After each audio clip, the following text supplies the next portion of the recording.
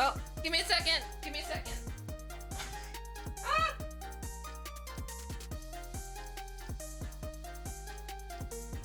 I have an issue.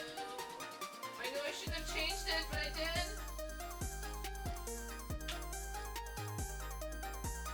I think it was a 90. Was it? Possibly. Maybe.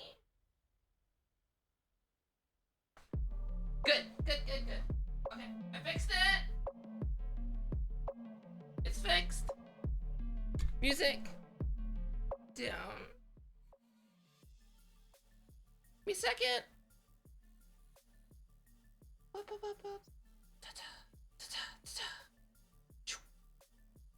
Hello. Yes, Coke.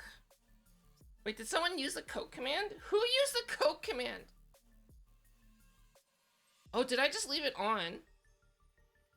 I just left it on, didn't I? Okay, give me a second. It's not meant to be on all the time. Actually, I can just use the Coke command. I think I'll just get rid of it if I just use Coke. There we go. It'll go away. It'll go away in like a minute.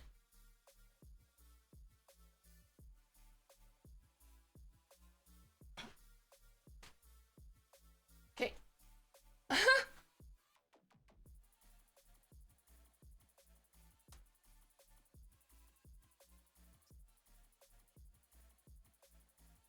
Mute? What?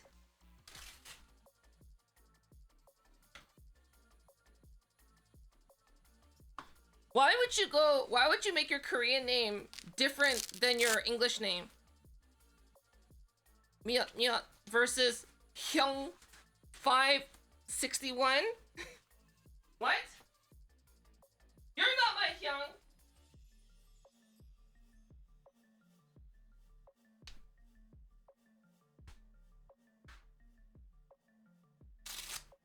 I just gotta put my gloves on. Give me a second. I think I'm losing my voice. Still.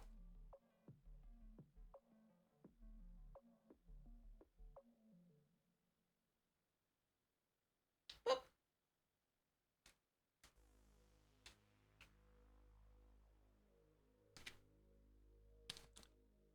Both not your name? Yes, they are both your name. I can read it very clearly.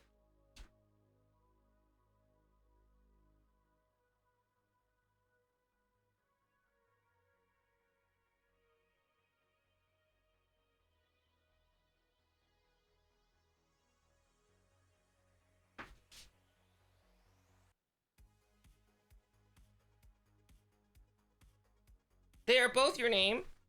I can see it. I can read it. I have eyeballs.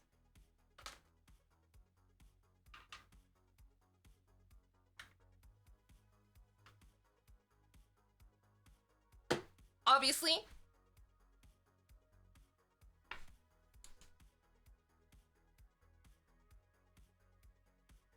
Let's do a sanity check. Let's do a sanity check.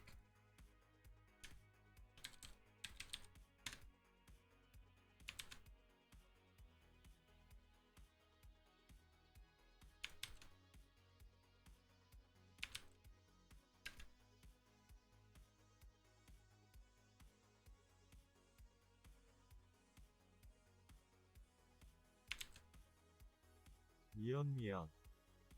Yep. 미연. Exactly. Boom, it's your name. I was right. Wanna fight about it? Huh? You came to the wrong Western.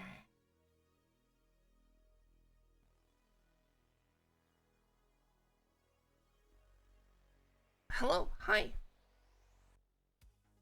So,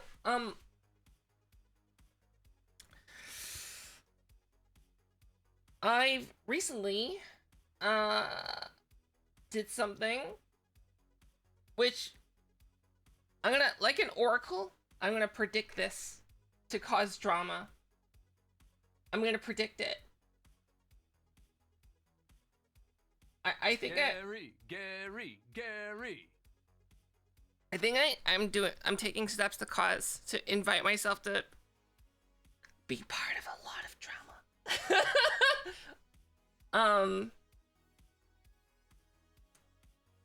I've started banning people that are not so great in VRChat for their conduct in VRChat.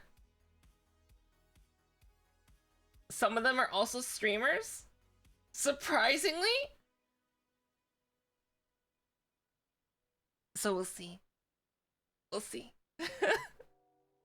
Hi, Hitpoint Chan. Hello. Hi.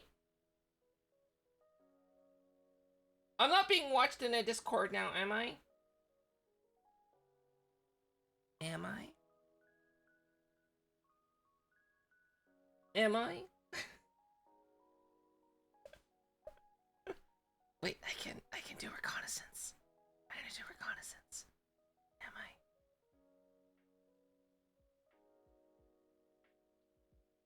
Okay, and then let's do this. Refresh user list. Oh, I'm not being watched. Great. First time chatter?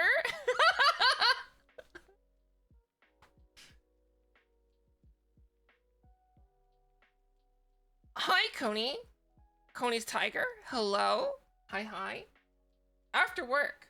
So that means you must be on the other side of the world? The side of the world that I used to reside on. Hey.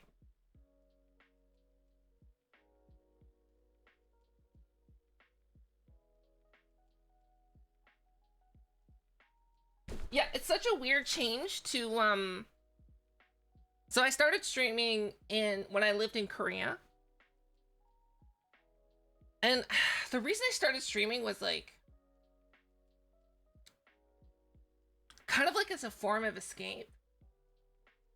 Because like, I didn't have a really fulfilling, satisfying job.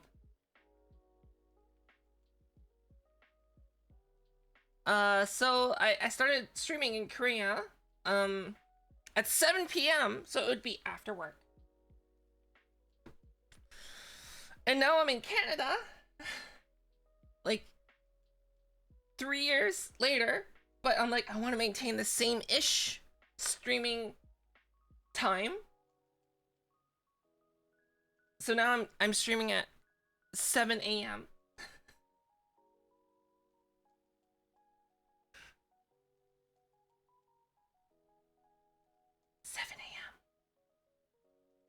Okay, so today I've been thinking, what if I made like a quick tutorial on how to do like Vtuber models? Would that be good? I was just thinking, like, would that be good? And I know like the quick thing's gonna be like, oh yes, but like, here's the thing: when you're teaching, like, I am not the person to teach someone how to do sculpting. Like, I don't. Do you know what I mean? Because like, I'm not that great at sculpting.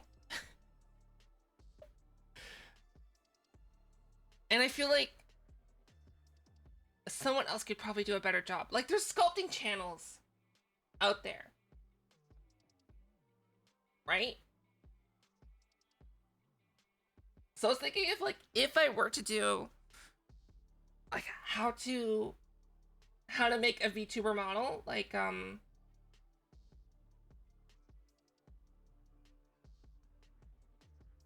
would just show you how to make a sausage person. Oh wait, that could be like the next cursed VTuber model. It could be, the name could be Mick Glizzy, right? Oh yeah, wait, hold on. Okay.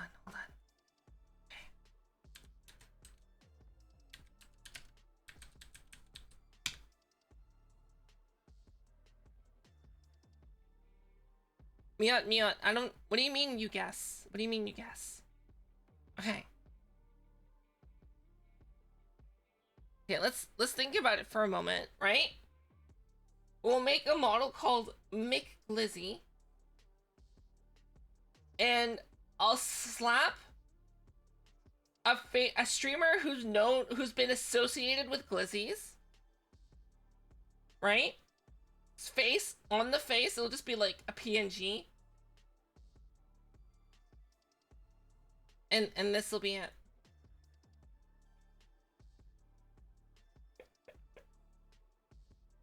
They, their body would be sausages.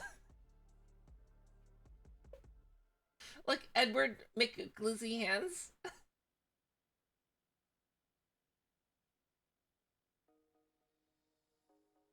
Right? No? Yes? McGlizzy the sausage sultan? Glizzy hands. Yeah, because you'd have you'd have sausage fingers. Right? Sausage fingers? Glizzy hands? Glizzy hands?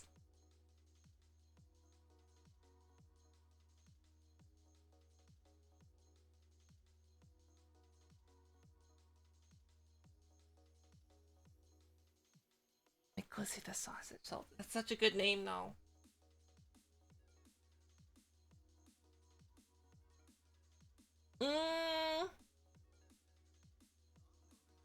Okay, I want to see like horror. Okay, wait. Let me Google some. Okay, so sausage person.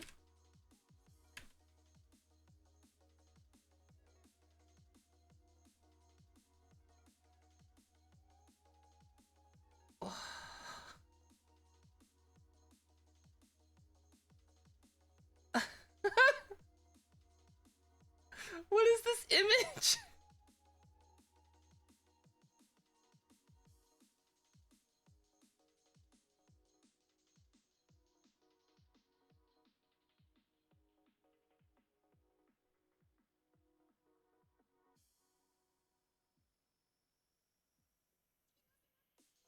I kind of love this.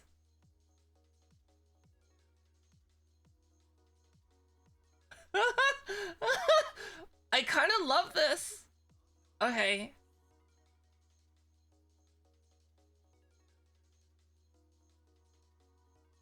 Let me save that image as a reference image.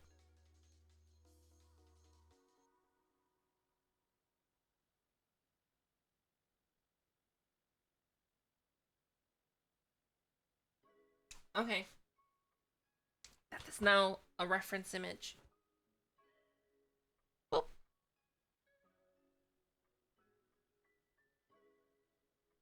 Am I like too high?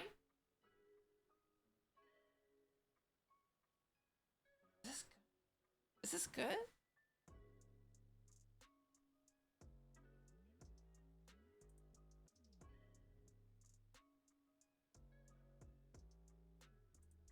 I am a little high, aren't I?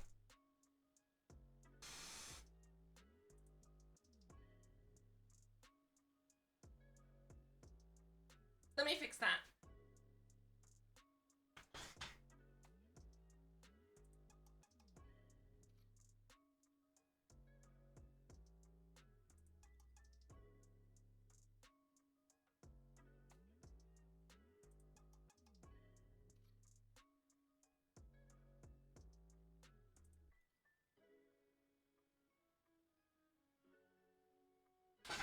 Okay.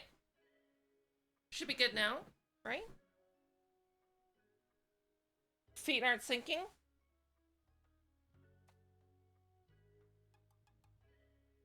Sitting down. Oh, much better.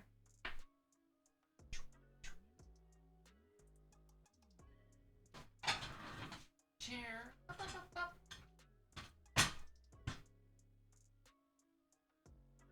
Hi, passerby. Thank you for the follow.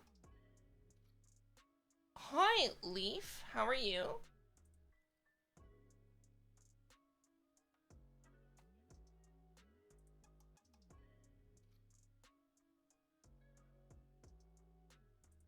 Have I asked you this before?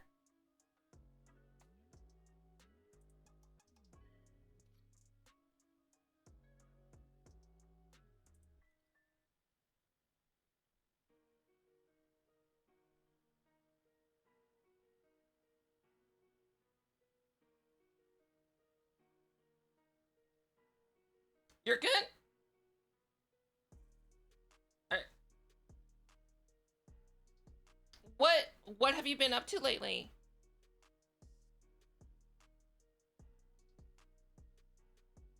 Leaf? And Y4, thank you for the follow.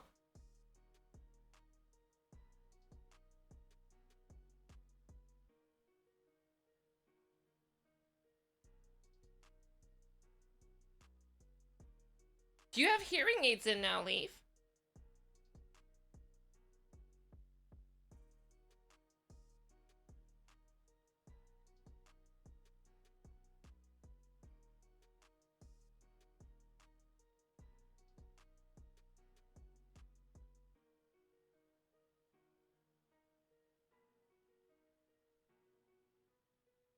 How long have you had your implant?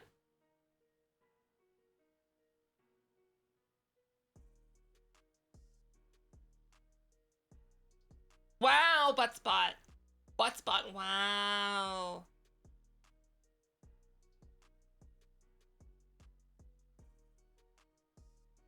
That's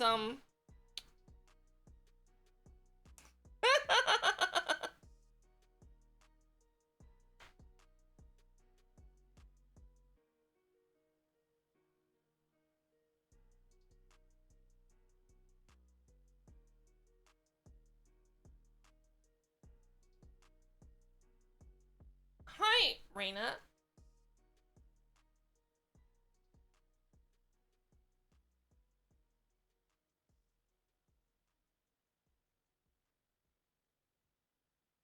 So then, what would cause you to not hear? So Leaf, what would cause you to not hear? Do you know?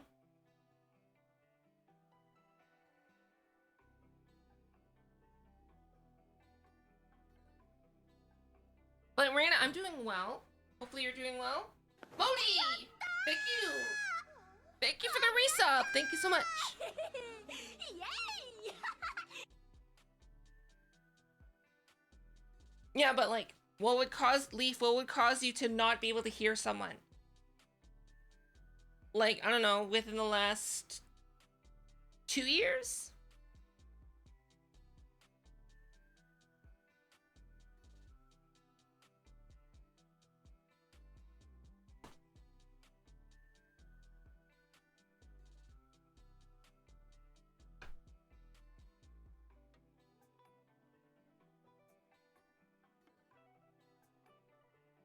You know, just out of curiosity.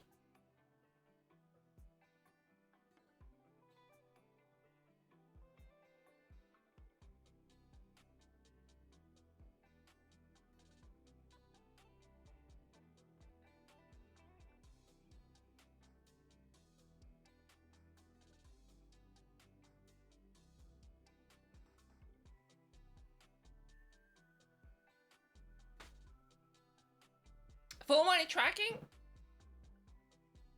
I don't know full body tracking. What's full body tracking?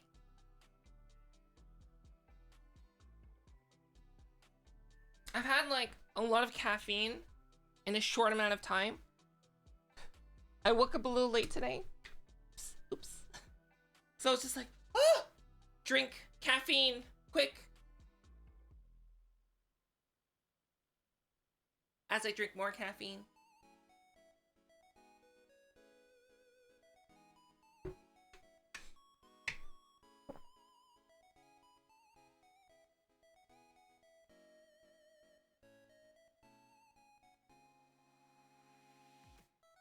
No, but Leaf, I'm actually genuinely curious.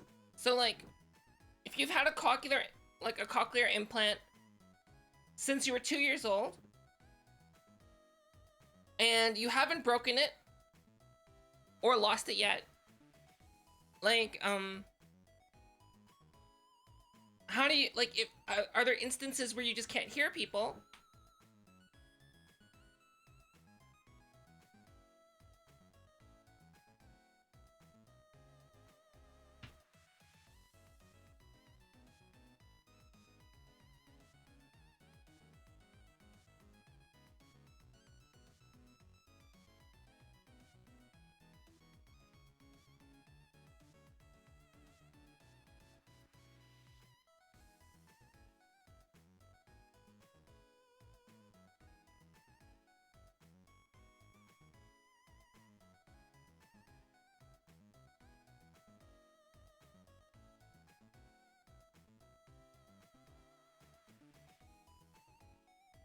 Yeah, but is there instances where you can't hear people?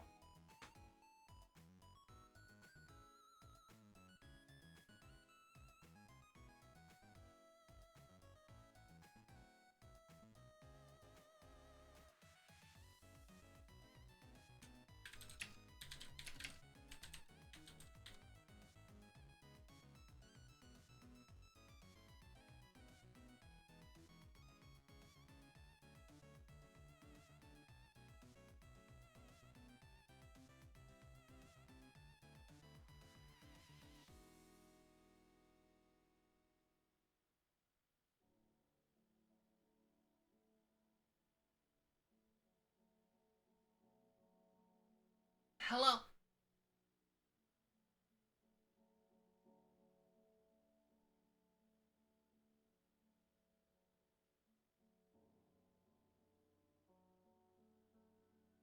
Give me a second.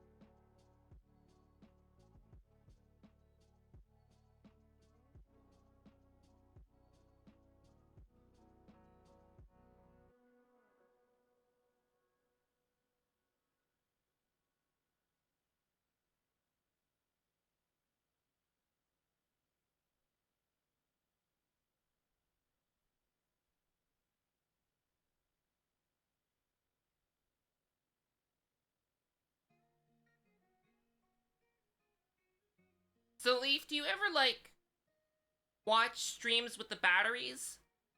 Like, forget to change the batteries? Is that, like, a thing that happens? How long do the batteries last? I would imagine the batteries last as long as hearing aids do. Because, like, hearing aids, in general, last for, like, 6 months, don't they? Hi, Light Strife! Right?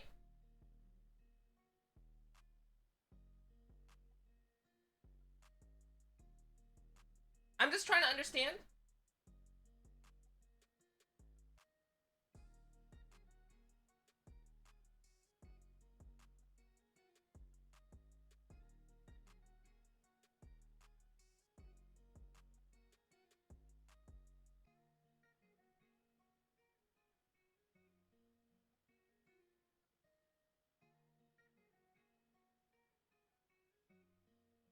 Cause like I don't think I know anyone that has an implant, right? Cause like I know a few people that require like these really expensive hearing aids that are like $5,000 a pop, which is insane. Why do they cost so much money, right?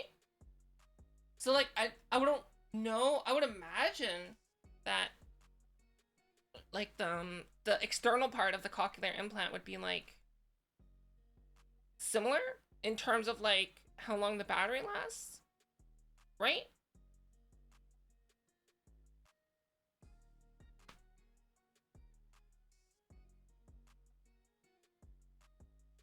Anyways, yes, Coke.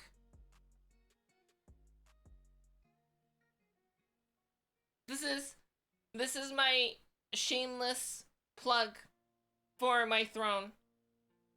Help me with my Coke addiction.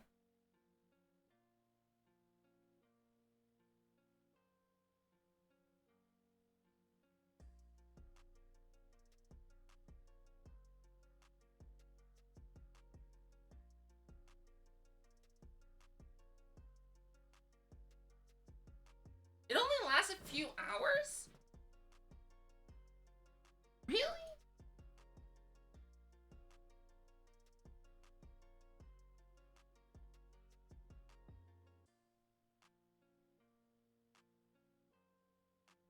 Why does it last like so short of a time?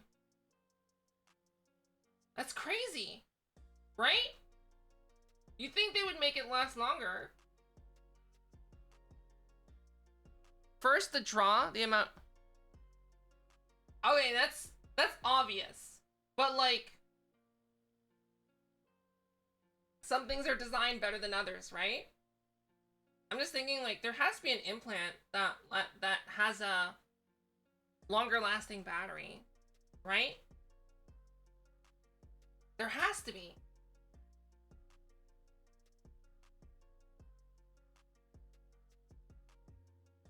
Cause like just like there's cell phones out there, right? That some cell phones will have like I don't know, they'll have the same capacity, but like you know one is just more power efficient than the other. So like for example, like if you compare like an iPhone to I don't know, so another phone, like they might have similar like iPhones have smaller batteries than all other Android phones, yet they last longer or the same, right?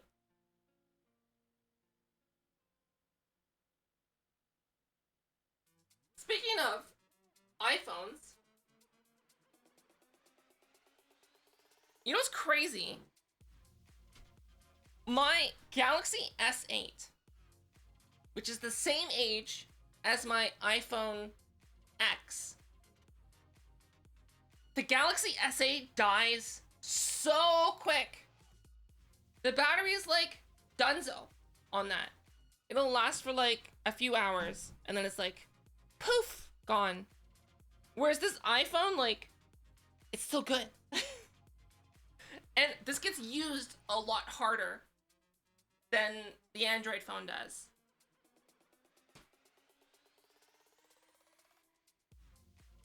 And like what's also neat too is that iOS actually has like an indicator to tell you like the battery health. So like in terms of like how long the battery lasts on my S8, I would say that like the battery capacity is probably like at gosh,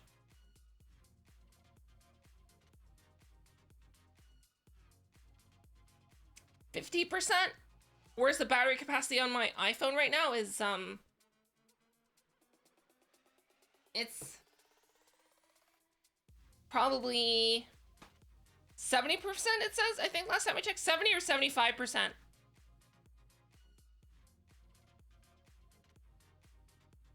I always run them at the same brightness. I run them at the lowest brightness, usually. And they're located in the same area because they're both my phones. Right? They're both my phones. And they both pretty much sustain Wi-Fi the entire time. They don't really use radio signal.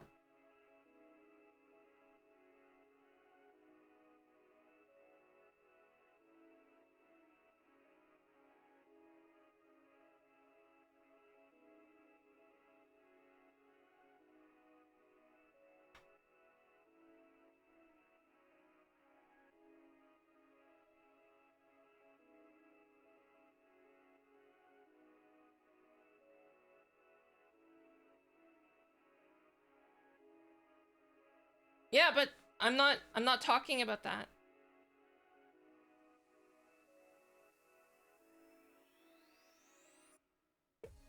I'm not talking about that though.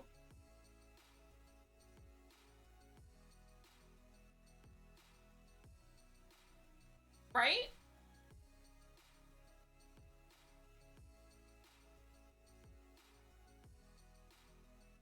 Oh, why isn't the Coke command working? Does it need to be in lowercase? Oh, there it is. It's working. Coke. Behold! For it is Coke.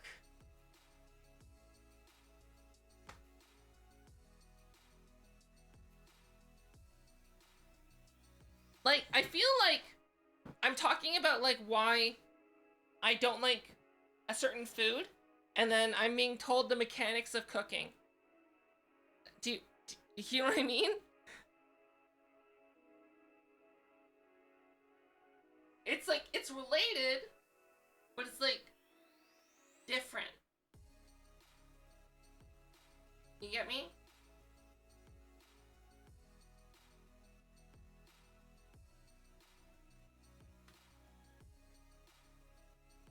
Gosh, that takes a long time to load.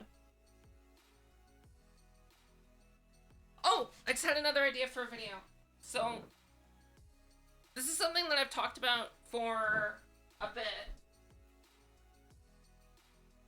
And it is,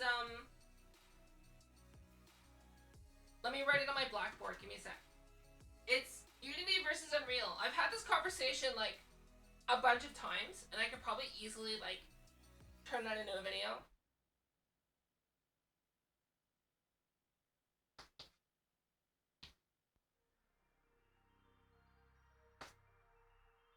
Great. Unity versus Unreal. Because, like, I've used both, and honestly, like, they're both fine. And I know that some people will each have their opinions on it. I'm like, well, only plebeians use Unity. Do you know what I mean? Or, huh, only people who don't know how to code use Unreal Engine. I don't know.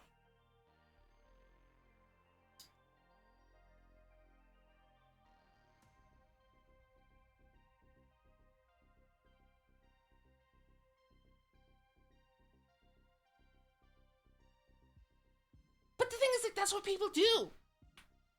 Right? Like, so people will just, like, oh, okay. Alright, okay. Okay, I have to share something. So I tried to make, so very recently, I live in Canada now, as I mentioned. So very recently, we just had the provincial elections. Very recently. So I made this exact tweet.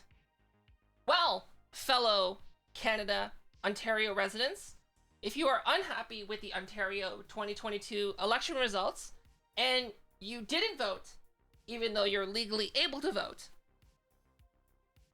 you can please shut your pie hole since you've revoked your right to be angry about it. Right, so basically what I'm saying is, if you're someone's like, well, I don't like that person won, and I'm like, did you vote? Or they'll go on like this giant political tirade, and I'll be like, did you vote? And they're like, it doesn't make a difference if I vote. And so basically, like, I find that profoundly irritating. complaining about someone winning when you didn't even vote. So I was just talking about like how this election cycle in Ontario is the lowest turnout ever since 1867. The lowest turnout since 1867. And what the, like, and you know, like, I would say, right, that this tweet is very apolitical. Do you know what I mean? It means that I'm not siding with the left, the right, the crazies. Well, I don't know. I'm not siding with the left or the right on this, right? Like, it's the message is just basically vote. You should vote if you want to talk. Like, do you know what I mean? That's what I'm talking about. You should vote. And then, of course, this is I just couldn't. This person. This is the first two things that they said. They sent like 6 other responses. And they were responding to everyone else who was responding. They were like everyone that was responding, they just like spewed out like this nonsense. And like it was, and they just weren't stopping. Some people, so what I ended up doing is I nuked the tweet. I deleted the tweet. I blocked them because like I don't want this in my replies. Like I've had things in my replies that I don't like, right? But this is like so far. This is the first time I've ever had to do this, where I'm just like, I'm just deleting the tweet, I'm blocking them, and I'm just gonna repost the tweet. Some people say, to this day, this person is still replying to my deleted tweet.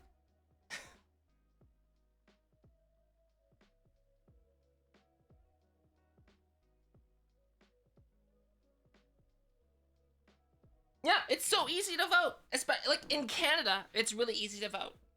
Like usually what happens, like usually like how the proper process in Canada works, right? Is that you have to register to vote. Just you could do it online, register to vote, and then you get a card in the mail. But here's the thing. If you don't have a card in the mail, right? Just go with a piece of ID, either 2 pieces of ID or a piece of ID and like a bill that has your address on it.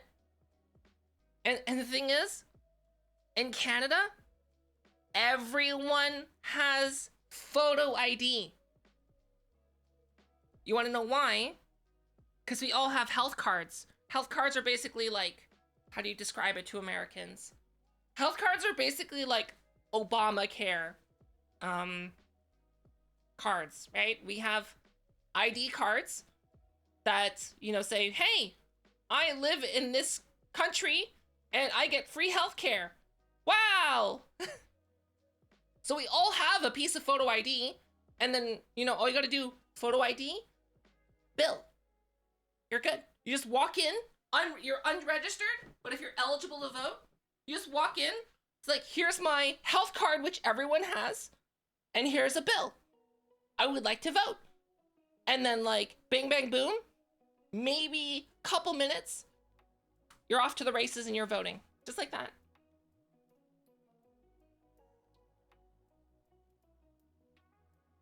Because I know in like the United States, there's this whole thing about like registering the vote and how difficult it is. I'm not gonna, I've heard that it's difficult to vote in some states in the United States. And I know that each state is different. So I'm not gonna like try to touch that with a 10-foot pole because I'm not knowledgeable enough on that. But anyways, I'm mentioning that for full context on like how easy it is to vote and why like I think like just the making a post about the importance of voting is very apolitical. Yet someone has come, this contender has come to make it political And they say, wait, let's change this up a bit.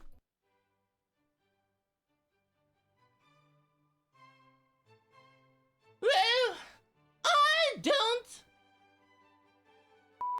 think so. What should be happening is that all the people who have voted should have their names and addresses publicly listed. And when these politicians commit a crime or misspend taxpayer dollars, the ones who voted should have to pay up or go to prison. Just because you're a fool to fall for the same scam again and again doesn't mean the rest of us are. The politicians hide behind people like you. And you should be held accountable. Just like... Wait, what does that say? And you should be held accountable. Just like how they should be held accountable.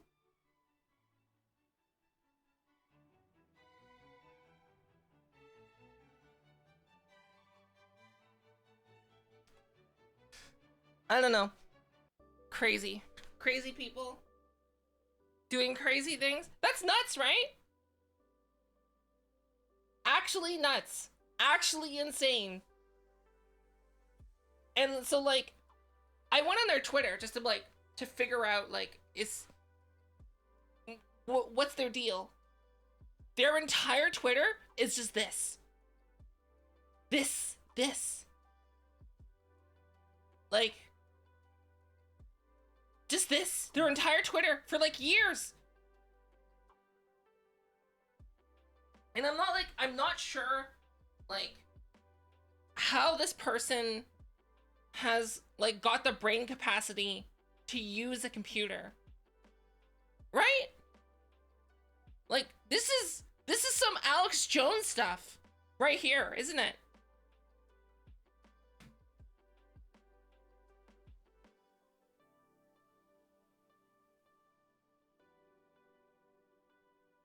Wait, what if someone still has a red health card?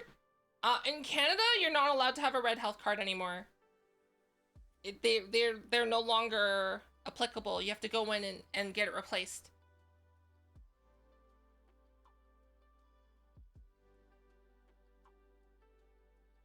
But here's the thing.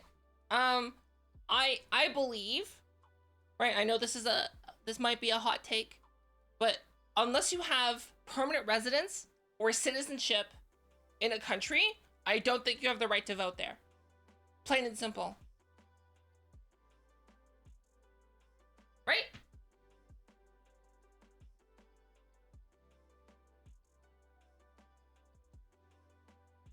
And here's, like, the reason why, right?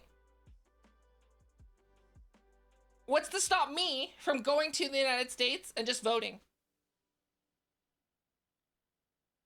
I'm not a United States citizen. I don't have a whatever, but I can visit there.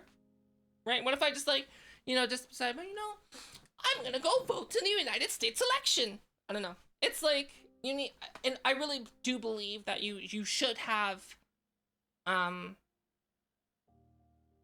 citizenship or permanent residence in a country before you're allowed to vote there. And I would even push it even further and say that you need citizenship. If the country that you're in allows citizenship. So if the country doesn't allow citizenship, then permanent residency, in my sense, would be the same as citizenship.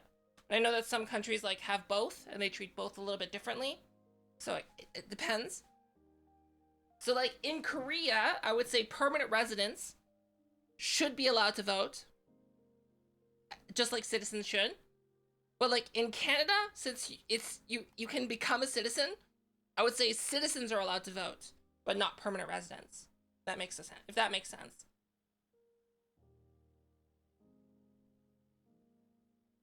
Oh my gosh. Hi, Delzar. Hello.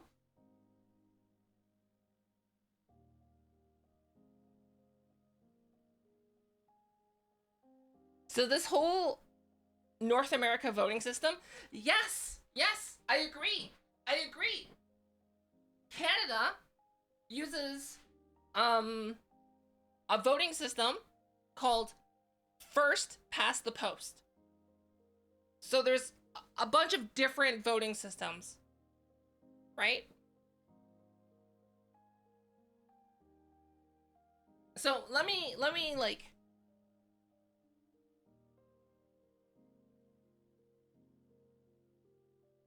okay, so basically like imagine this, right? So imagine if 49% of people vote for the purple party and then 51% of the people vote for the yellow party, right? So 49 purple, 51 yellow, right? So what happens in the United States and Canada and other parts of the world? Those 49 votes, they're gone. They're gone. You don't have direct representation anymore. What happens is, well, the only people that get representation are the yellow votes. The rest of them get thrown out. Now, statistically, how it's supposed to work, right, is next year, right, is that the yellow party might go, oh, well, things are a little tight. Maybe we should adopt some of the purple party's campaign promises and, like, you know, to try and get more purple party votes. And, like, in Canada, that's actually what happens. But, like, it's not perfect. And I really think, like, there's a system called proportional representation, meaning that, like,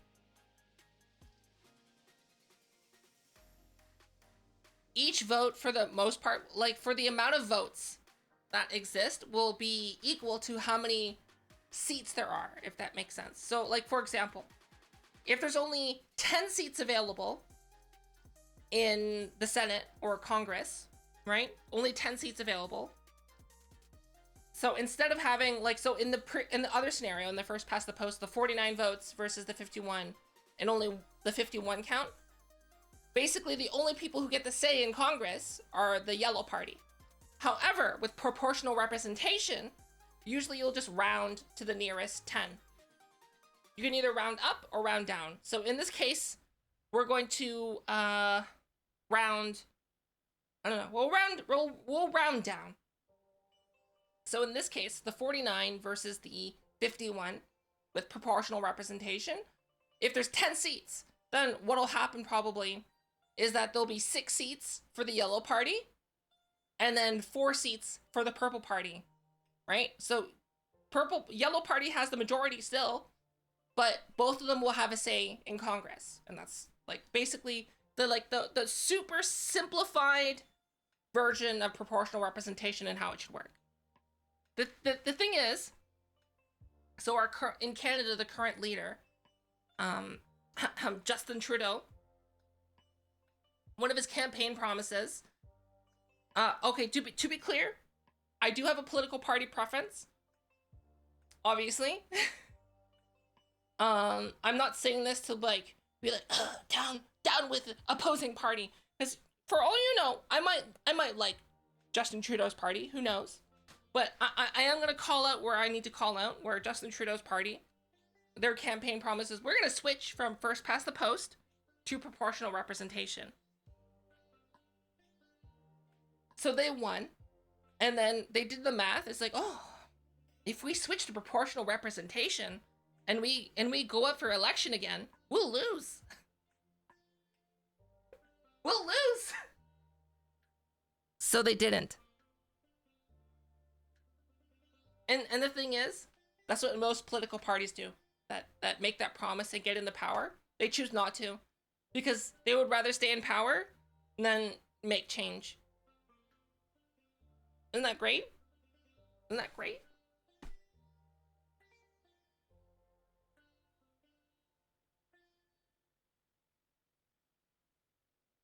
Oh, see you. What do you mean talk about the political and economic state of the world? I'm talking about it in the most, like, apolitical way possible. I'm talking about how the voting system works. I'm talking about voting systems. That's it.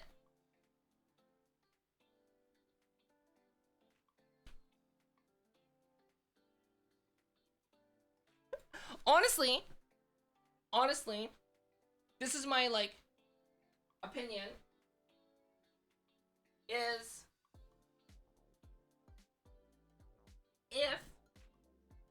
if you don't vote and you're legally capable of voting, but you choose to not vote, you have no right to complain about the government in any form if you don't vote. I know that's a hot take, but I'm clarifying by saying if you're legally able to vote, and you don't vote by choice, kindly, like, just be quiet. Basically.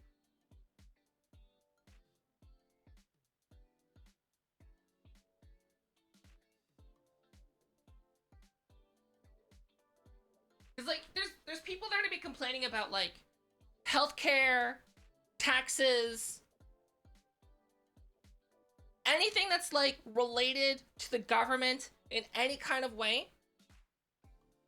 If you choose to not vote despite being capable of voting, then you can't complain about anything. It's that simple. But you know,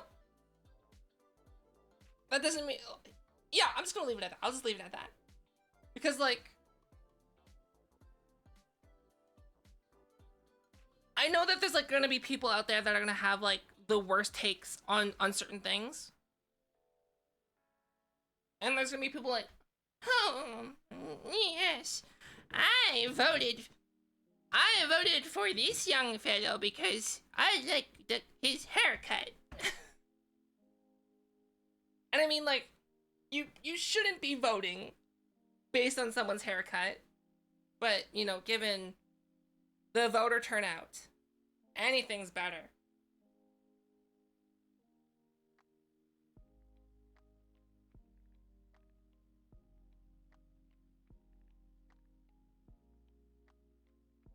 People can still cause influence regardless. If you are legally able to vote and choose to not vote, it doesn't, you have no right to talk about it. That's it. Right?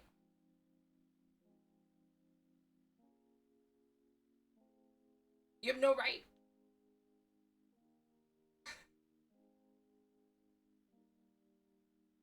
Like I said, if you're legally able to vote and you choose to not vote, you should never talk about it. No complaining, no advocating. Just be quiet. That's it. And this is, I don't care if you're a left-wing voter, a right-wing voter, doesn't matter.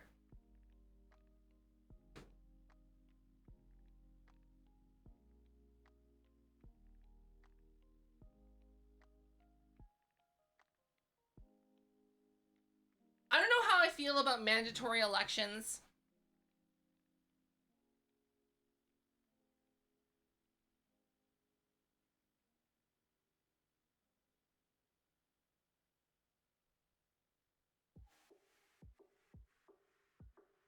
Like, I'm not gonna say, like, what I voted for, but I will say that the current leadership in Ontario has historically done things that are anti-education, anti-healthcare, and to me, those two things are very important.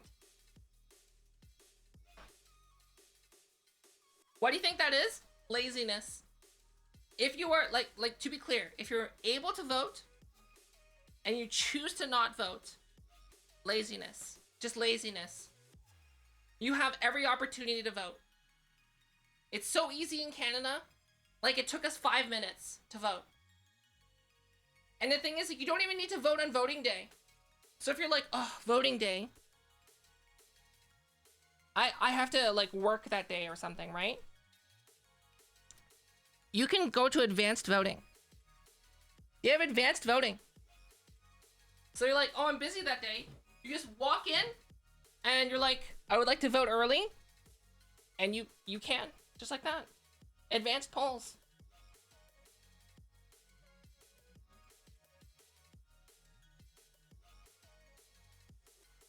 Yeah, exactly. Early voting. Just vote. You have no excuse to not vote. Right?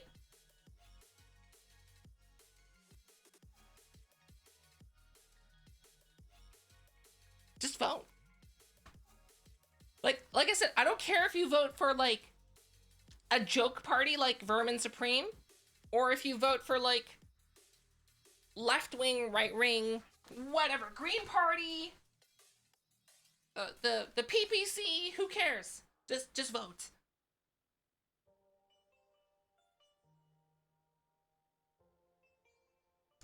Will I be doing a Rokugo video? You bet I will.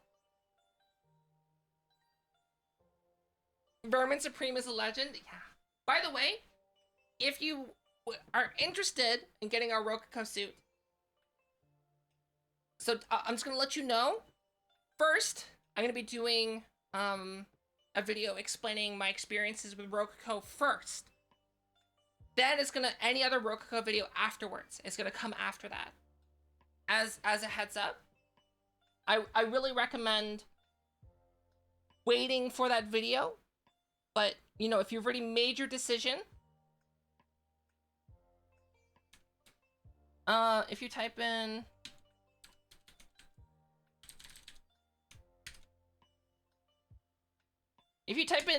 that code, you get 10% off.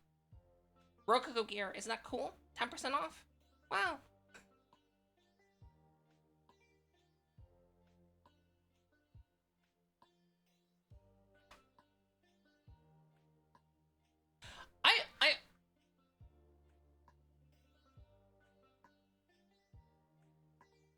I don't know. I think, like,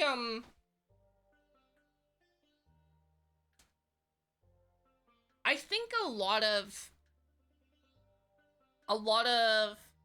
North Americans, as a North American, are very sheltered in terms of, like, their worldview. Do you know what I mean? Because, like, it would be easy for someone to be like,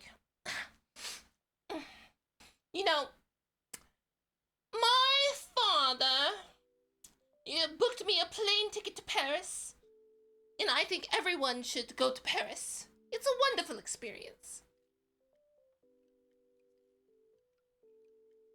Not everyone can afford to fly to Paris, honey. Because that's the thing.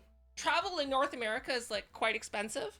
And, like, when you're traveling in North America, so, like, to give you a concept, Canada is, like, the second largest landmass in the world. So, like, for me to go from, like, Ontario to Vancouver, as an example, that's like a 1 week drive. Driving for 1 week. Or like a half week train ride. It's far. And, like, why is that expensive? One, it's expensive in terms of just the travel cost. 2, it's expensive because you need to have time off in order to do that. And vacations or time off can be expensive in itself. And if you have any obligations, like let's say a pet, and you can't take your pet with you, then you have to pay to have someone to look after the pet, right? Or if you have a child and you have to bring the child with you, you have to like factor that in as an extra expense too, because that's like extra difficult to travel with children, right? And I think people just don't get that. And a lot of people won't do something if it's hard to do. Whereas like what I've experienced, all right, so I'm very fortunate. I'm a very fortunate individual where I had the opportunity to travel at a very low cost, mind you. But when I was in university, I had a chance to travel to Europe for a summer. And what I realized is that, damn, you Europeans have it good. You have it good. You're just like, yeah, if I just want to go visit another country, I just hop on a train. You know, it takes like a day. I live in Greece but want to go to Italy. $100 plane ticket.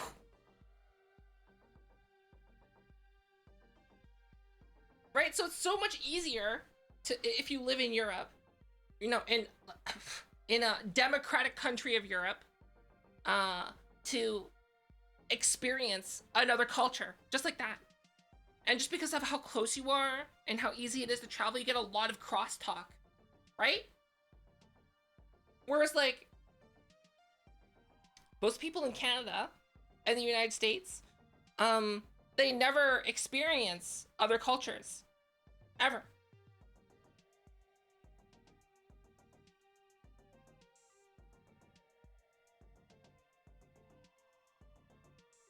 Oh, yes. Yes. Yeah, the bad intercity public transit. Basically public, but the thing is though, is that public transit, it's not really feasible unless you're in a big city. In terms of like the city trying to implement it, right? It's very expensive to implement public transit. Because ultimately, who's going to pay for it, right? Taxpayers. See, okay, just quickly going back to the voting thing. Voting isn't pick your poison.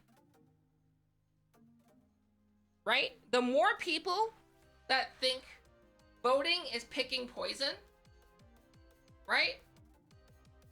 That's the problem. And like, that's what's super messed up. Okay, so for example, did you know that the United States has more than 2 political parties? Did you know that?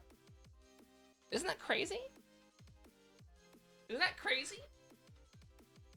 Yet for some reason, every person in the United States has been gaslit into thinking that they have to vote for the Democrats or the Republicans.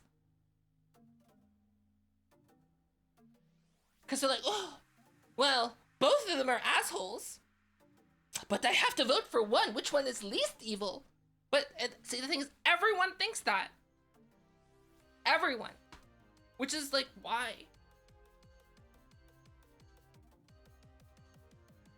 And the thing is, Canada is so the United States is known as a two-party country because of how they work and historically, right? There's 2 parties that dominate, Republican and Democrats, right? Whereas Canada is known as a three-party country. So yes, there's more than 3 parties in Canada. There's more than 2 parties in the United States, but just how it works out. So what happens in Canada is there's the Liberal Party, the Conservative Party, and the NDP.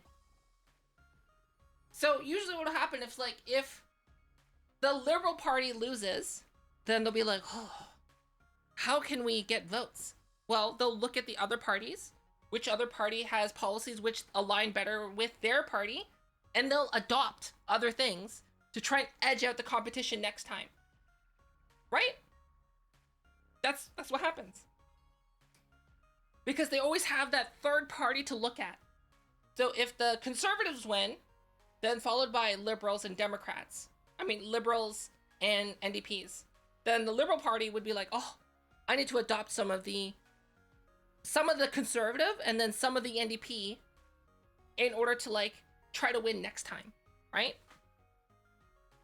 Because they have that other third party to look at.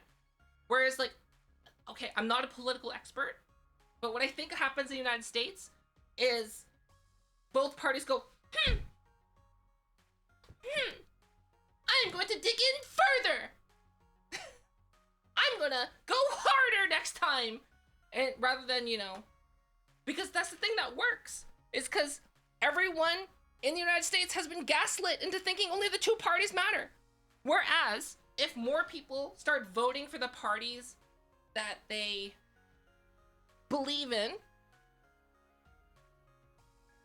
then, for example, if, let's say, the Republican Party gets, 60% of the vote, the Democratic Party gets 30% of the vote, and then all of a sudden, for some reason, people are voting for, like, this fringe, like, left-leaning,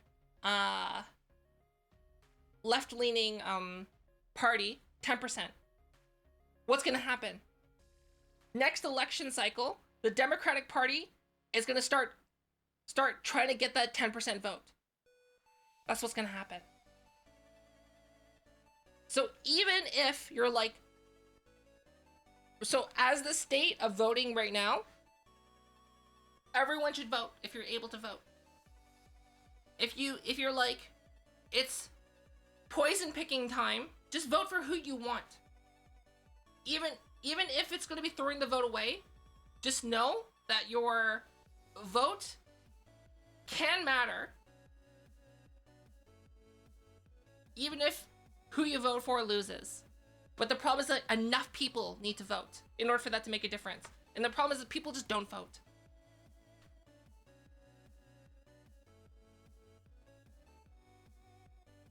Oh, preferential voting. Yeah, but that's not gonna happen. We're first past the post system. It's really dumb here.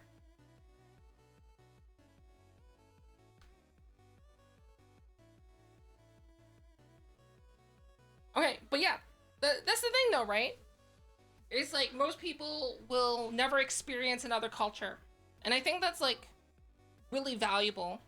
And the problem is in the United States and Canada, it's expensive to travel, to experience another culture, and like you don't want to be that moron that goes and is like, yes, I'm cultured because I live in New York.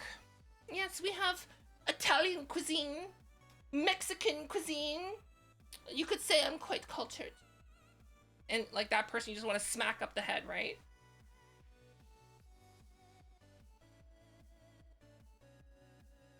Oh, yes, I'm cultured.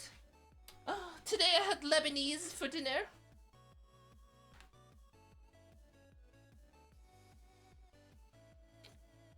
So, some people might think like VR would be a great way to experience other cultures. And okay. As someone who is very much pro virtual reality, I love virtual reality. I think it's the future. I think that's what everyone's going to be using in like 10 years. I disagree with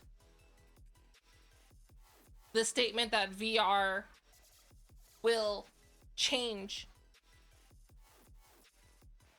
the world in terms of like mindset. And the reason why I say this Crunchy Water and the Crazy Yet, thanks for the follow. The reason why I say this is because right now, the internet is a series of tubes. No.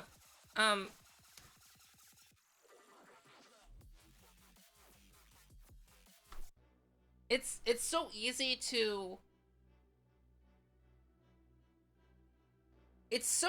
to fall into a rabbit hole on the internet. And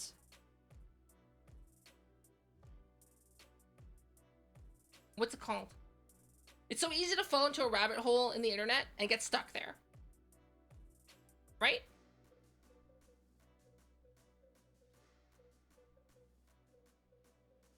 So let's go back to the tweet that I was talking about with that person's crazy response. Right?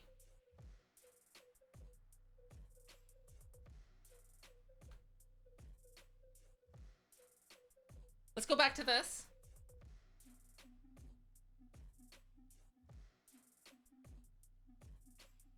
How did this person become like this? Right? This person cannot be reasoned with.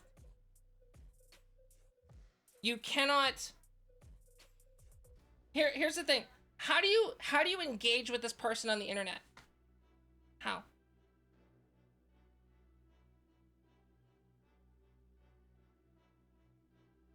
You can't. You can't. And that's the problem, is that people can pick and choose who they interact with on the internet. For better or for worse.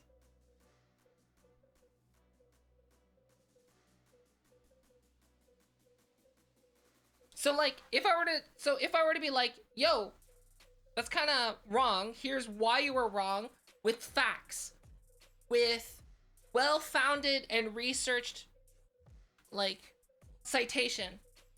They're just gonna keep going on. They're gonna dig their heels in and go further into the crazy.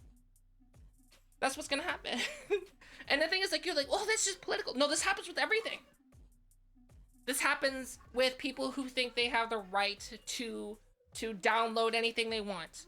This is the right people who think certain things, whatever people think, right? There's always like a subset of people who will believe whatever you think. And you know what? That's one of the strengths of the internet and one of the biggest weaknesses of the internet. And the problem is that, okay, maybe this is the cynic in me, right? So obviously I can't engage this person by opposing with what they say. So like in real life, in reality, in the world of the flesh,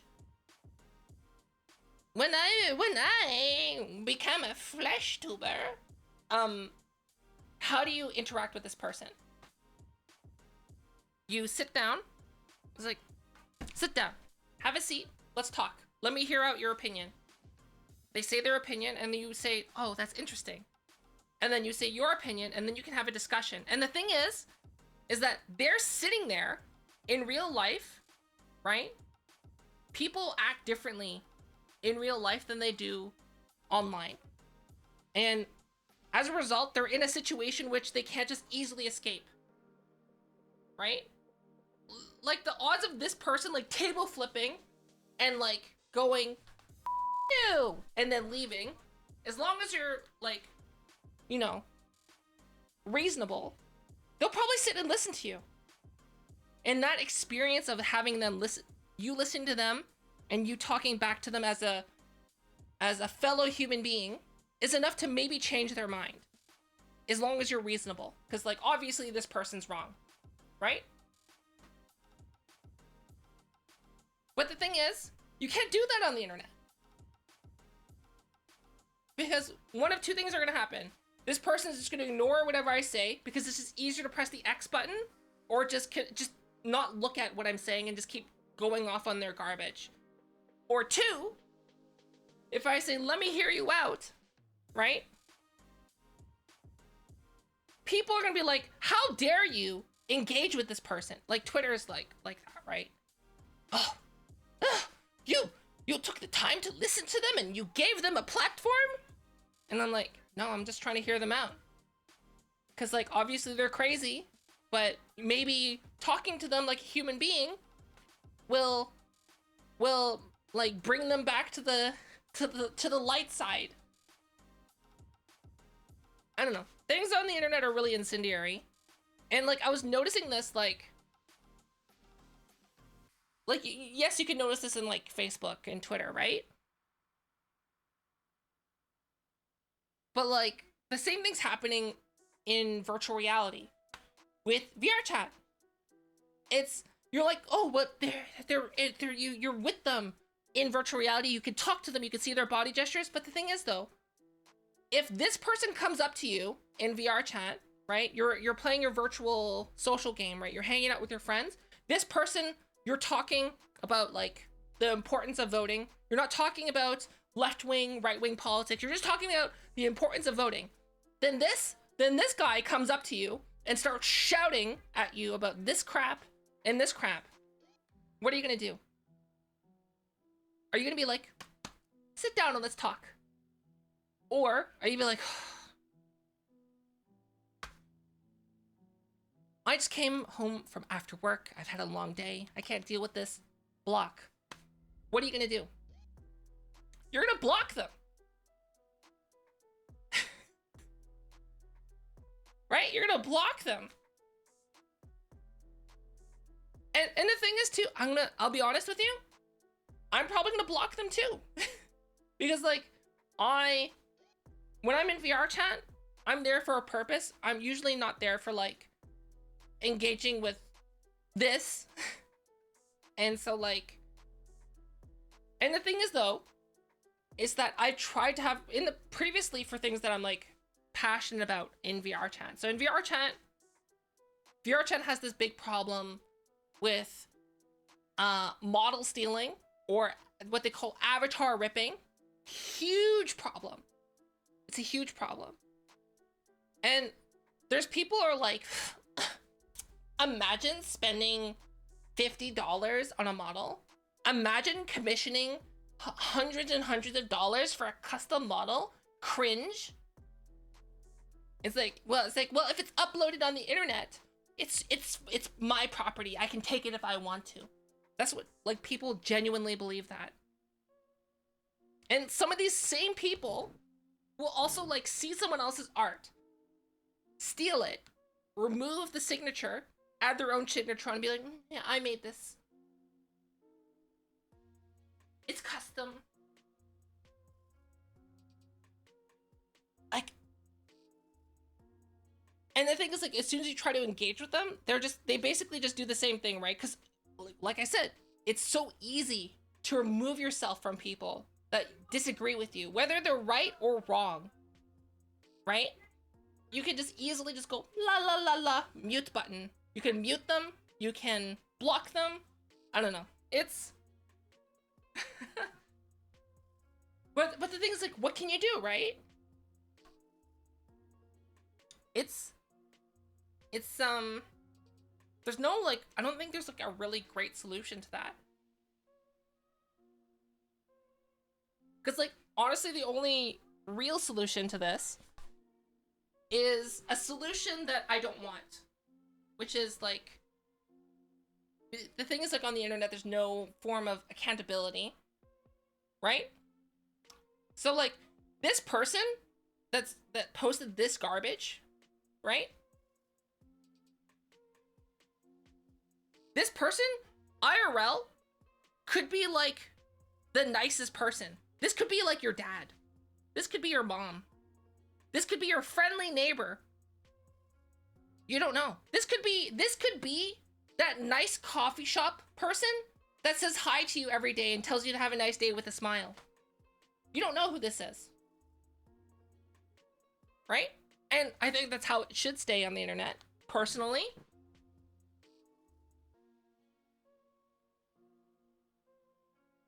Right? But, like, for example, if this person, if there was, like, IRL identity required, so they're like the real name policy that Blizzard tried to put out, like would that decrease toxicity? Maybe it could. I can see that, but it's not gonna happen, and I think it's a terrible idea to do something like that. And like, there's no solution to anything, right? Because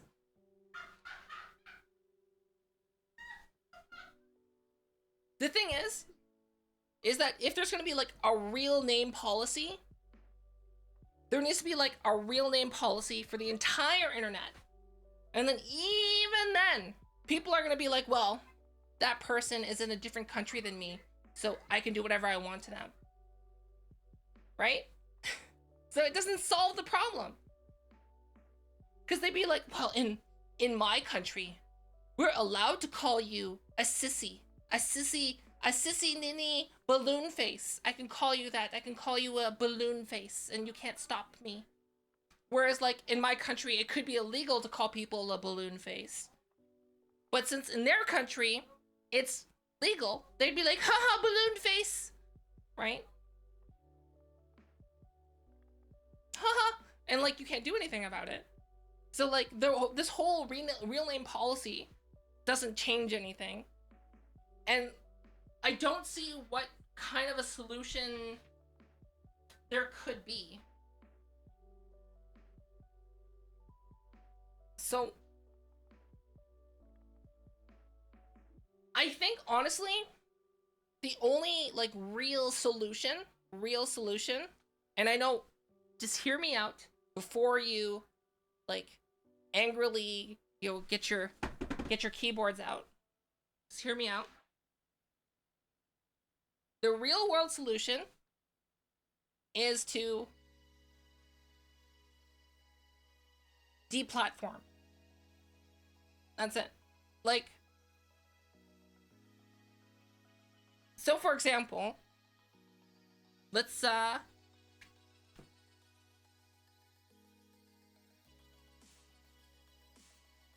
real world solution is to deplatform. And by deplatform, I mean like remove them. Like, you don't get to enjoy these services if you're going to be so toxic. Right? So like, this person, okay, so let's be clear. Should this person be deplatformed? No, they shouldn't be. They have a right to say these things. It's free speech. They're allowed to say this. Are they wrong? Are they dumb? I believe so. But should they be taken off the internet for this? As much as it pains me to say this, they should be allowed on the internet, despite being someone of lower integrity. but okay, so what I'm talking about is like the truly toxic, the truly reviled people. And it depends. So like, for example, the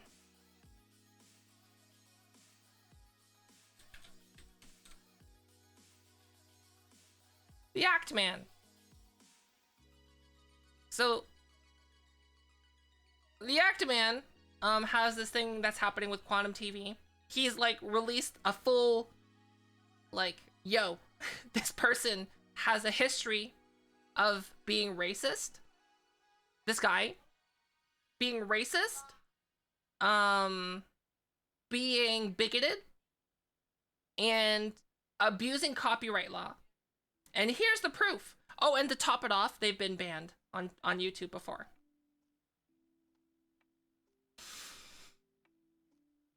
Should this person, Quantum TV, be allowed on YouTube? No. Because they promote hate speech. And that is against YouTube's policy. Therefore, they should be not allowed on YouTube anymore. And I would guess that a lot of places have policies against hate speech.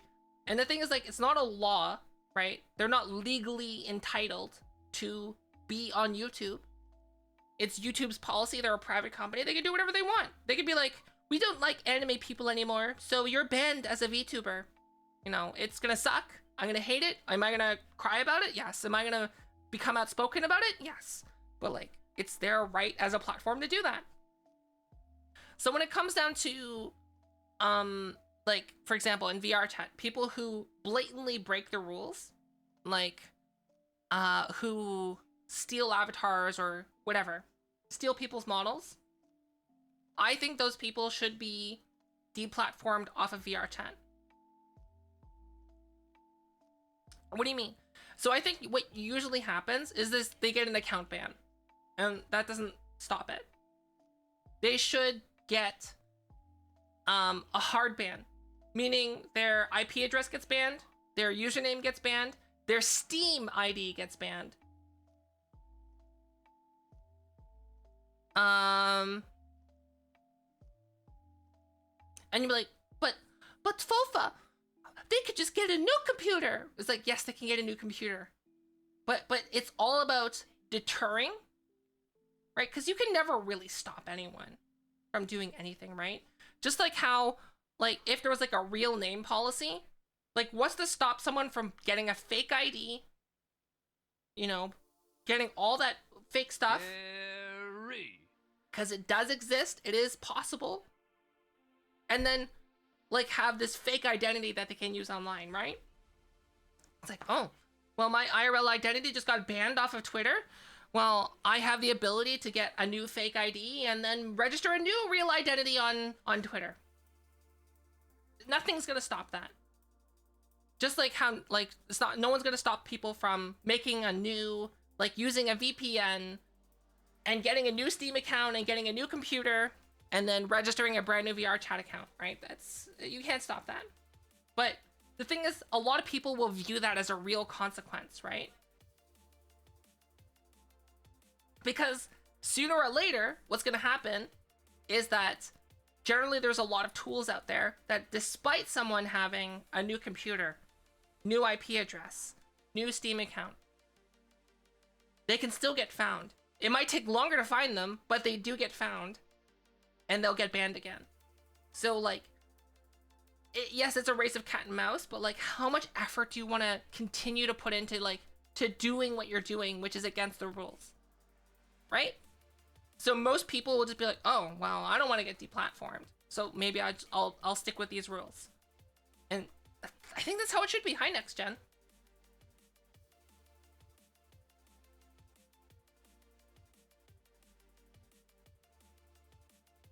You think Twitch should be required to provide their details so victims can sue them for copyright breach? What do you mean? I don't understand what you're talking about. Honestly, I don't know what's happening with the Quantum TV thing. I think the Quantum TV thing that's gonna come out of it is that they're gonna get banned.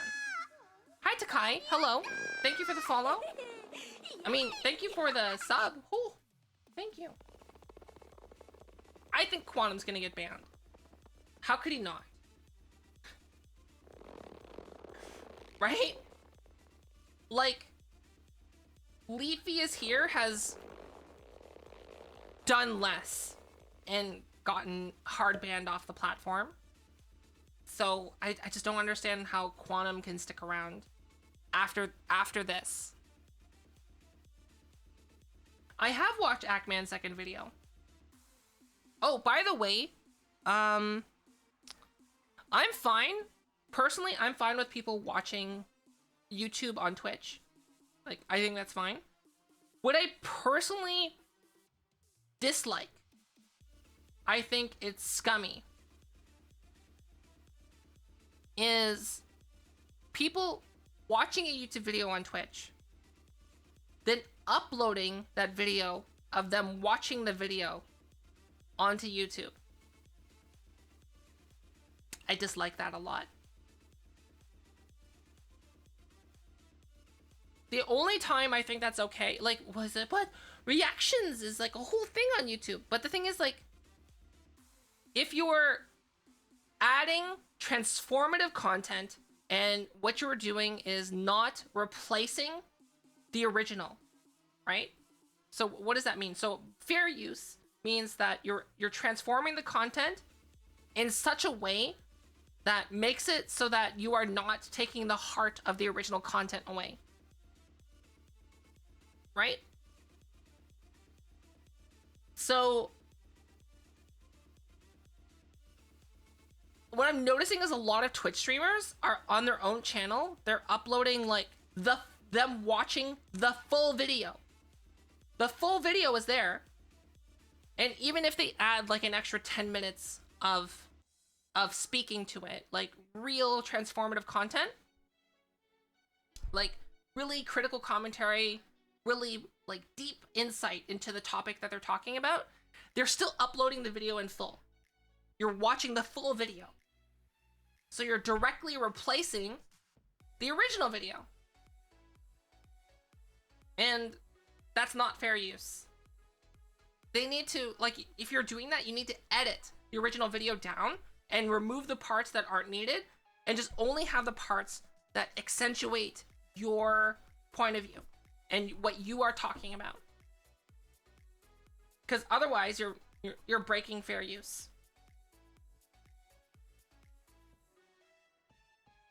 So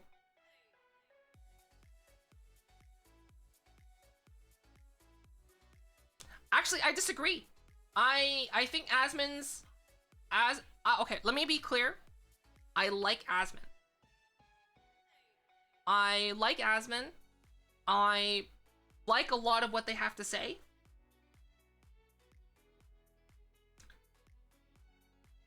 But their YouTube channel, which is and also just to be clear, they are not the one uploading to the YouTube channel. They pay someone else to completely manage it hands off. They do not manage it at all. Asmon said they pay someone else to completely manage it. Right? Despite them adding an extra 10 minutes to a 20-minute video, they're still having the full 20-minute video there.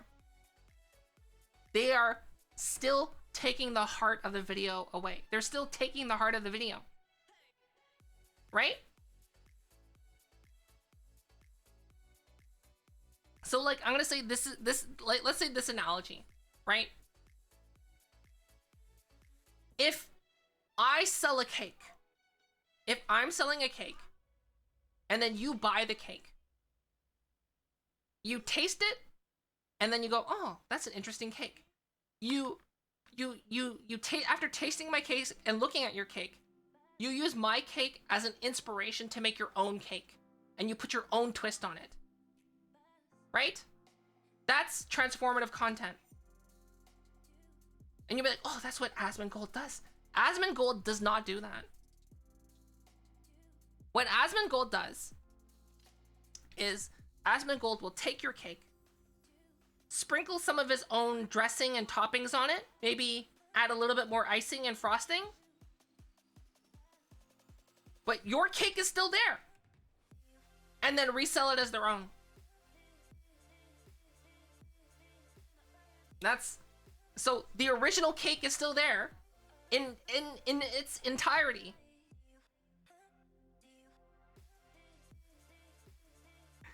So that's what Asmon does. They're taking it too far.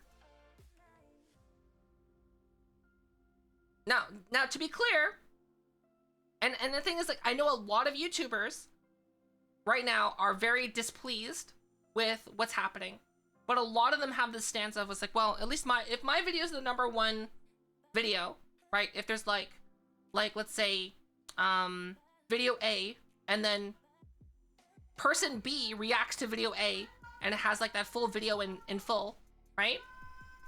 A lot of them will be like, well, as long as my video is the #1, whatever, right? It's free growth. But the thing is that some of these re-uploaders Twitch streamer re-uploaders will do this to small channels too. So I've literally seen where the original video will get like 10,000 views. Then a big streamer will react to that video. Fine. They get some viewership from that. But then they upload their full reaction to the video to YouTube, and they'll get like 300,000 views. Meanwhile, the original video is sitting at 15,000 views. That's not right.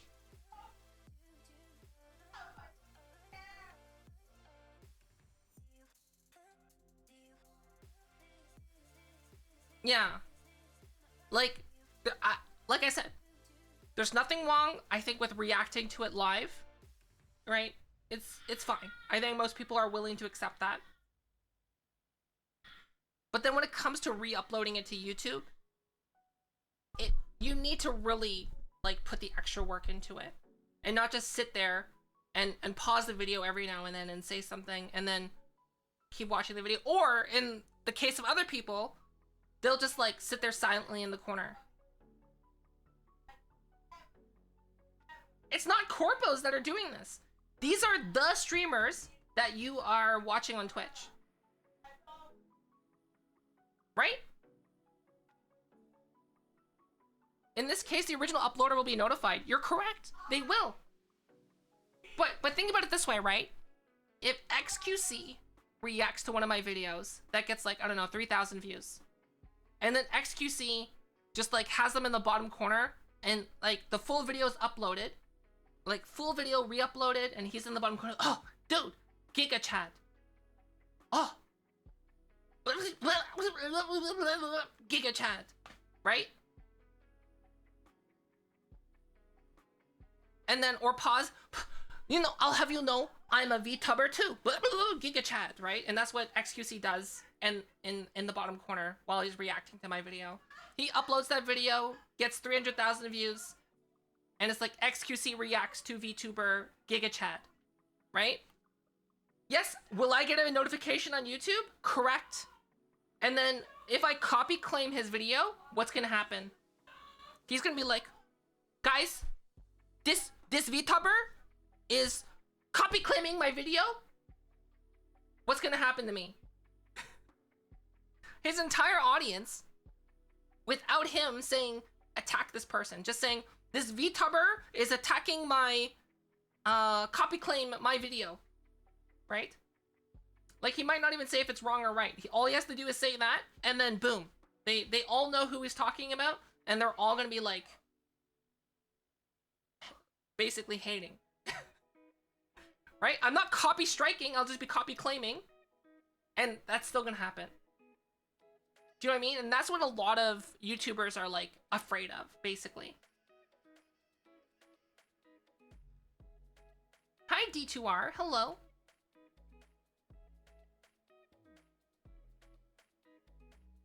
And that's the problem right now, is they don't want to cause beef. Even if the YouTuber is bigger, like let's say YouTuber is like some of the YouTubers who have like 10 million subscribers, they don't copy claim a streamer that re-uploads and gets like 1 million views on their video, because they don't want to cause beef, basically. And my prediction, I'm gonna make a prediction about this entire situation,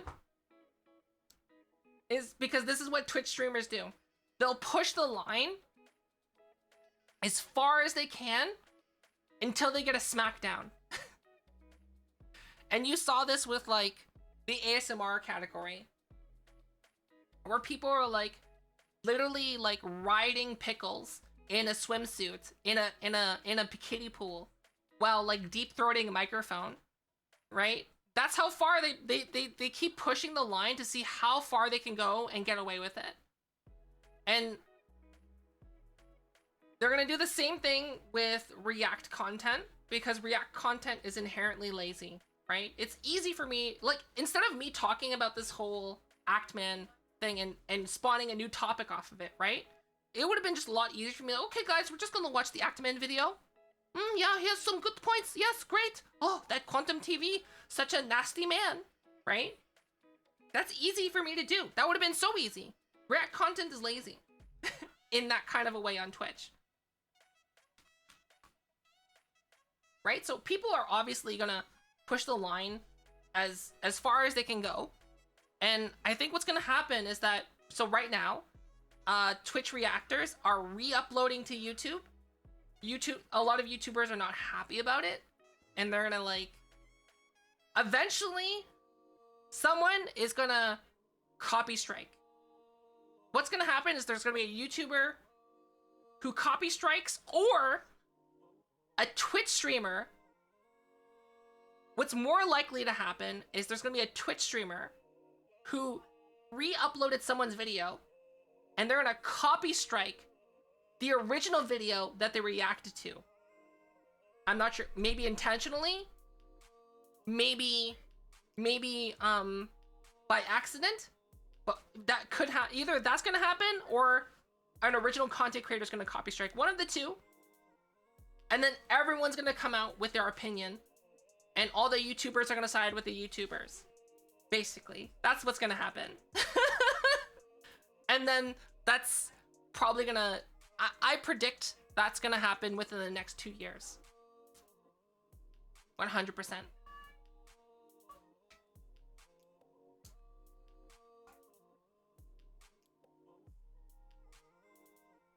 Yeah, they're straight up watching movies and TV shows, correct. But there are some things that you're allowed to watch. So, like for example, every Christmas, around Christmas time, so the end of December, Sly and I will do a collab stream where we watch Christmas movies. But the thing is, we choose Christmas movies that are public domain. Meaning, we can watch it legally because it's public domain. Public domain means no one owns it. Anyone can use it for whatever they want. So if I wanted to, I can download those public domain movies and then resell them online. I could do that. You're allowed to, because it's public domain. Anyone can do that. So I think reacting to content is fine as long as you're able to.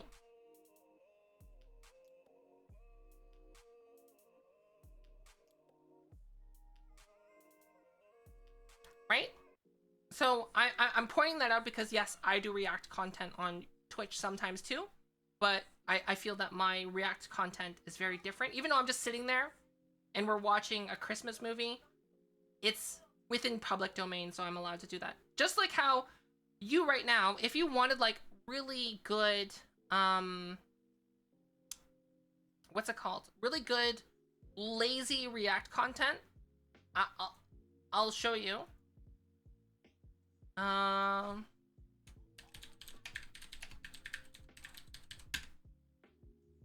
Video Game High School. The creators behind Video Game High School gave the okay for anyone to react to this on Twitch. They said, yeah, just go ahead. Go ahead. The original creator said, go ahead. Do it. So, if you're looking for like a really good series to react to, Video Game High School. They said it's okay. When it comes to re-uploading though, J-Slat. Are you literally just watching the whole video in the corner?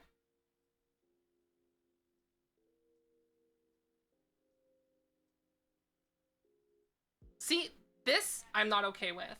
Like, so J-Slat has re-uploaded this, and like, he's not saying anything, he's just watching it. See, like, re-uploading it to YouTube, I honestly don't think that's cool. I don't think Video Game High School has said, like, they said you can stream it, but not re-upload it. You could make the argument like, well, what's the difference, right?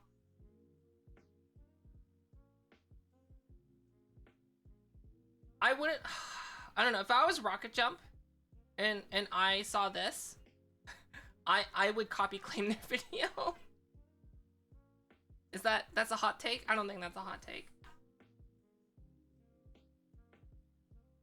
But yeah, if you're a streamer and you're looking for some good lazy content, react to Video Game High School in the laziest way possible. Just don't upload it to YouTube.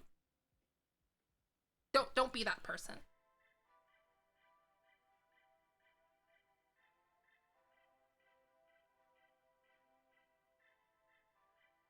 Yeah, I would do it too.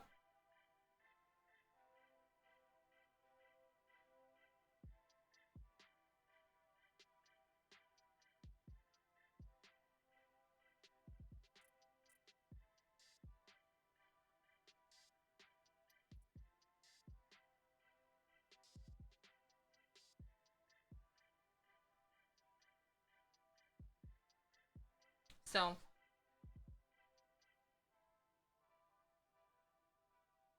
the well, because the thing is, like, what's the inspiration for Video Game High School? Well, I can imagine what the inspiration is. Other than it's a cool idea, there are universities, there's schools, there's high schools out there that are centered around being an athletic high school, right? You're going there to like be the best athlete, and you know, there's esports. Esports is a thing. It's a skill. There's schools out there that focus on being the best math school, the best science school. So why not have a school that's focused on being a video game school? And the thing is too, there are actually schools and high schools and universities that you can get into on a video game scholarship now. Since Video Game High School's come out, it's become a reality. Exactly. Isn't that cool? But the thing is, that wasn't a thing when Video Game High School came out.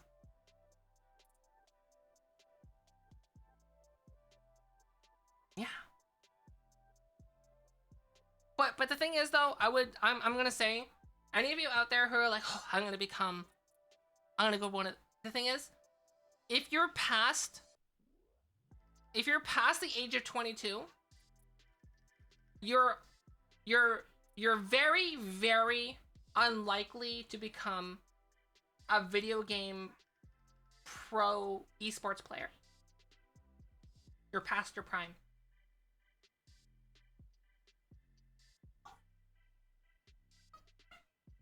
Like, you're past your prime. Cause like, think about it this way. When you're thinking about esports, how many old esports players do you know? But you might be like, oh, Sofa, but esports hasn't been around that long, so, you know. But thing is, like, look at Shroud, right?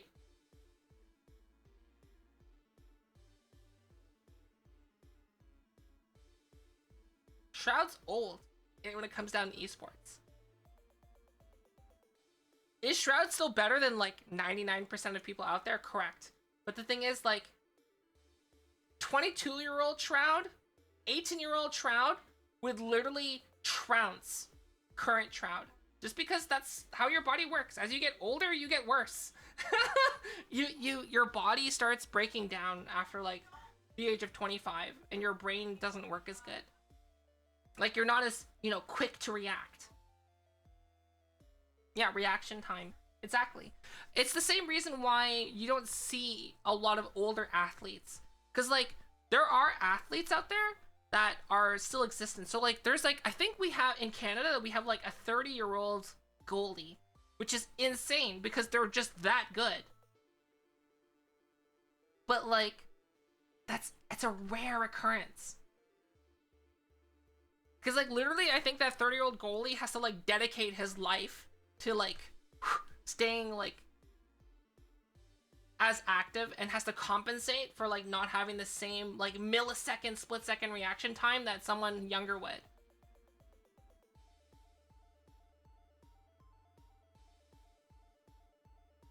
They say soccer players peak at 28.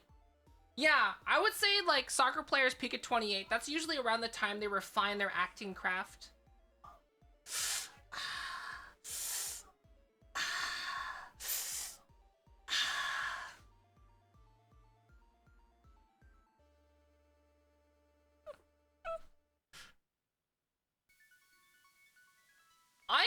I think soccer is a fine sport, but I don't like what's being done with the International Soccer League and all that other stuff. Do you know what I mean? Like, there's teams out there where they actually bake into their strategy of, like,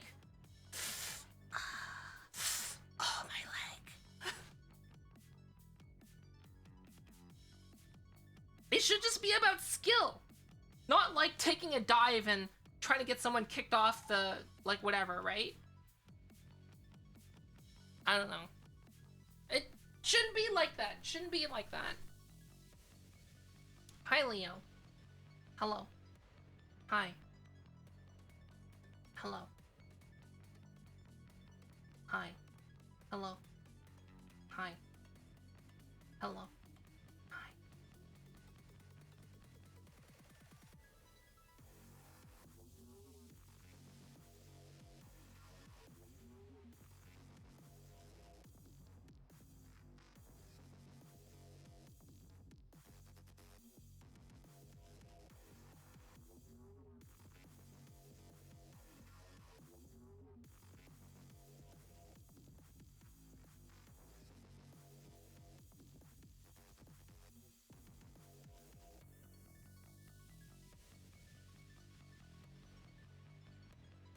Hey, Tigerish.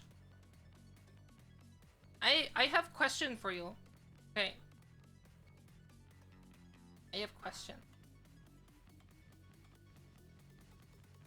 Actually, I don't know this. I try not to join other people's Discord servers, but I'm just gonna quickly check before. Do you have a Discord? Do you have a Discord? Yes. Okay. So, Tigerish, I'm asking because you're a content creator on Twitch. Are we similar size? I would assume. Okay, I'm just gonna assume that we're like of similar size. I don't know. I try not to like look at people's views. I'm deep diving you. Okay. It looks like we're of similar viewership. Okay, good. Okay, I'm asking this because of that. So, by the way,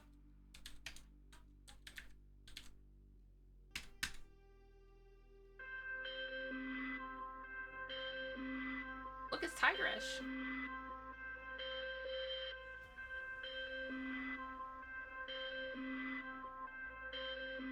So, oh, hello? G Hello? 24 boys. Hi. 24 Chi Chi. Okay, so the reason, Let's go. Listen, the Chi Chi on this account is actually built. I don't hate this.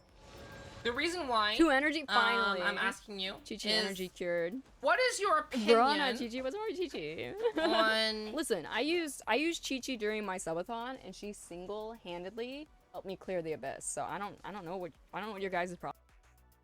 What is your opinion on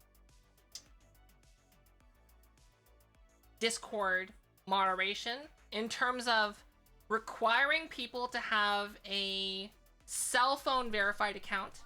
So they have to have 2-factor enabled on their Discord, and with Discord they must have their cell phone number entered. Like, not in your server, but on the Discord level. And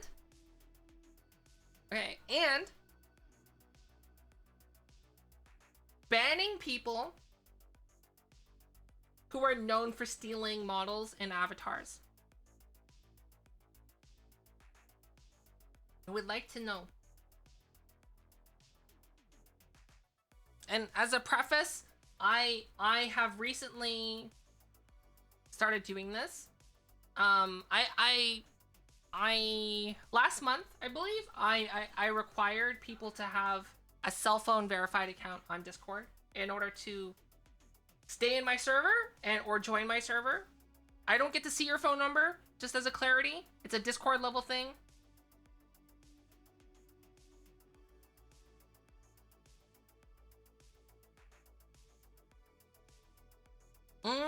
Okay. See, I don't think, like, what... Okay, so Tigerish and I are in the same stance. I think like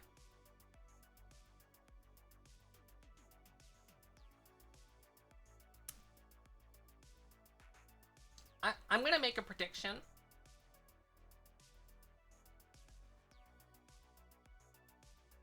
So I made a prediction that I made so many predictions this stream. This is the prediction stream.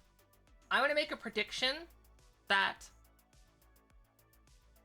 there is gonna be a lot of drama in the VTuber community in terms of model theft. I have this prediction. This is gonna probably happen within the next 5 years. Also, Virtual Dinosaur, I'm not sure what you're talking about. So, my original thought was someone who rips a model in VR chat. So, for example, I'm just gonna say, I'm gonna say this. I'm not gonna tell you how you can do it, but I'm just gonna say, all of VShojo's models, all of VShojo, all of their models,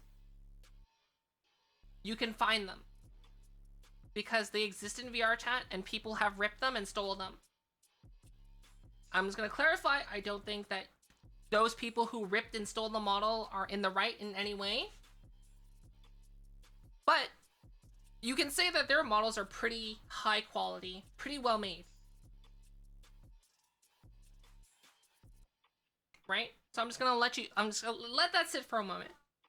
So I always thought that people would not be dumb enough or have the balls to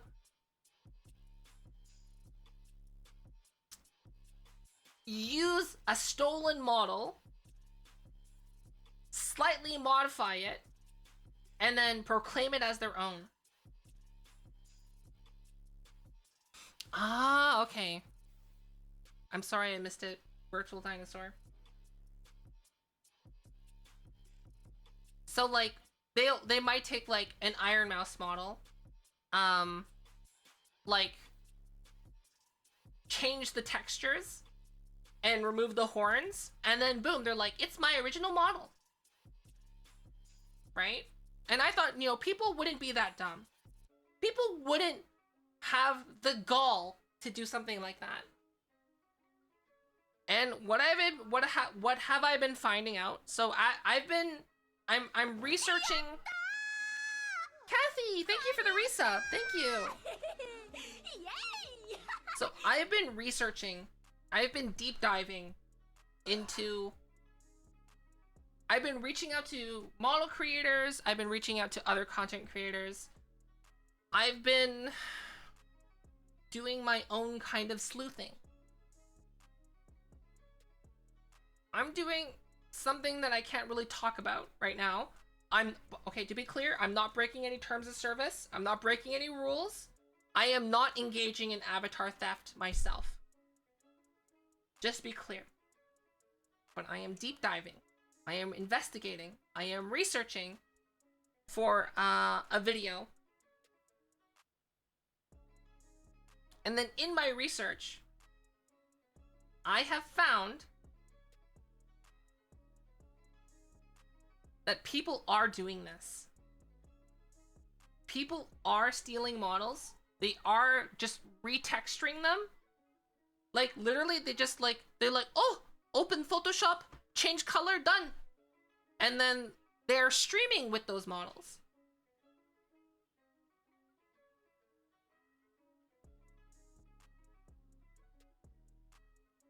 Some of them are going as far as reselling them. They're selling them, saying it's theirs and they made it.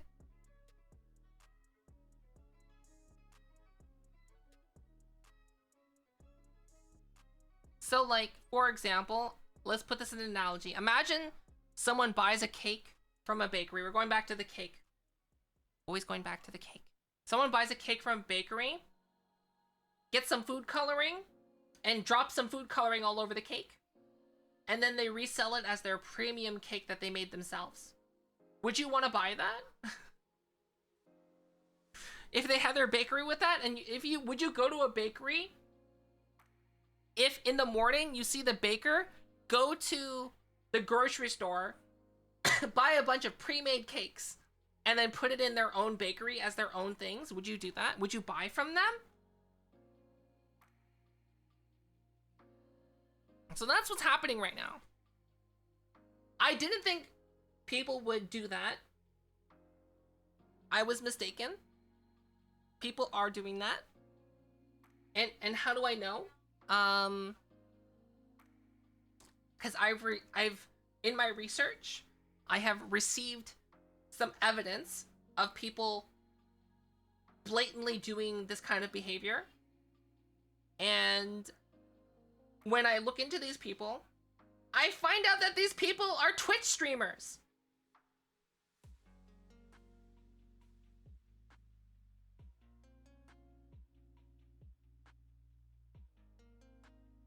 They're Twitch streamers. And Abe Omnis, that is not how Amazon works. That's very different. Whoa! Akon with a tier 3. Holy smokes. Thank you so much. Thank you. Wow.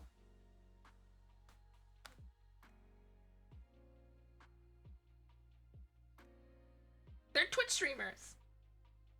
Isn't that insane? Like, I don't believe it. So the whole reference of how Amazon works. That's not how Amazon works. So there's a difference, right? So if I'm a 3D modeler, right? Right, if I'm a 3D modeler, actually let's go back to the cake reference, right? If I own a cake factory, right? If I own a cake factory, but I don't want to set up my own retail business, I don't want to set up my own bakery, I don't want to deal with customers, I just want to make cakes, good base cakes. So I'm going to sell the cake without any icing on it, right? Just the cake, no icing, no toppings. And I'm just going to sell a really good cake base, right?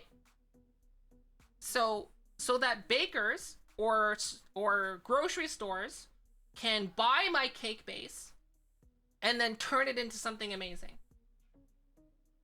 right? Is there anything wrong with that? No, because I'm not selling a finished cake, right? And I'm selling it with the expectation of it being resold. The purpose of my sale of my business is to have my things resold. So you're gonna see this a lot of times with 3D models. 3D models, you can buy commercial rights to a model, right? So my Fattori model, as an example, my Fattori model that I sell, !shop, I think, if you type that in. That is a base model that I purchased the rights to. That as long as I change it, which I did,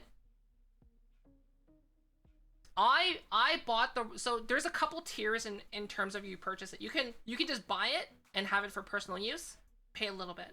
You can spend this much and you can buy it and then you must credit the original person. Or you can pay this much and just get, like, you know, you don't have to credit. So on the Fattori model, I bought this tier of rights so that I don't need to credit, I don't need to worry about anything. I can just slap my own stuff on it, make my own modifications, and sell it. So what have I changed to it? I did some resculpting, I changed I added some hair, I did retexturing, I did most importantly, I added ARKit facial tracking to it. And I converted it to a VRM.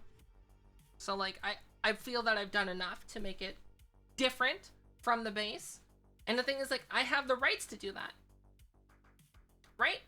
That's different. Like, just like Amazon will take the time to source a product.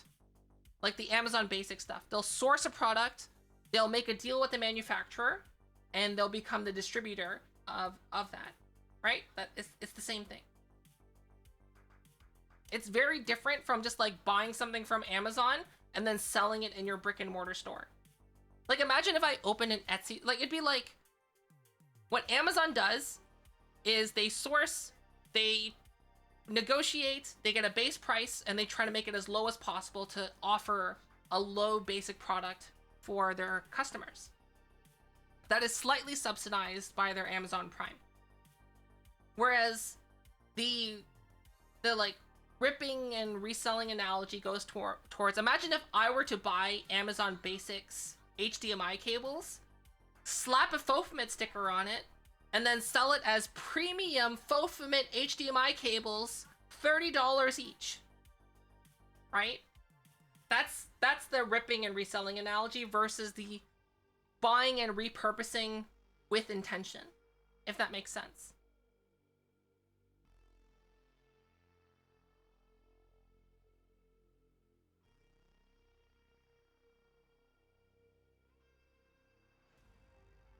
Right? By the way, I'm never going to call out any other content creators in terms of, unless they've done something like especially egregious and it's proven.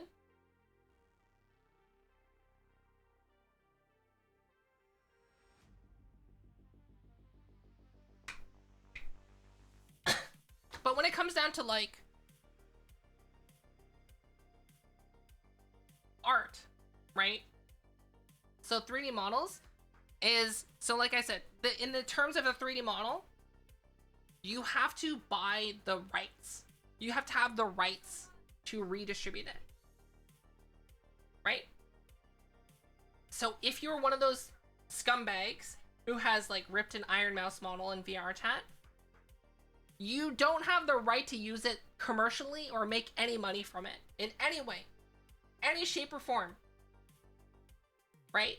It's considered, like, as they use in the industry, radioactive. Here's a great example, right?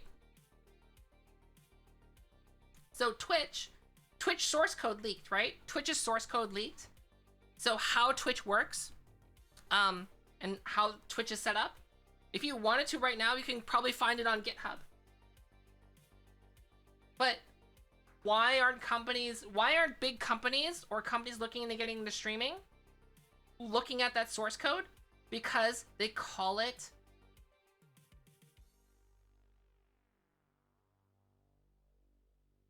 they call it radioactive. Why is it radioactive? And I'm gonna give you basically a paraphrase of what Luke from LTT said. So if you don't know, Linus Tech Tips, really big tech content creator, they have their own streaming platform that they're working on, right? It's called Floatplane. Luke and his team will not look at that source code because they call it, like in the industry, radioactive. Because the thing is that there's nothing wrong with looking at it. But the problem is that it'll infect you. The ideas will infect you. Or it could have some blowback. So as an example, like let's say if Floatplane is working on a follow feature, right? A gift sub feature, right? You can gift memberships of Floatplane to other people, right? And if their code ends up, and they're coding it, right? But if they look at the Twitch source code and they see how they gift subscriptions, if their own code is similar to the original Twitch code, and if word ever got out that they even whiffed and looked at the Twitch source code, even if they have done it themselves from scratch before looking at it, Amazon can still sue them and be like, yo, you're taking our stuff. You used our source code. And you're like, they as long as they can prove that, you know, they didn't use the source code, the lawsuit is still there, right? They still have to prove it. The lawsuit is enough of a deterrent for people to want to do that, because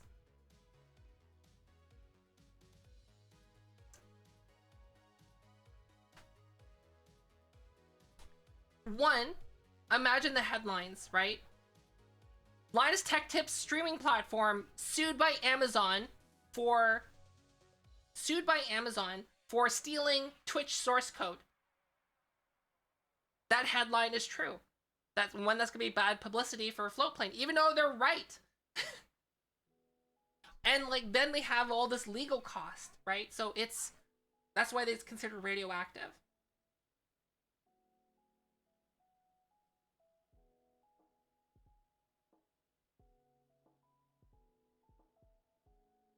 Because that's all it takes.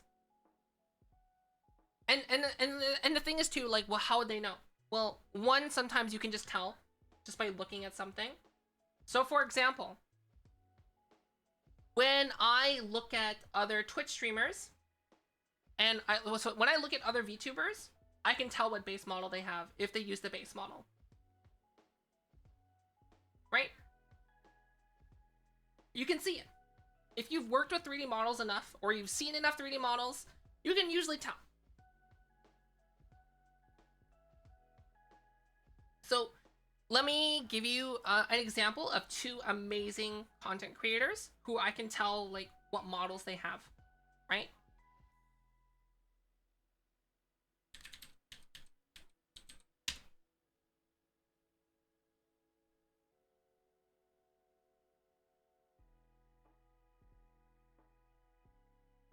Oh, I'm in there. So here's Thrill. Thrill purchased this model to use as, like, he has commercial rights to use it as for streaming. Gary. I know this model because it's from Booth. This model creator is really great, right? So I recognize this instantly, right? I can recognize it, just like how if we go to Fia, I think it's Fia Bunny. Yeah.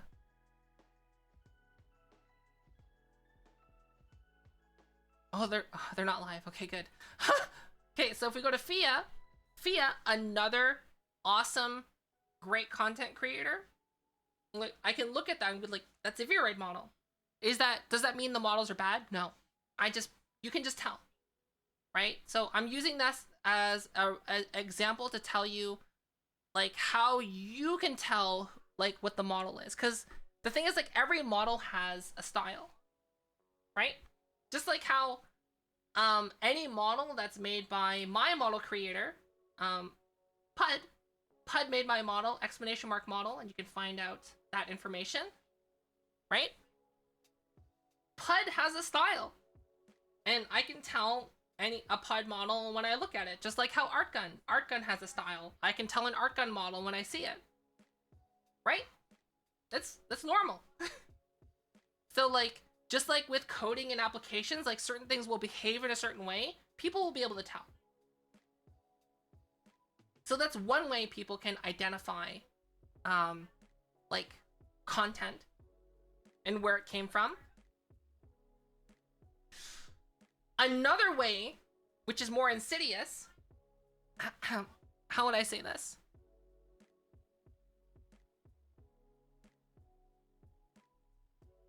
So I may or may not have downloaded music or movies in the past.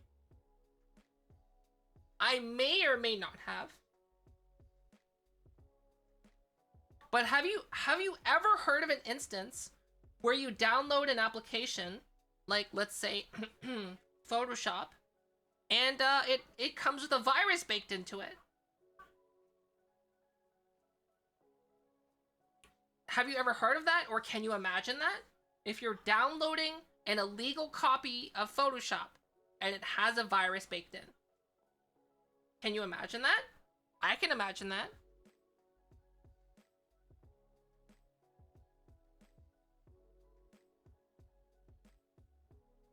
Have you ever... Can you imagine downloading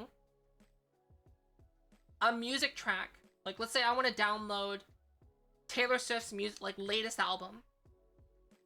And then all the songs for the first 30 seconds are normal. And then past 30 seconds, it's just loud, excruciating static. Can you imagine that? What if you download a video game and you pirate this video game and then you play it, but they make it so that but when you play the game, it's impossible to win.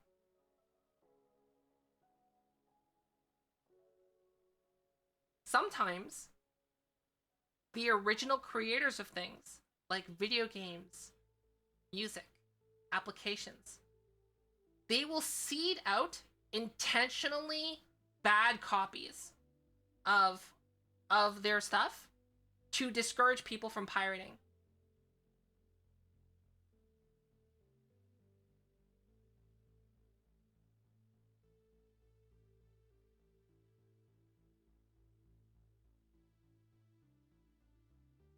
Yeah, there's games out there that do that, where they make it unplayable. So famously, Game Dev Simulator, if you pirate the game, you can advance to the near end game, but then as soon as you become a big studio, people will pirate your game and then you lose because you can't make any more money.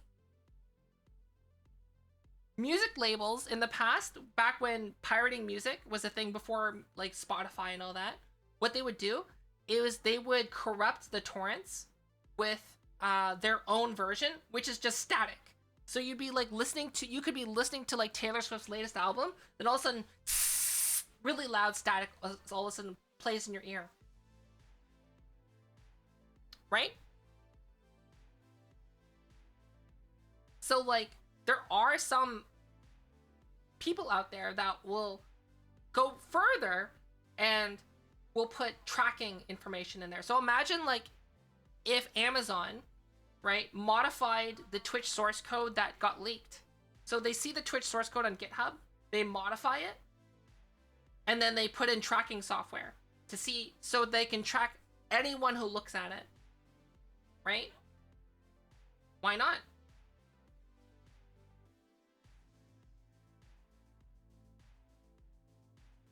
Elden Ring torrent, look it up. Oh my gosh, that's so good. They have to have done that intentionally. I hope they did that intentionally, because if they did that, that is the biggest Giga Chad wrinkly brain play ever by a software developer. Name a character in your game torrent. Oh, so good.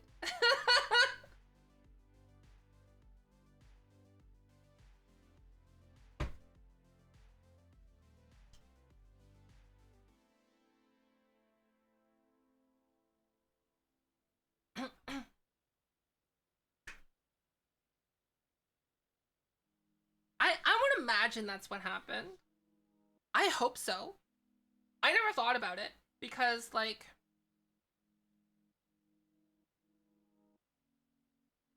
I've had a Steam account for a long time, and ever since the Steam Summer Sale has happened, I have always purchased my games legally.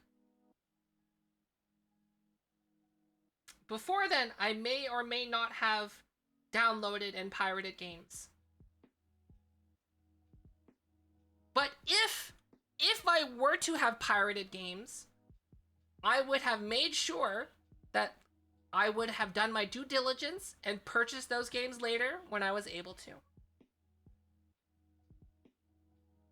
Allegedly. Allegedly.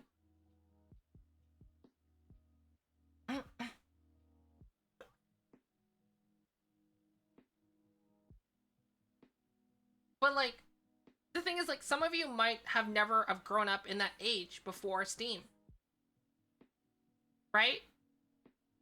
And I think a really good analogy to think about it right now is if you want to play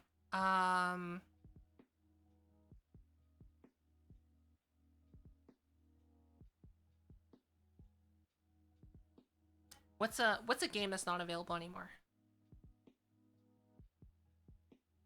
Actually, yeah, this game is not available anymore. Officially, this game is not available. Is it? Okay, hold on, let me check.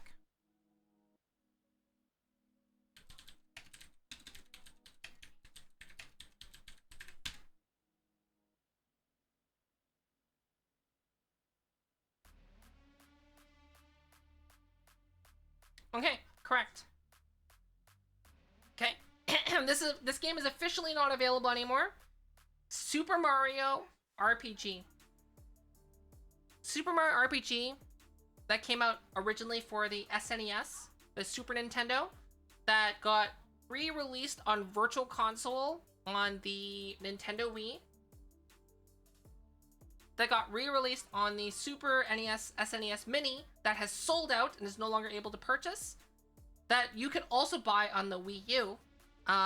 Those stores, online digital stores, Nintendo has closed them. So you are not able to buy them anymore. So how are you able to buy Super Mario RPG? How? You can't buy it. Even if you wanted to buy it, you cannot. So what do?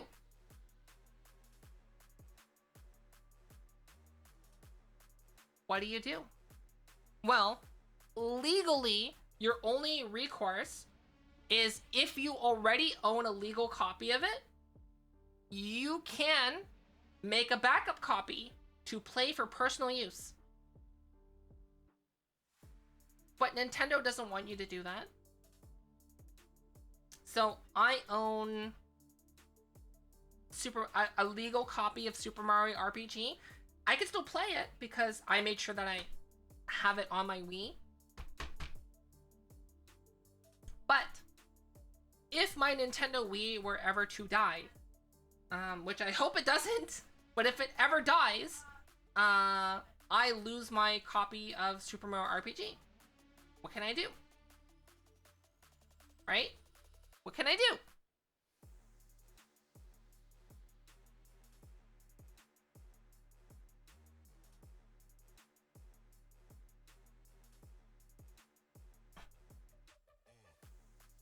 Right?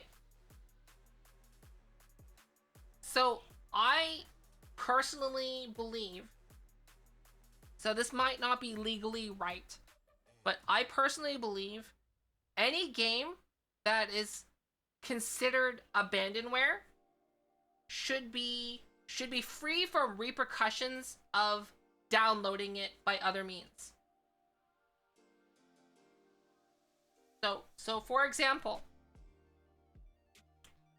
if Nintendo never re-releases, like let's say Nintendo folds as a company, and you know there's not gonna be any new releases of Super Mario RPG, I think you should be able to download it without legal repercussions because it's considered abandonware. There's tons of things that are abandonware right now.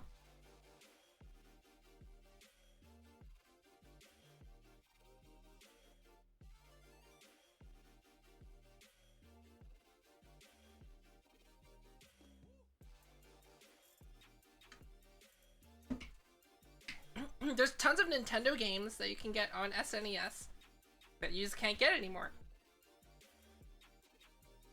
So like I would say like any of the SJN games that originally came out from the Nintendo, the SJN games, I think you should be allowed to download those. Personally, even though it might not be legal because they're not public domain yet. But like I don't think, is SJN even around anymore?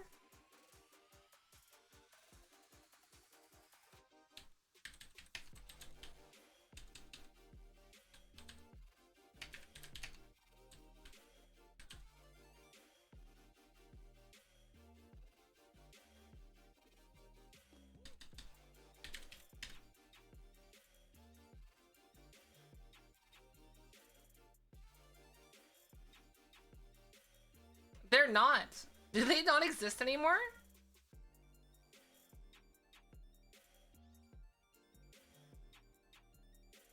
I don't think so. I don't know.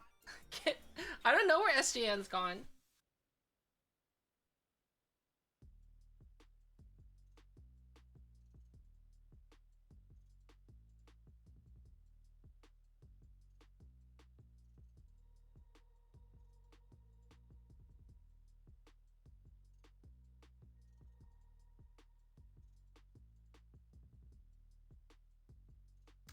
Yeah, well, the thing is, like, see, my opinion is this, right? If you have an SNES and you can't buy any more cartridge games for it, but let's say the Nintendo Switch, like, re-released the entire catalog of all of their SNES games, then you do not have the right to pirate those games because you have a way to legally obtain them. Right? So I'm making my distinction there. Back it up on a flash drive. Flash storage is not permanent. Flash storage relies on a lot of things. As soon as flash storage can die. You should look up something called data rot. So digital mediums are not perfect. Just like analog mediums are not perfect. So like, for example, a painting can decay over time, right? But if you take a picture of that painting, that data can also decay over time. Whether it's on a hard drive dying, your SSD dying, your flash drive dying, your DVD and or CD dying. That's why, like, if you look up archival grade backup solutions, they're very expensive because they're specifically designed to last for like thousands of years. So like your flash drive, if you like store something on a flash drive, it's not going to last 1,000 years. That data will rot over time. Right?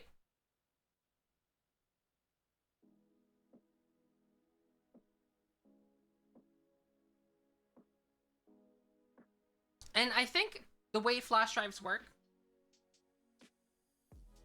is not only is there like silicon wear over time, which is very minimal, but if you have any flash drives right now that you have stuff backed up onto, if you have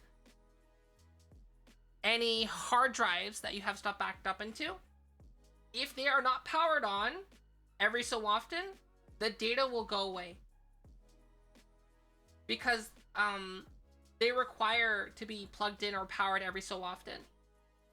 That's why, like, for example, on archival grade flash storage, you're gonna see that they have like a really robust battery system in them, right? That like that $10 flash drive that you bought on Amazon is like, if you put like, I don't know, your cherished childhood pictures on there, and then you put it in storage for 30 years, you're gonna pull it out 30 years later, that flash drive not gonna have anything on it. It's gonna be empty.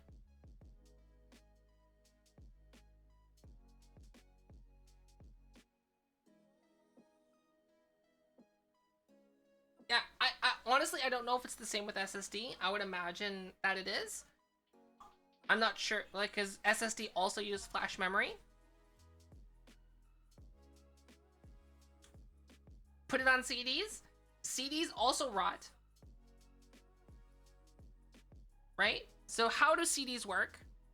Right? CDs are plastic with a magnetic material that's been so plastic with a magnetic material on top of it, and then the magnetic material gets burned in on a laser. That material can wear out over time. So think about it this way, right? Have you ever seen an old classic console? So like if you look up like an SNES, a Super Nintendo, and you look at the Super Nintendo, and like the plastic is not the same anymore, and the plastic is discolored, right? The plastic warps and discolors and changes over time. So on just like a regular CD and or DVD, the same thing happens. And when that happens to your CD and or DVD, that data is gone. It loses the data. It gets corrupted. That's why when you look up, like, if you were to look up right now, like, actually, let's look that up right now.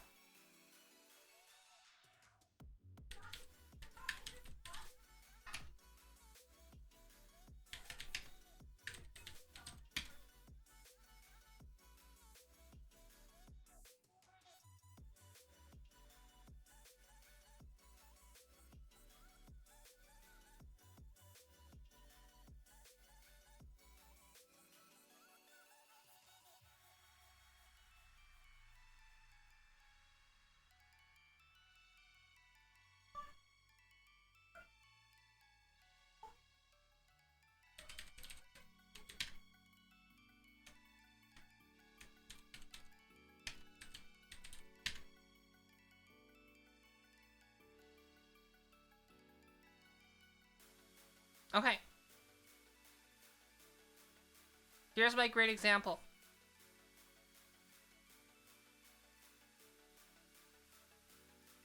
So, here's a good example. Here is a 50 pack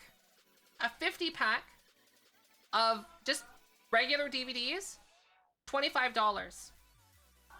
Right? Pretty decent price, I guess.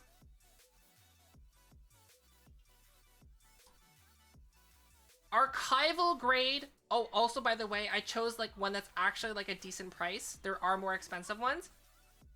Archival grade DVDs, 5, same price as 50.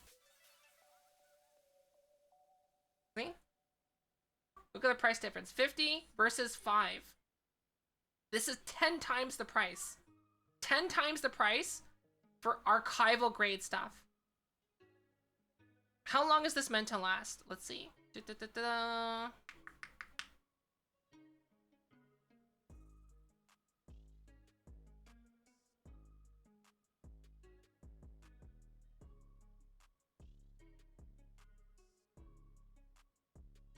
100 years. These discs are rated to last 100 years.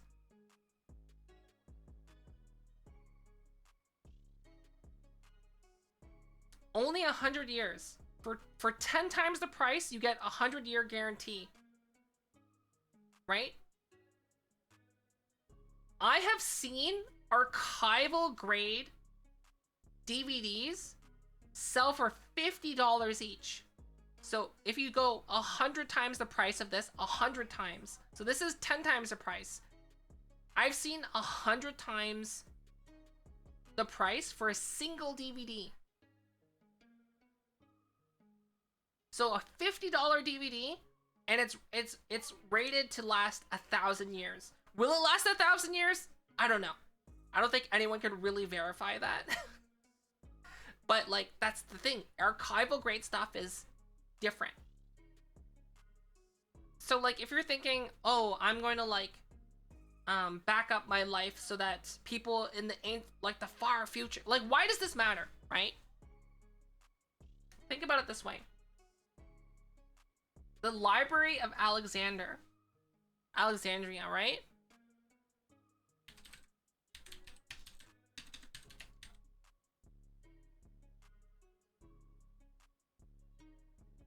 This library existed like 2,500 years ago. 2,500 years ago. Think about that. 2,500 years ago. At the time, this was considered the greatest, most comprehensive library of its time. And the thing is, we don't know what was in this library for the most part. Like, most of this library is gone. It's gone. It's one, because, you know, someone burned it down. But two, because it was all written on vellum.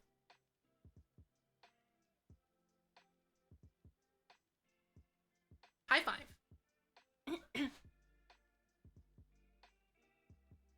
So even if this library were to not burn down, most of the things was written on vellum back in the day. Vellum is how do I describe it?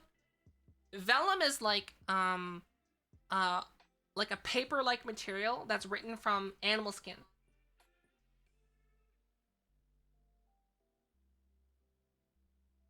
The Voynich manuscript, I have heard of it.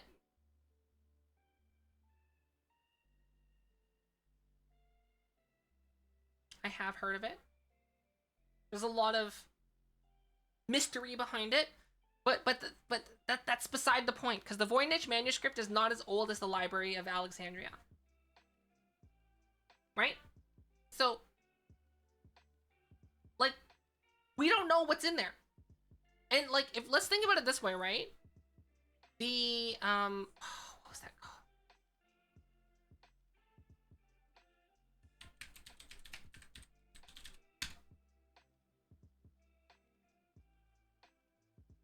The Baghdad battery, it's not debunked. Okay.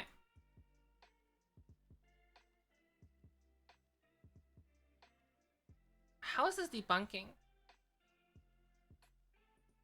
Hold on, give me a sec.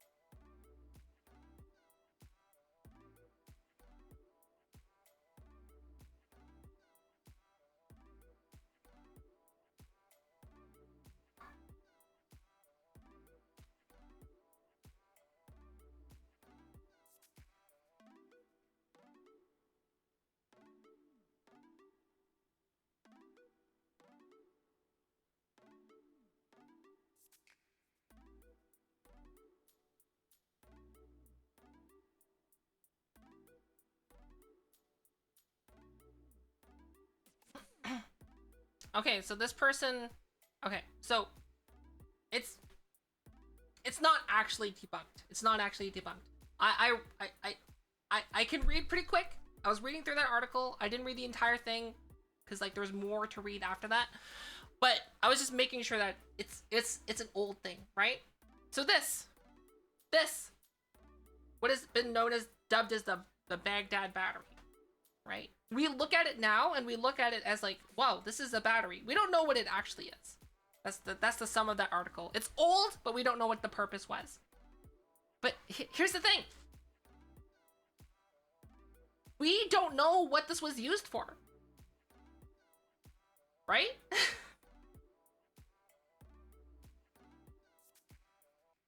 We don't know what this was used for. People think it might have been used for like a primitive form of lighting or electroplating, but like that's just us trying to figure out what it is, but we don't actually know. Right? But did they use it for electricity? You don't know. For all you know, this could have been a torture device. Right? You don't know. It's the assumption that it was used by electroplating, but you don't know that. No one knows. No one knows what this is used for, because this is currently under debate on what it's being used for. Given the time period. But given the time period, something like this, like if we think about it, should not exist. Right? From like 2,000 years ago. We don't know. Right? And I think there's like a really good thing in Futurama where in Futurama, hold on, future.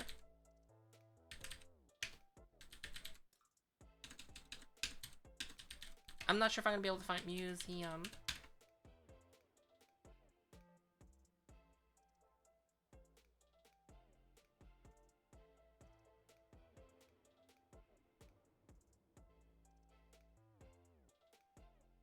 Can I just find images?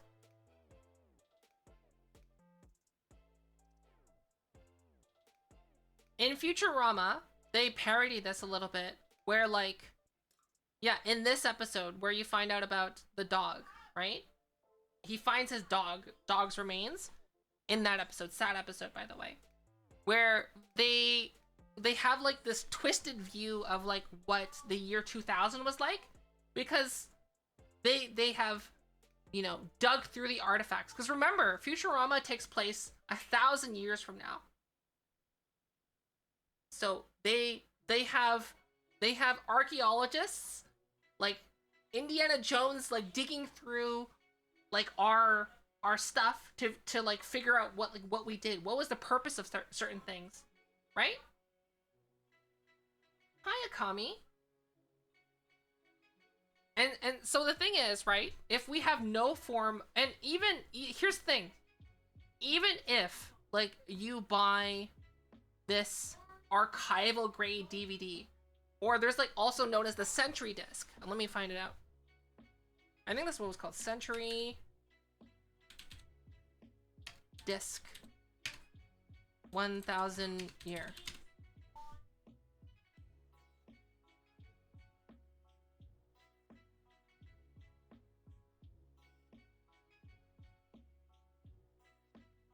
So, the Century disc.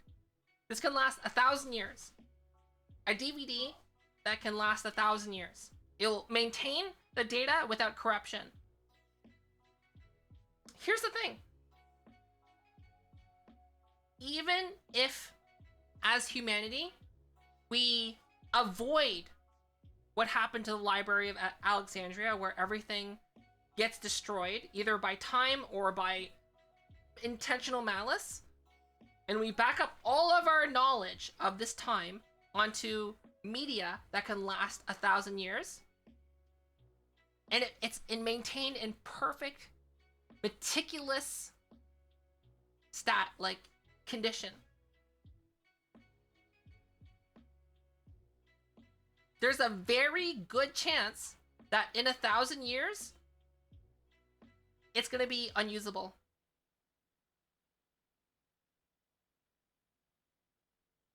Even if it's in perfect condition. You want to know why? Let's look at this.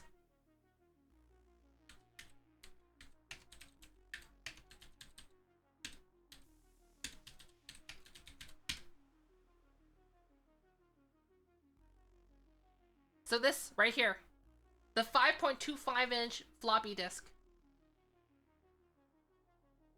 They have archival grade versions of this that you can get right now. If you were to receive something like this right now,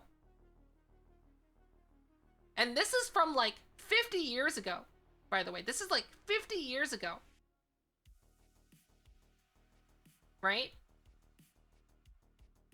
How can you read it? Let's say someone says to you, you have, here is some very important information, here you go. And you're like, oh, cool.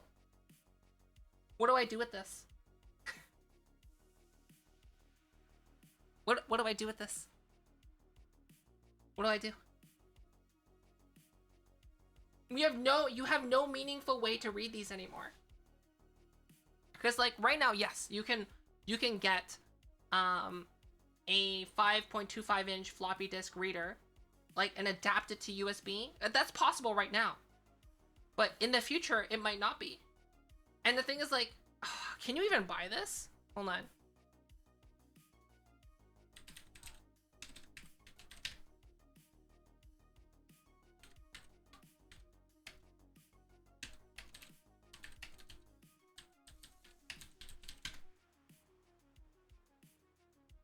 You can?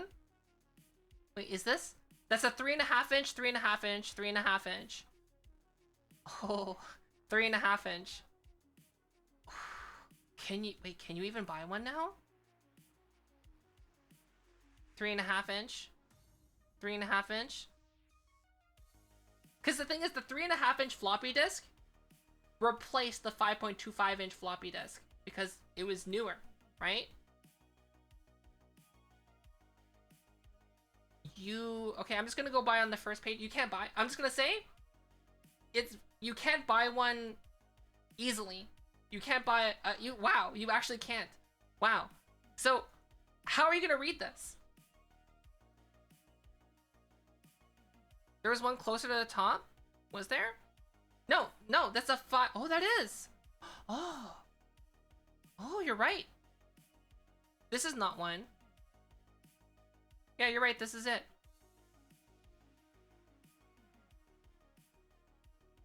Is that a 5.25? That looks like a 3.5 inch.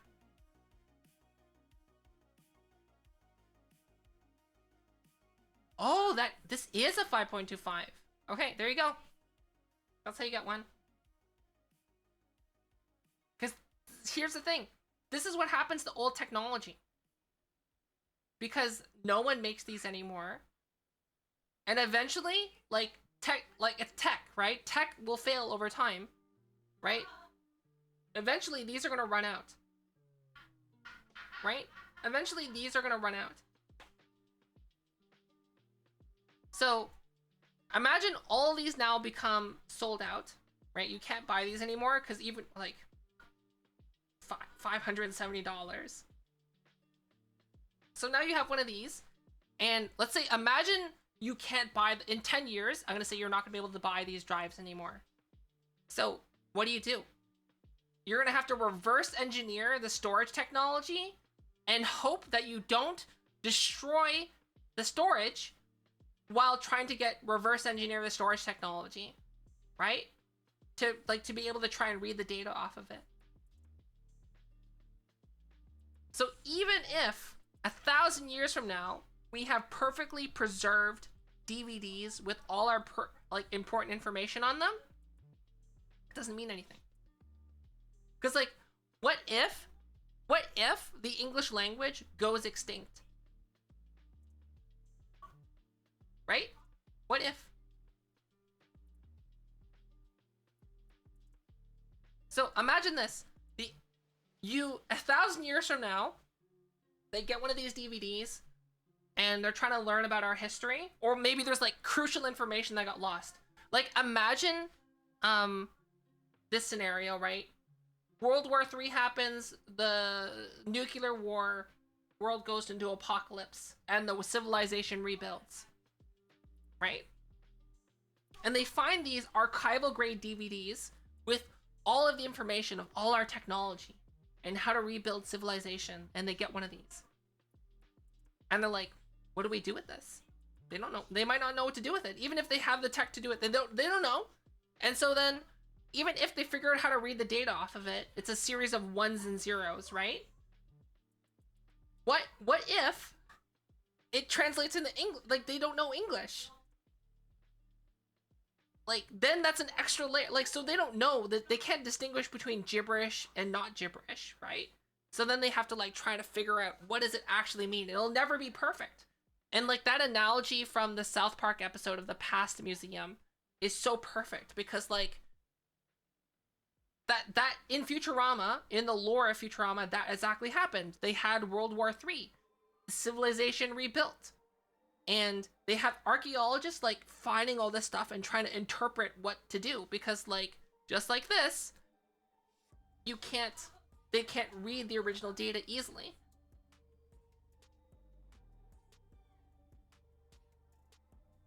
Exactly. Old English sounds so different than it did today. So that's the problem.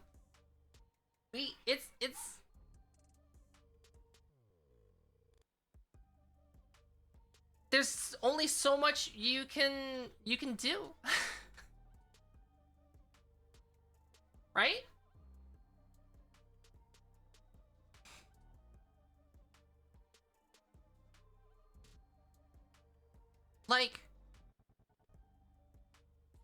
the only thing that you can like really do is like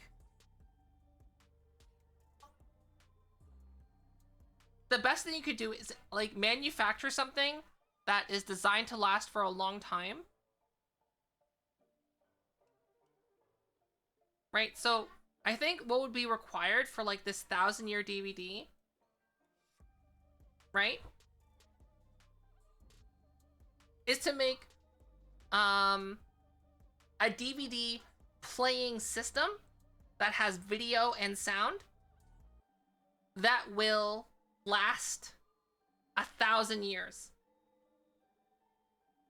In addition to that. And why do I say this?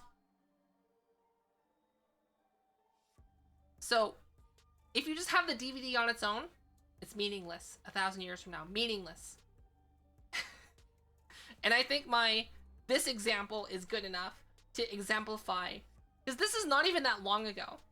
So like 1,000 years from now, DVDs are going to be meaningless. However, if they uncover a DVD and then there's like a big red button, there's another thing beside it that's a big red button that you just like, if you press, it'll just play a DVD, explaining, first teaching the English language or whatever language this is stored in. So teaching it and showing how to use the DVDs. That's the only way that there can be any meaningful use to it. Right? That's it. Other than that, like, it's useless. You can literally, like, there could have, in the Library of Alexandria, there could have literally been, like, someone could have discovered, like, eternal youth. And it could just be gone now. You don't know. You don't know! I haven't played Horizon Zero Dawn, so I don't know anything about it.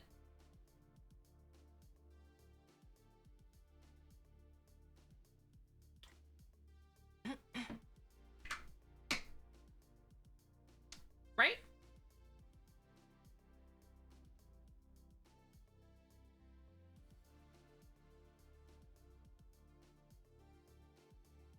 That was a really good tangent to go down. We went from avatar ripping to archival data and the meaning behind it. Right? Oh, my leg. My leg. Give me a sec. If I walk around, it'll fix itself. I was sitting for too long.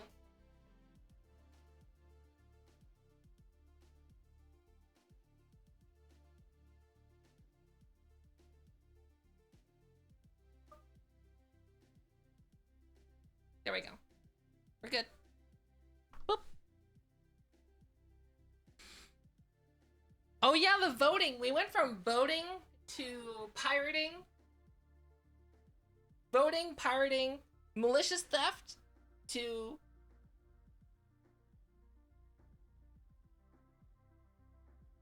Yeah, oh yeah, I don't remember how we got down this, because we're talking about, like, video games. And, like, how some of them are abandonware. That's how we got down that tangent. Right.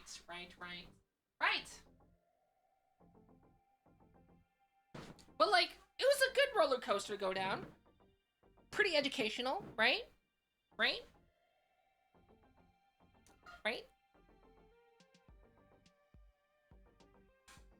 What's Domo doing back there? Why not? It's my poster. Are you judging me for my poster? Are you judging me? Domo has waifu art, and I have Domo art. You're like the first person to point that out. What's Domo doing back there? It's my Domo art. My Domo art.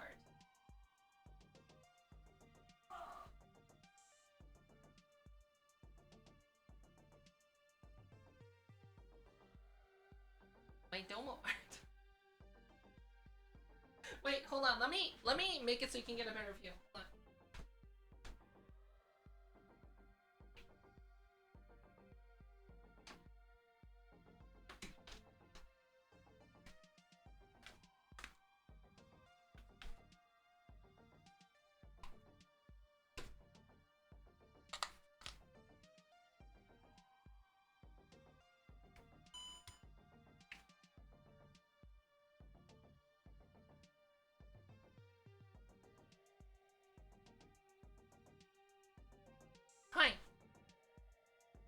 Can you see it better now? My Domo art? Wait. Can you see it? Domo art?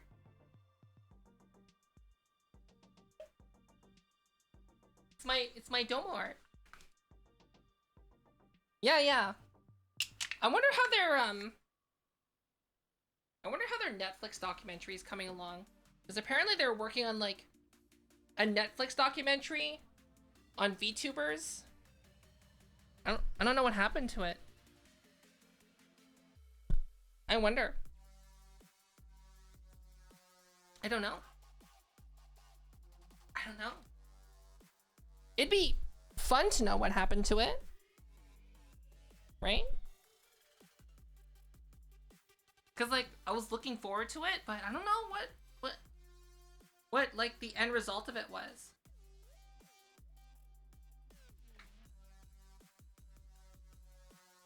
I should send them a message and just be like, yo. I remember you said you were working on some kind of documentary. Whatever happened to that? Right? I don't know what happened to it.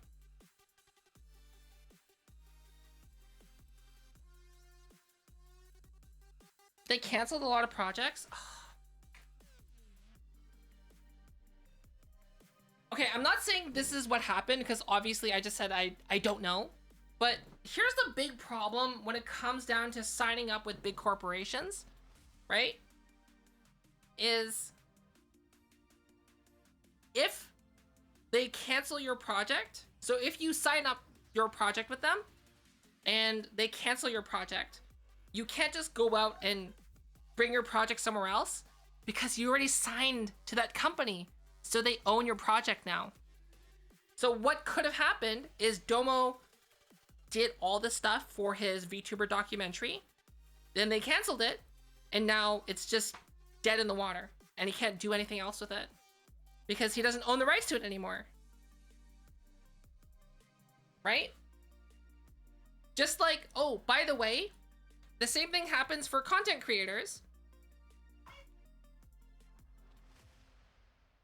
You could get signed to a corporation, a VTuber company. Be very, very careful with any contract they send to you. Oh, hello?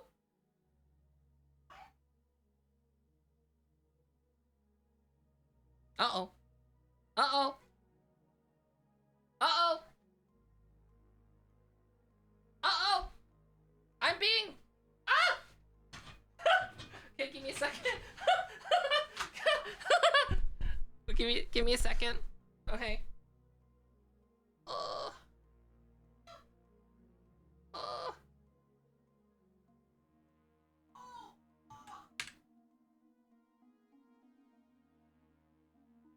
Unreal Engine.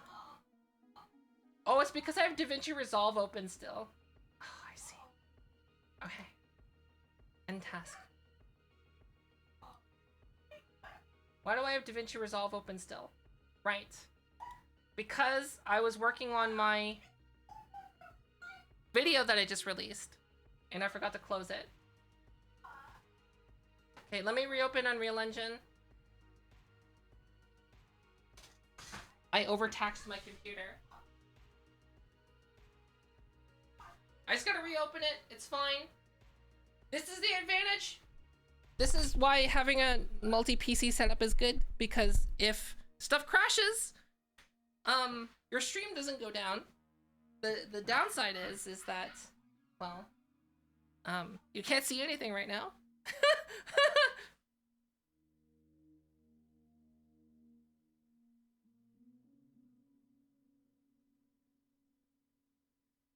So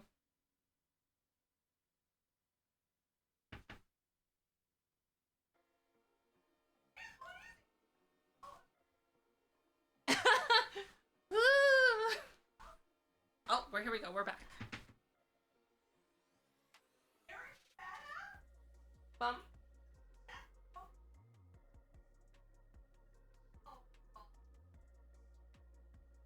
And here we are. Boop. Just like that. We're back.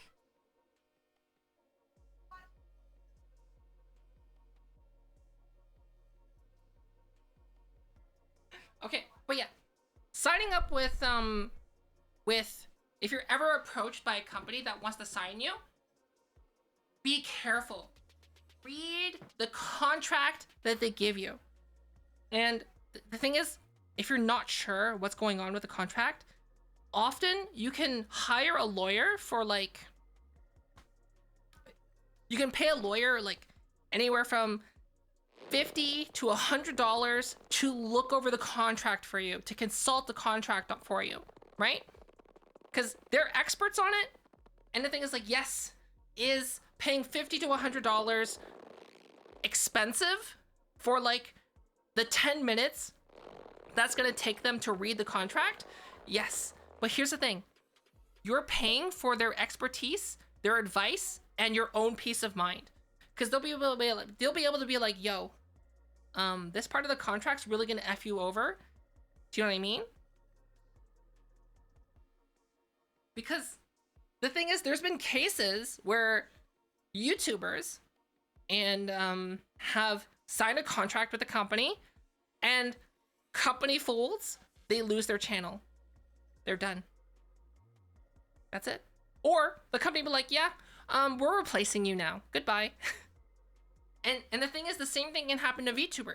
If you're a VTuber, you sign up for a company, they could, it's possible for them to like make the word the contract in a certain way where they own your model now. They own your personality. So now, like, you don't have a, so imagine, right? If you sign up with a company as a VTuber and they decide, you know what? We don't want you anymore. So then they say, they take your model and then they hire someone else to use your model, right? That's possible. That can happen. I've seen some VTuber contracts that are very much like that. It's kind of messed up. So yeah, always get a professional to look over any contract, legally binding contracts.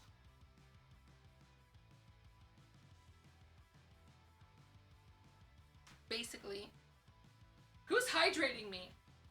Who's flooding my office? Who's doing that? Who's doing that? Who did that? Whiskey. Whiskey. Why you do this to me? Gary!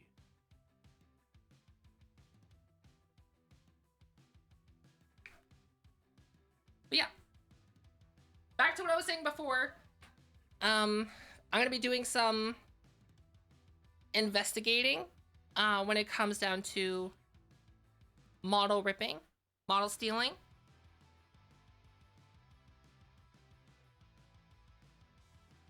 It's 100%, by the time when the video for that comes out, it's gonna put a giant target on my back. I'm just gonna say that. It's gonna put a giant target on my back.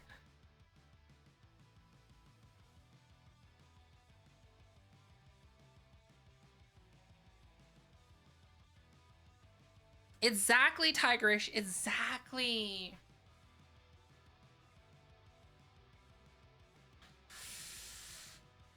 Yeah. We'll see. We'll see.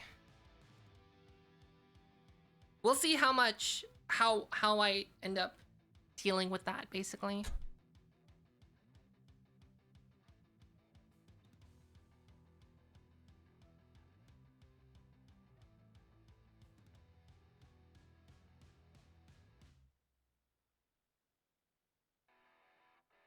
Oh, I should change that. I should change that. Okay, I'm gonna do that right now because I keep forgetting. Give me a sec. Let me turn this off.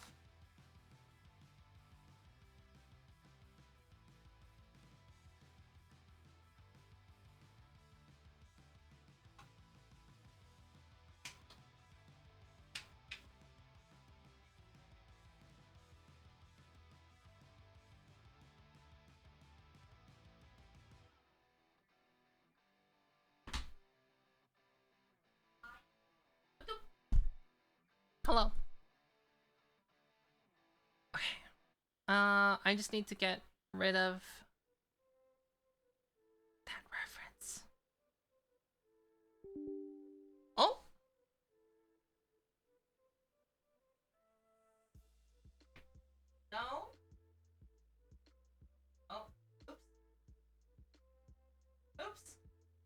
accidentally opened something. Oopsies.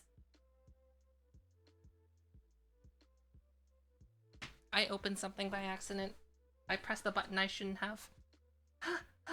Okay.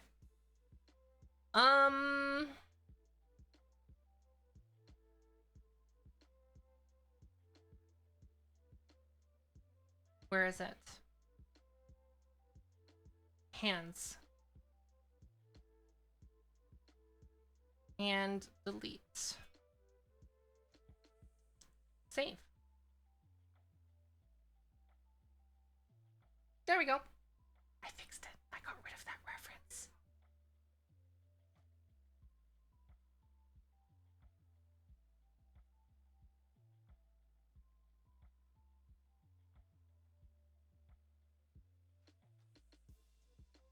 The hands have been caught. Is it?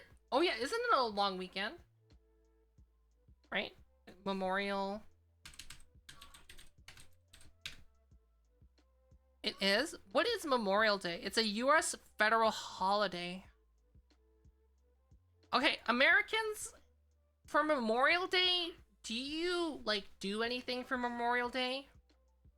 Do you go out? Do you, or do you, like, stay in? What do you guys do? Barbecue?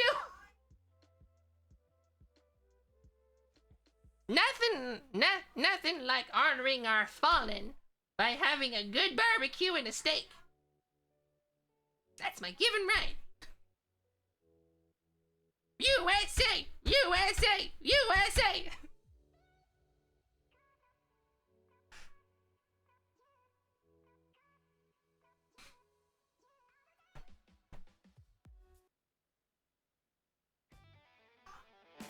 Yeehaw! We're gonna have a barbecue!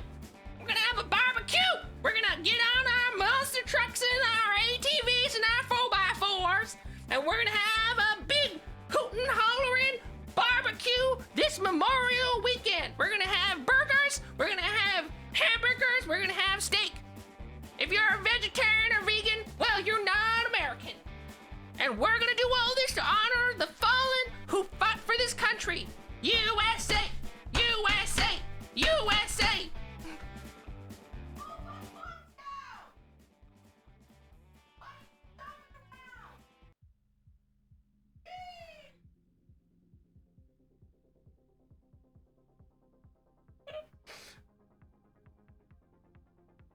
Am I wrong? Am I wrong? That's our God-given right. America. It's not incorrect.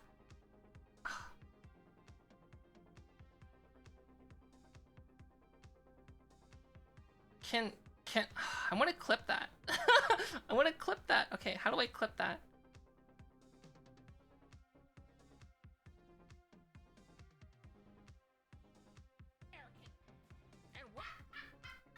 We're gonna have hamburgers, we're gonna have steak.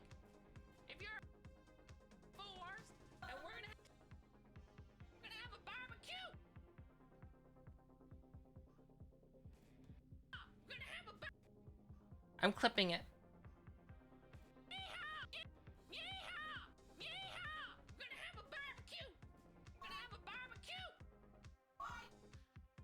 Am I wrong? Am I wrong? Yeehaw! We're gonna have a barbecue! Yeehaw! A little bit shorter. Yeehaw! Keep hearing me saying yeehaw.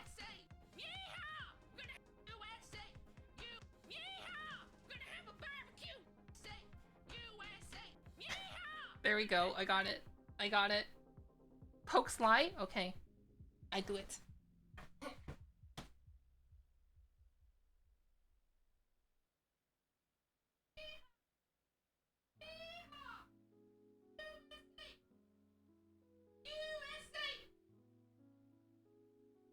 USA! There we go.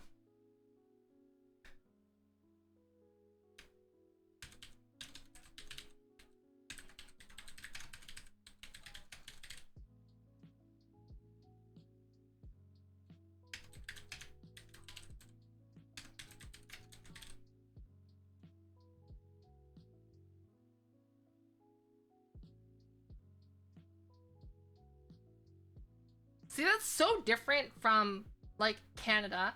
So Canada, we have a similar day. We call it Remembrance Day. And like Remembrance Day, we don't do that. It's not like a hootin' hollering barbecue, guns, fireworks. it's like we spend like the day talking about like what happened, why this is important, and then we have like a 2-minute moment of silence to reflect.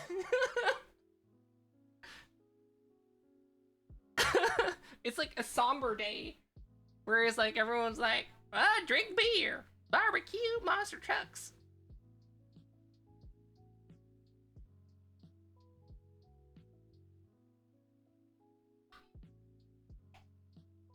It's a somber day. I'm gonna guess that there's gonna be a lot of people out there who don't treat it that way, because like it only takes like a few layers of generations for something to become corrupted, right? Because it's like it's a game of telephone, right? So like originally Memorial Day was probably like to remember, like exactly how it is in Canada.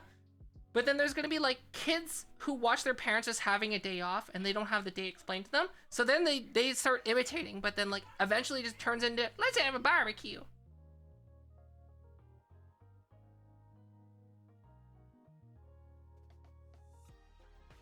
We don't have many somber days there.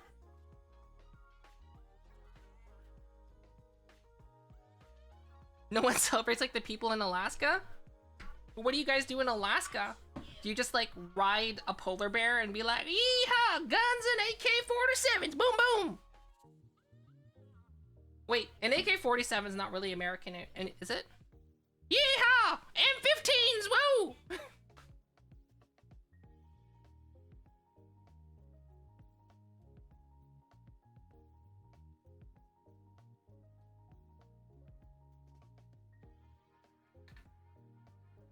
You Americans like your guns way too much.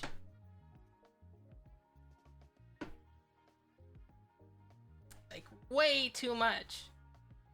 Like, and the thing is, like, I understand why guns are so prevalent in American culture, right? Because, like, in American culture, guns are historically associated with freedom. Freedom from oppressors, right? Because at the time, America was being oppressed by the British Empire. And America was like, we don't like this. Guns!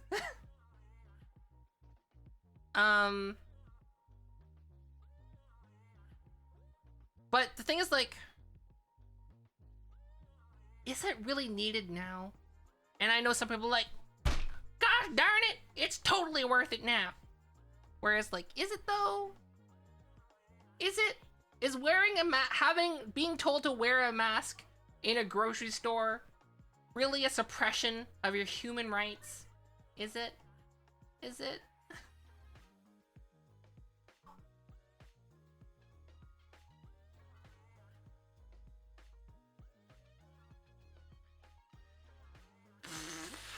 I don't know. I don't want to like dive too much into American politics. The only thing I can say is there are tons of countries out there who don't have as many guns that are doing just fine.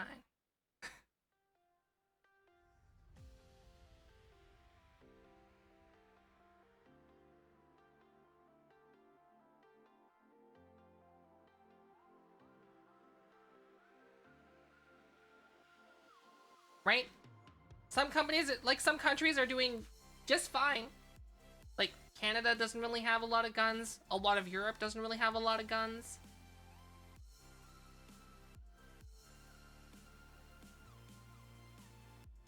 I don't know.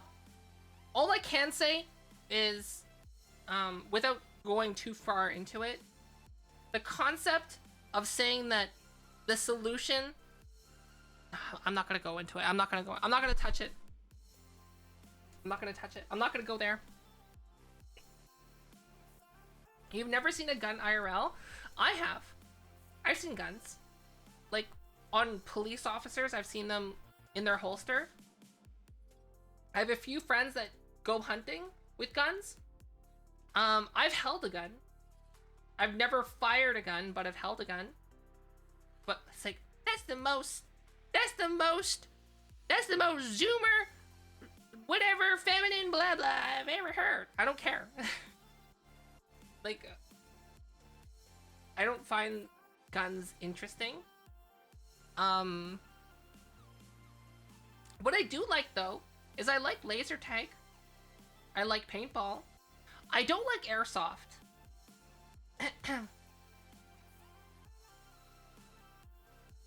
Clumsily dropped it. Wow.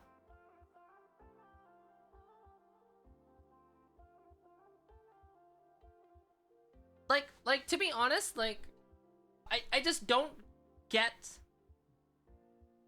the point of having a gun to only go to the shooting range with a gun to shoot at targets at the gun range, right? Like, are you military? What's the point? And people are like, well, you don't understand independence and our fundamental rights as Americans. I don't know. I think what's been proven... Hold on.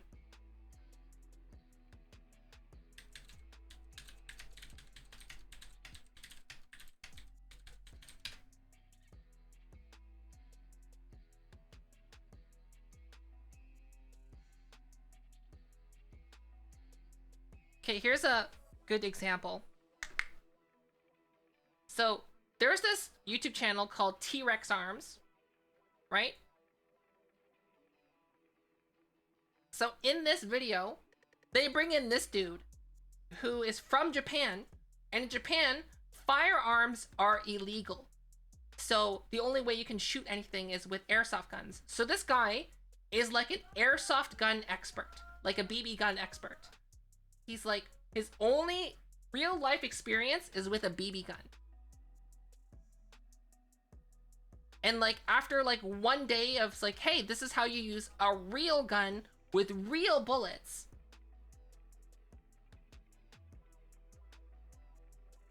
Like, let's... Look at this. Hold on. We see him do like a professional like training.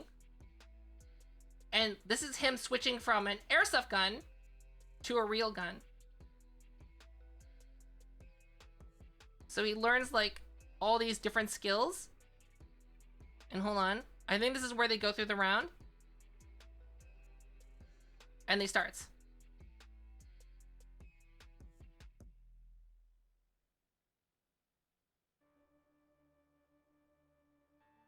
I think it goes about here.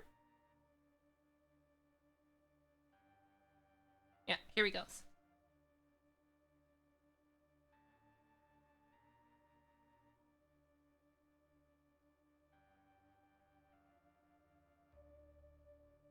So he's never shot a real gun before this day. Never.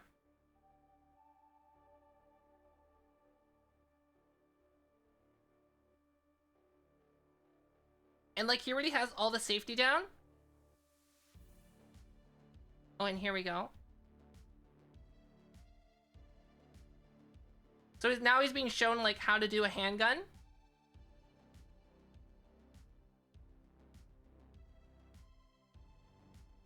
Is this where he goes to the training course?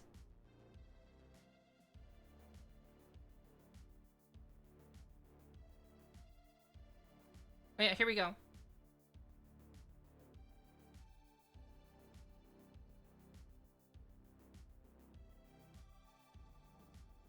Yeah, they are different. They are different. But the thing is, like, the fundamentals are there, right?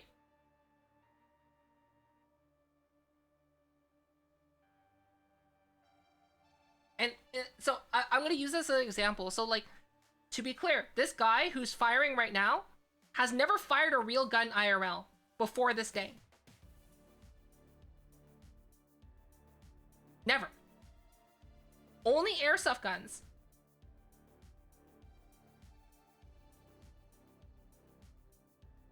So I think what he's gonna do is he's gonna fire the rifle, and then he's gonna switch to using handguns. Yo, thank you for the prime. Thank you so much.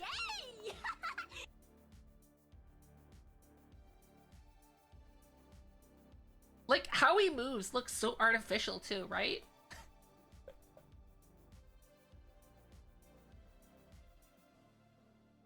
And like, look at these shots. Look at that. Center mass every time.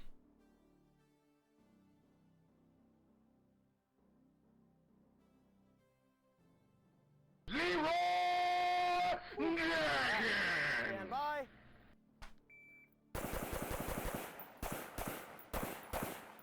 That works. That works. And like, he's never shot a gun before this day. This guy's only shot airsoft guns. 202. All right. Okay, so the whole point. Oh! Oh! We just got raided. And Pervert Monsters gifted 10 subs. Thank you so much. Holy smokes. Okay, wait. Okay, there's a reason we're watching this. I'll explain in a moment. But hello. Hi everyone. Hello. Hi. Oh! Ow! Ouchies. Oh! Oh! I broke my camera. Hello. Everyone. Hi. Oh, I broke my camera. It's fine. We're fine. Hi everyone. Hello. Well, welcome. I'm Vtubing. I'm a virtual content creator here on Twitch. Oh my gosh. Thank you for gifting enough. Thanks for gifting. Pervert Monster, thank you. Thank you so much. Hi everyone. I'm Vtubing. I'm a virtual content creator here on Twitch. I'm best known for my tutorials on YouTube, but also making my own Unreal Engine environment, which is which you're seeing right now. Oh, keep breaking this camera. But everyone, welcome. Also, if you don't know who Zone is a very well-known animator and artist. But they're also a super cool virtual content creator. I love the stuff that they're doing on Twitch. Oh, here we go. Here's Zone. Hi, Zone. Impressive. Looks like that one worked as well. Oh my gosh, you're like looking at the screen. Oh, it's too perfect. That's my bio. And Zone has taught me what an avocado tastes like. Hi everyone.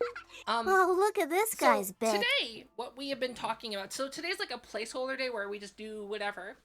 And what have we talked about? We talked about the problem with avatar theft. We've talked about video game piracy. We've talked about the problem with archival grade stuff and how things degrade over time, and how even if you were to have perfectly preserved things in the future, it's essentially useless. But hi everyone, welcome.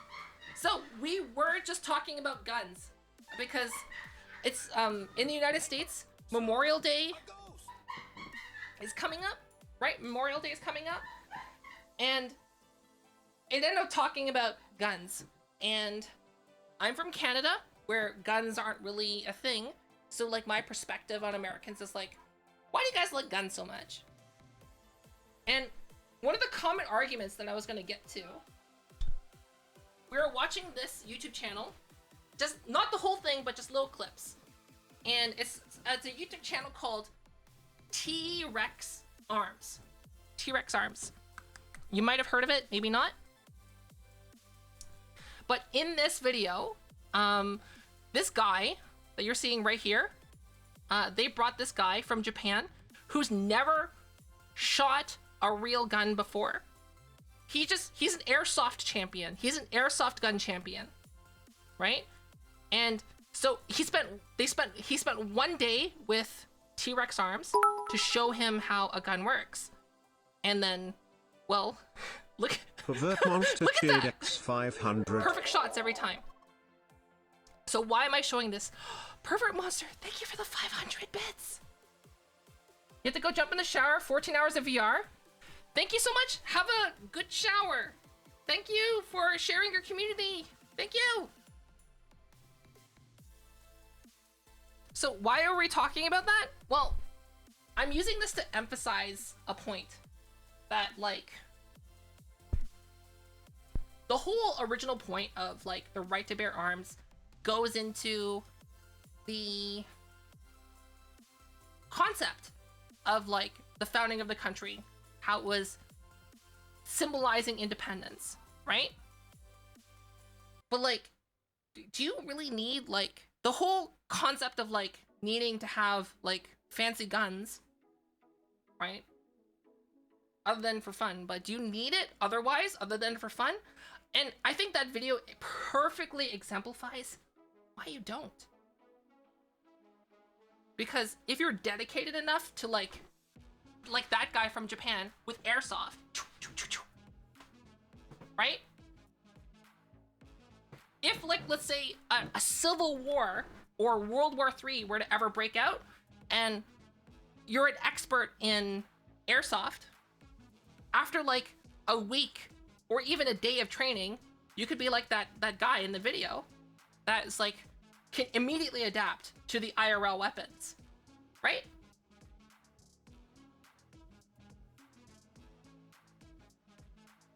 So, like, it's a good reason why you don't really need to have big fancy guns.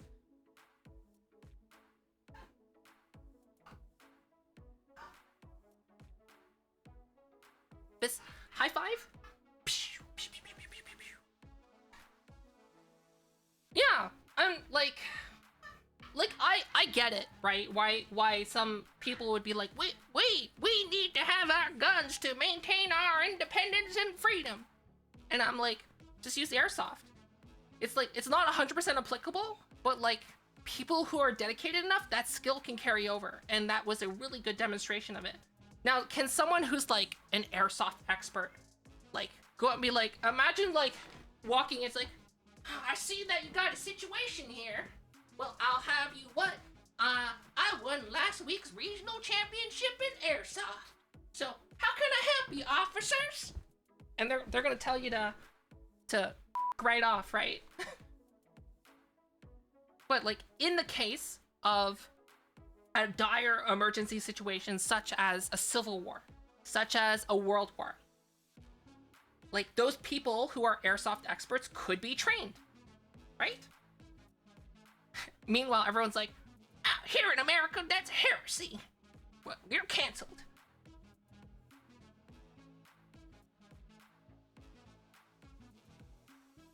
Yeah, and like, originally, like, the thing that I led before that argument of the airsoft, right, is there's a lot of countries out there who are going just fine without guns.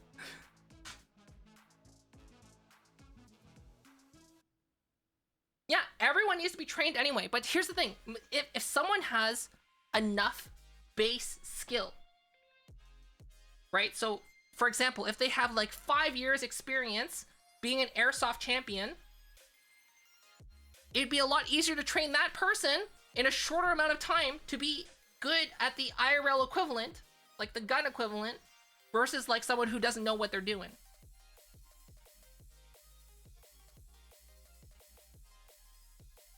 Honestly, but the thing is, like, if you think about it historically, it makes sense why the United States has the right to bear arms in there, right? Because think about it though, right? What does the gun in America symbolize? It symbolizes independence. It symbolizes freedom. And what is America about? Freedom. Freedom. I mean, the reason I'm saying freedom is because everyone in America is like, I want freedom and independence, but gosh darn, I'm gonna allow Facebook and Amazon to track everything I do. God bless.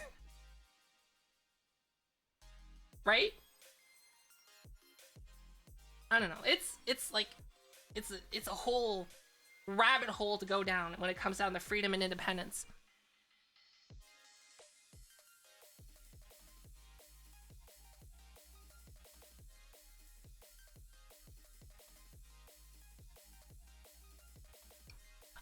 I disagree, Otter of Games. See, the thing is, America gained its independence despite being outgunned by the British Empire. The British Empire was stopped by a bunch of rebels with like poopy guns who uprose and got independence. America, you got independence by uprising against your oppressors, right? That's the founding of America. I know all Americans know American history like in and out like the back of their hand.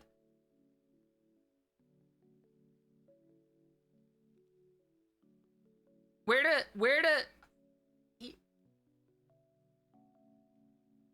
real guns appear? They appear. Like, will they just easily appear? No, but the thing is, like, what will probably happen is someone will eventually get their hands on it, right? Think about it this way. Your question is, where do real guns suddenly appear from, right? So in China, where there's like super huge oppression right now of free speech, how do people, so in China, like it's illegal to access YouTube. How do Chinese people get on YouTube? How do Chinese people watch YouTube? How? They find a way. With an oppressive government that restricts the usage of internet, they can still get on YouTube. Right? Just like how if America suddenly turned into like Handmaid's Tale, like how are people gonna rebel? People will find a way.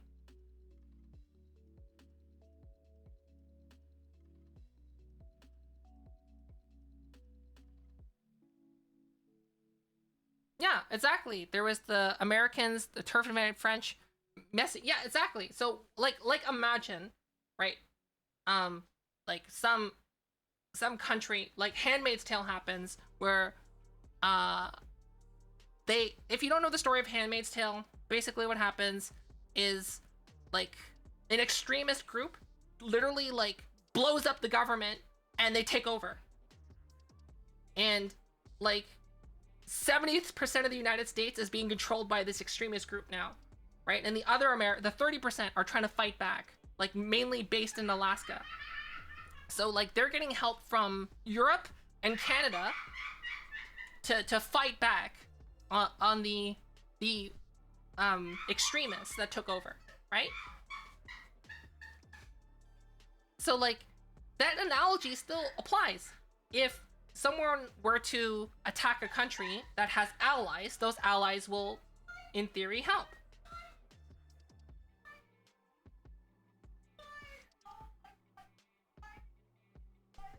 Oh, also, please use English. Thank you very much.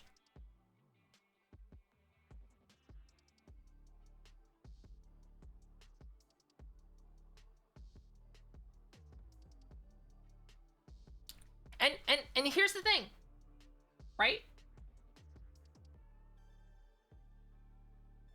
Put it this way. Let's look at the Vietnam War look back at the Vietnam War, right? Technologically, the United States should have just been able to clean sweep Vietnam, right? They had superior firearms. They had better air power. They had everything better. Their technology and everything was better. And what was the end result? It was a long, drawn-out war where no one really won. Why? Because, well, the Vietnam soldiers were like, well, we know our home turf, and they just engaged in what they call guerrilla tactics, right? You don't need to have, like, you can be outgunned and out-technologied, right? But, like, if there's a lot of difference that can happen, like, having a better gun doesn't mean that you're gonna lose. Are you at a disadvantage? Yes. And here's the example that I'm gonna give. So I tried paintballing a couple times, and it's fun, but I bruised like a peach. So one of my friends who is like a paintball legend, right? There's these people that come, you're not allowed to have automatic paintball guns. So there's these people that come in with like these dual trigger, semi-automatic paintball guns. So they just sit there, they come in like this camo gear, and they come in with like these like $2,000 paintball guns, and they'll come in with these dual triggers, and they'll be like, basically it's an automatic gun and how much they can fire, right? So my friend, who was a paintball champion, wanted to prove a point. So in this tournament where these people are entering in with these like fancy semi-automatic paintball guns with a dual trigger that can like fire like basically automatic, you know what he did? He entered in with a pump action. He entered with a pump action paintball gun. Single shot pump action. And you know who won? He did. He won. Why? Just pure skill. Because like it doesn't matter how, you know, technologically armed someone is, because the thing is that when you think you are superior, when you start looking down and going, this guy just, who's this guy with a pump action single shot paintball gun? Obviously they're gonna lose. They didn't think. They underestimated, and they got lazy and complacent.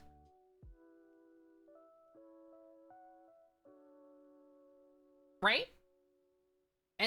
And I just imagine a tournament of like 20 people, like 10 of them have these semi-automatic dual trigger paintball guns, and there's this guy who comes in with a single shot pump action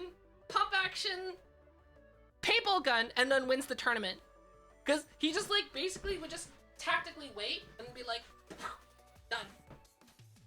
And it's like the same thing when it comes to it, right? It doesn't matter if you're technologically outgunned. What matters is skill.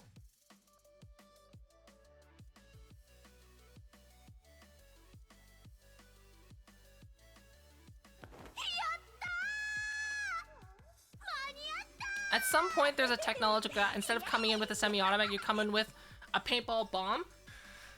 That's correct. Permamonster, thanks for gifting us up the butt spot. Thank you. That's true. That's true. That's true. But like, there's still some ways around that. But there are times where it's such a huge gap that like it cannot be overcome. Correct? I agree with that. But like, things like that. So for example, if something were like that were to happen in, let's say, this paintball tournament, and someone's like whips out a paintball grenade that like covers the whole stadium or whatever, the whole arena, technically it wouldn't be against the rules, but people would be like, that was cheap. That was a cheap victory, right? Just like in real life, if a country were to do that to another country, other countries would be like, this is really bad. This is a violation. And more countries would be probably willing to step in because, you know, they could be next, or that was their ally. And that relies on a lot of things, I know. Is it a naive view? Probably. But like, if we look at what happened previously in the Second World War, that action that the United States took against Japan has caused a lot of regulation to happen, a lot of conventions to be created. And I would say if something like that were to happen again,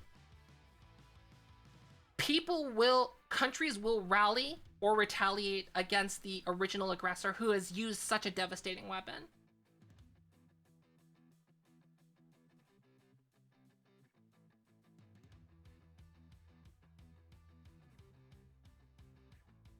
Right? And the thing is, like, we haven't really seen anything like that happen recently. So there's like no real example, no tangible example that we can point to where something like that has happened.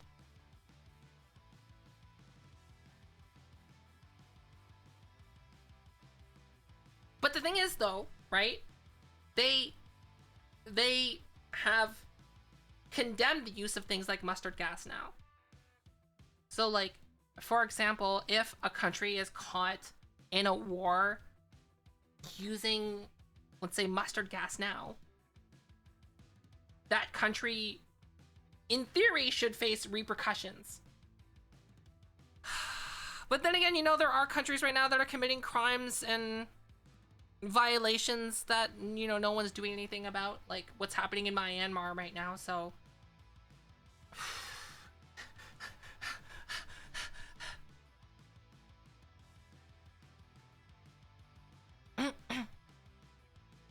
The thing is that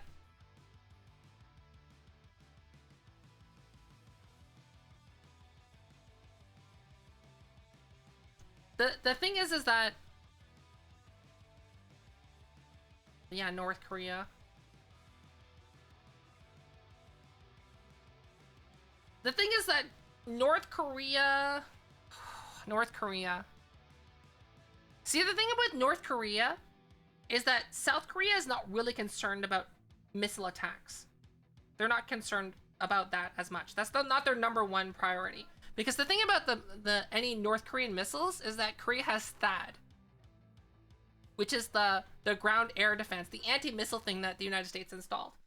Korea doesn't like it, to be honest, but they have THAAD. So they have anti-missiles. What Korea is actually concerned about, South Korea, is they're concerned about an on-foot invasion, because that's harder to stop. Because right now, between South Korea and Korea, there's a bunch of hidden tunnels that most people don't know about. Connects from, because when the Korean War broke out, right, there was tons of tunnels that were used for people that were fleeing North Korea before it became a set-in regime to South Korea. That eventually a lot of those got closed on one end. But the thing is, like, there's so many of them that there is the worry that South Korea has is that if North Korea decides to invade, they're going to use those tunnels and soldiers instantly in the country.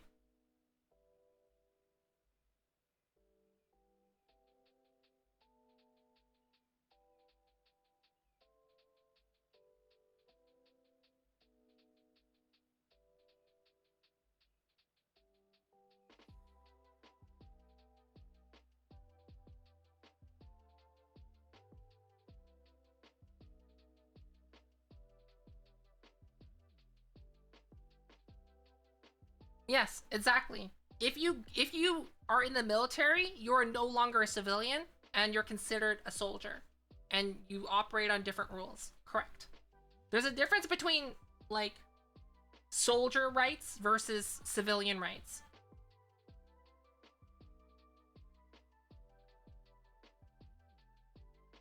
Exactly. And I really don't like or appreciate that conflation of an analogy of, like, well, a soldier can do it, so why can't I?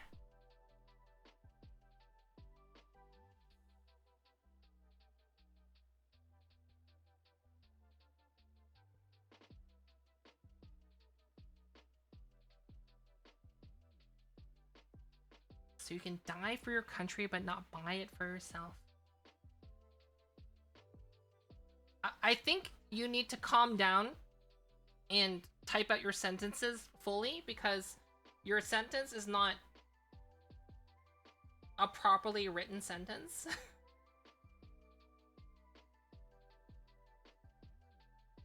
So here's the thing. I don't believe in the draft. Right? I don't believe in it. So your argument doesn't work against me, basically. I don't believe in the draft. And I think that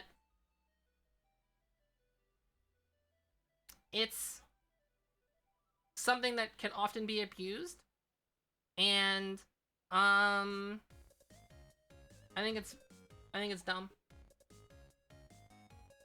And I say this with the perspective of being a dual citizen.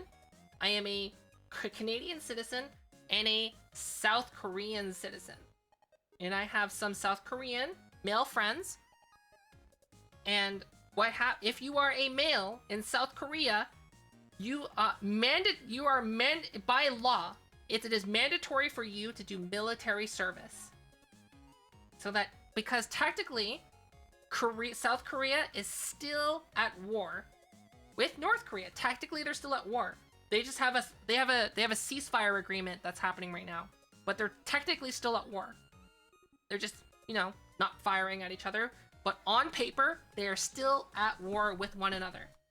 So the idea is that every South Korean male must be enrolled in the military, be fully trained, and periodically, until they're old and not capable anymore, not deemed fit, they have to periodically go back for retraining. Right? That's what they have to do. And what you're actually seeing in South Korea right now is there's a bunch of people who are just lazy. and the thing is, a lot of them just don't care.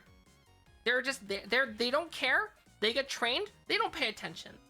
Just like when you go to school, you don't pay attention. You're like, I don't care about this. Just like how they go through the basic training, they don't give a shit.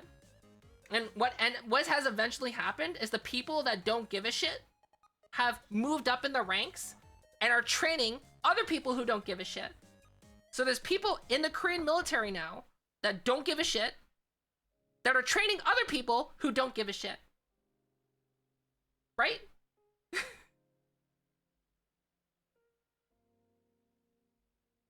So, is that really that effective? I'm gonna say no. It's not.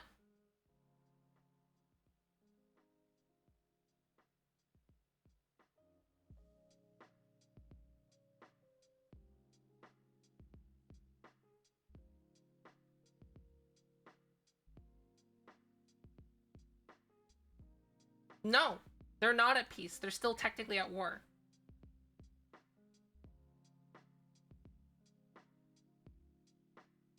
See, the root of crime is not about weapons or guns. The root of crime and evil is in humanity. Us. We're the ones who are committing it, right?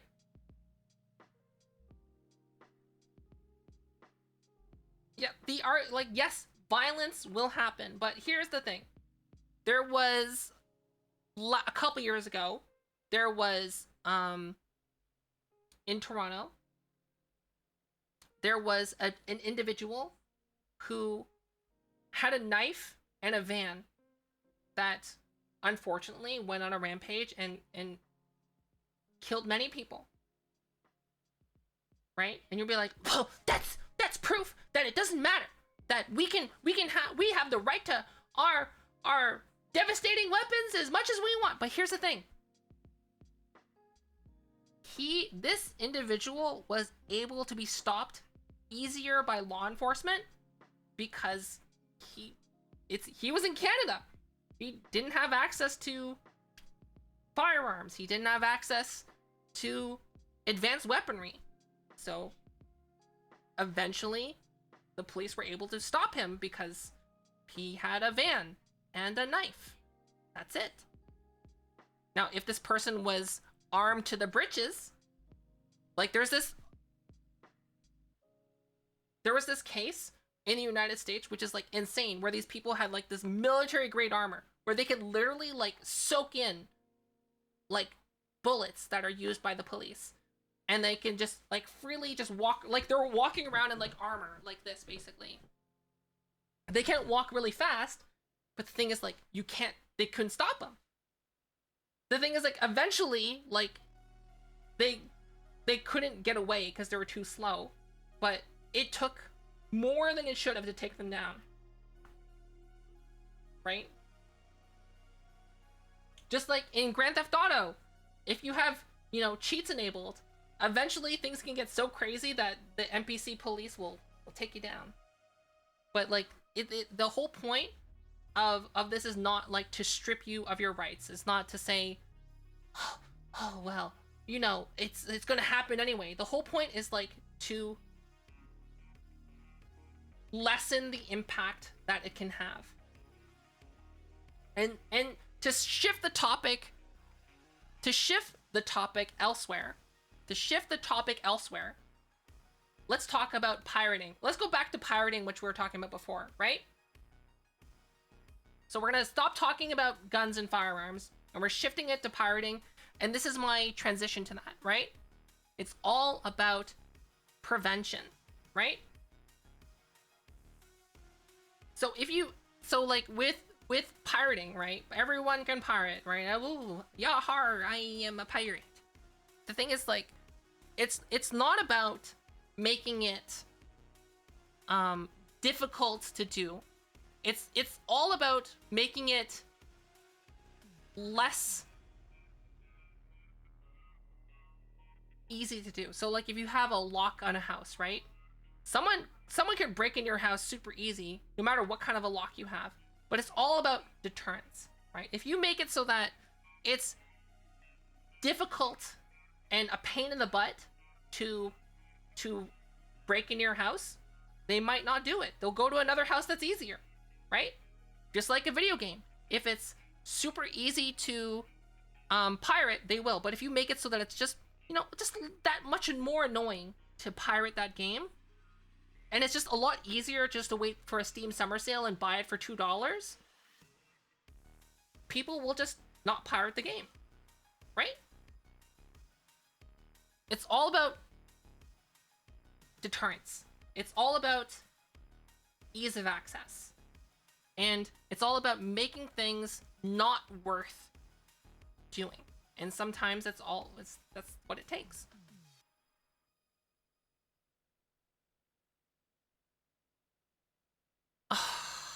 Yeah. The thing is, though, is that this has been a thing. Oh, you know what's crazy? You want to know what's super crazy? Okay, hold on. Let me look this up. When it comes to internet streaming.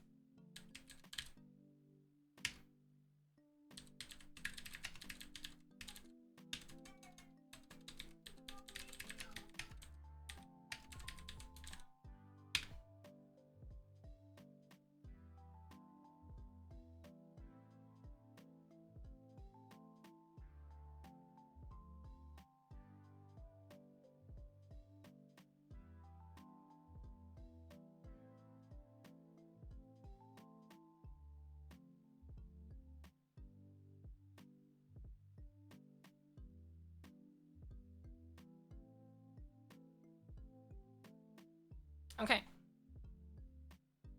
So, back in 2011, and they ended up, yeah, back in 2011, Intel pitched a la carte content. Basically, they're like, you know what's good for the customer is if people could pick and choose what they want to pay for and watch that. So like if I want to only watch, so at the time, right, in order to watch television, like you had to buy a cable package for like $100. And even though you wanted to only watch, let's say, Cartoon Network, you had to pay $100 to get access to all of the other channels that they have in order to watch the Cartoon Network. And Intel in 2011 was like, what if people can only buy access to the Cartoon Network? And they only had to pay for what they actually wanted. And you know what the industry said? Intel, you silly tech company.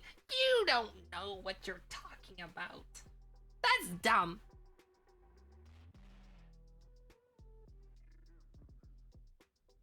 And what's happening right now? This is why I'm just like, I find it so fascinating. Everyone's like, that's dumb. And then Netflix is like, yo, bro, heard you like content that you want and only pay for it, right? So that's what's happening. So that led this eventually, like, that's what led to the rise of Netflix, is because everyone's like, Intel's dumb, this is a dumb idea. Netflix is like, I think this is a great idea. And remember what happened to Netflix, right? Like Comcast, which is a broadcasting company, which is a cable company, which offered those stupid packages to begin with. The same people that told Intel this is a dumb idea was seeing that Netflix was like succeeding. So they purposely went, well, we don't want people are not subscribing to our cable packages anymore and not paying us big money. Instead, they're canceling it, cutting the cords, and getting Netflix. Let's throttle their internet connection so that so Netflix becomes unusable. And then, Netflix sued, and it was proven that ISPs were intentionally throttling Netflix connections for their own benefit, right? This is why regulation is important, because, left unchecked, companies will operate in their own selfish interest. Internet service providers were like throttling connections to Netflix because it was their competition. Insane. Unbelievable. Unheard of. Who would have thought? But then now what's happening is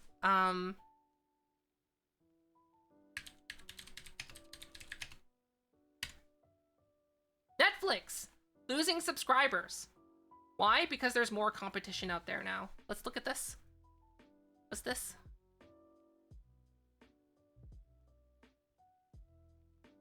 Why? Because there's other streaming platforms. Unbelievable. Almost unheard of. Oh wait, 2011 Intel. They pitched it. Everyone said they're dumb. And here we are! Here we are!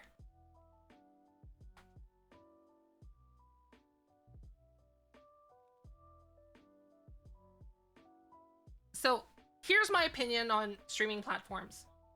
I don't give a shit. I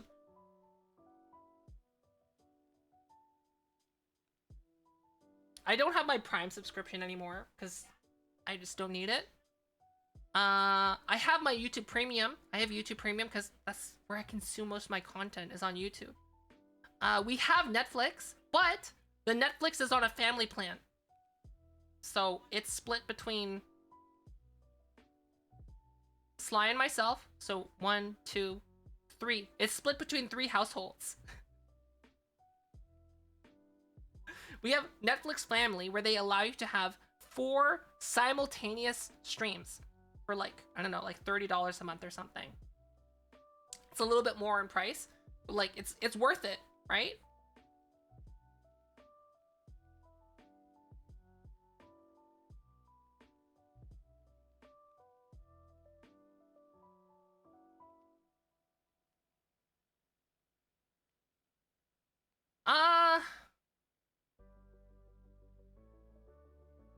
Yeah, but look, everyone else has grown. So they've lost market share. That's the thing, they lost market share. That's the thing.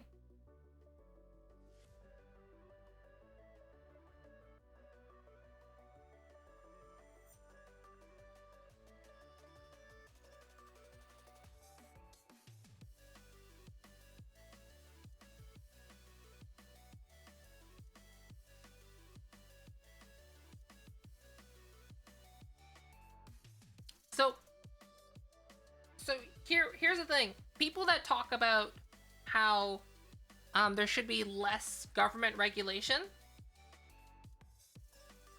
they're wrong, because historically, when there's less regulations, companies do horrible shit. Why? Because companies are profit driven. If they can save money by screwing you over, they will. Because remember this, right?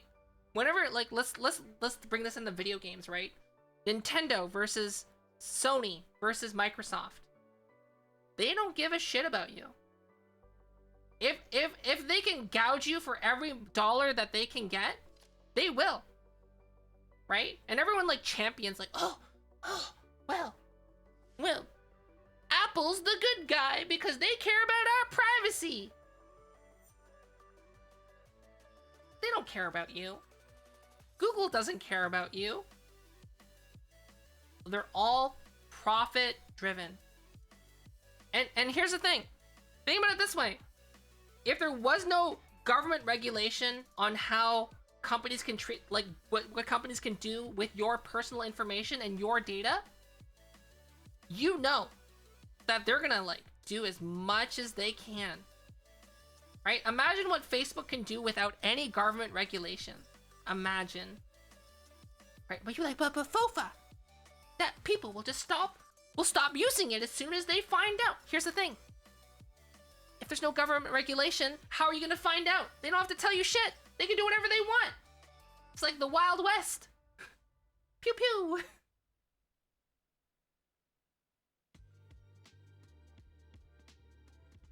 And like think like an easy analogy that is relevant to Twitch right now is think about Twitch versus YouTube. Right? On YouTube, if you like just do like let's say if I'm just like, okay everyone, we're going to watch MasterChef and I'm just gonna sit here and eat my popcorn. Right? On YouTube, my stream get taken down. Copyright claim. Right? On Twitch, I could probably get away with it for like a month. No one's gonna stop me.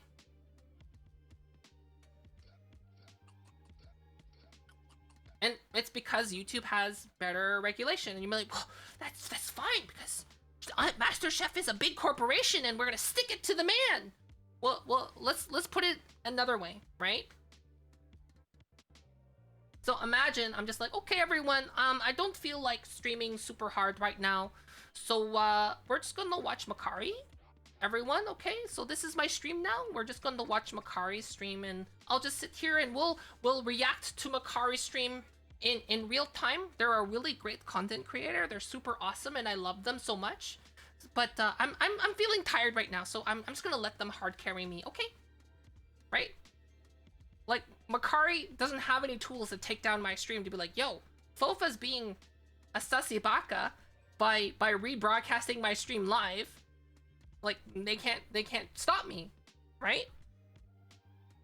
But on YouTube, you have the tools to do that.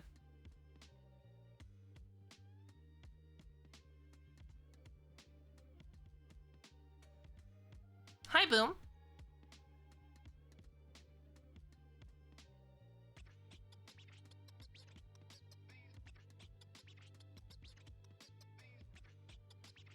Okay, Astaroth, it seems like you've taken the red pill too many times.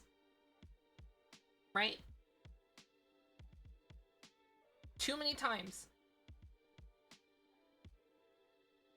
Just because a law is bad for small companies but good for big company. Here's the thing. Those laws, those regulations have those things baked into it. They have those things baked into it. Let me give you an example. An example that's happening right now.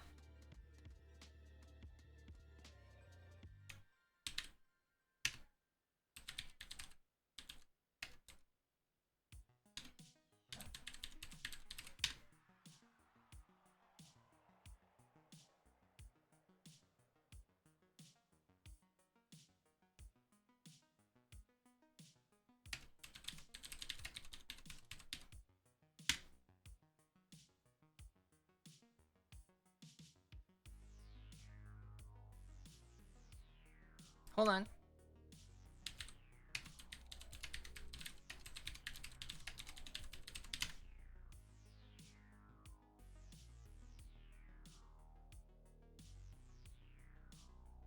I need to search recent news. It's recent news. Anytime within the last week.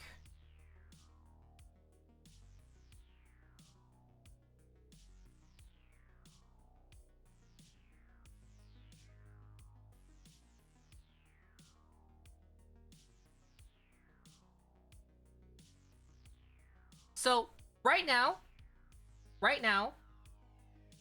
in Europe, they're proposing laws to ban automated customer service. Right? They're proposing to ban it. And you'll be like, that's a good thing. But wait, what about the small companies? They can't afford to hire customer service. That would make it so that only big companies can win and small companies will lose. Well, that's because you have not read the full thing. You always have to, like, yes, the headlines are important. You have to read the full article. It's very important. Just like a law. When laws and regulations are put into place, you have to read what it's about. So, like, if you see this law, and all of a sudden people are campaigning, well, this law is bad because it's going to hurt small business. The thing is, it's not. And let me explain. So, what this law is proposing is that automated customer service is going to be, it's going to become mandatory for people to have the right to request to talk to a human being. So let's say, for example, if you're dealing with Amazon and you want to, and you're going through like this, imagine if you have to call Amazon, you want to return something, right? And you're going through like customer service and you're like, yes, hello, yes, yes. And you spend like 30 minutes going through this automated tech tree in order to talk to someone. And then you're put on hold for another 20 minutes. Have you ever had to deal with a customer support and then have to be on hold for an hour? I have. It's terrible. And like some of these companies are huge multi-million-dollar companies that make you wait for half an hour because they can't be bothered to hire anyone in their customer service department. So they're also making it so that when you talk to a human being, there is a minimum wait time. So I don't know what the minimum wait time was, but it was pretty reasonable. They can't put you on hold for like half an hour. By law, they're not allowed to. And you were like, but FOFA, this is bad for small companies. Here's the thing, they bake that into the regulation. They say companies of a certain size must have customer service. Human beings. If you're a small company of a small size, this law doesn't apply to you at all. You can have automated customer service. You can have longer wait times because you're a smaller company. This proposed law takes that into consideration. Just like most laws and most regulations that are put in place, they take into account small companies and small businesses. Just like this one does. They say only large companies have to do this. Right?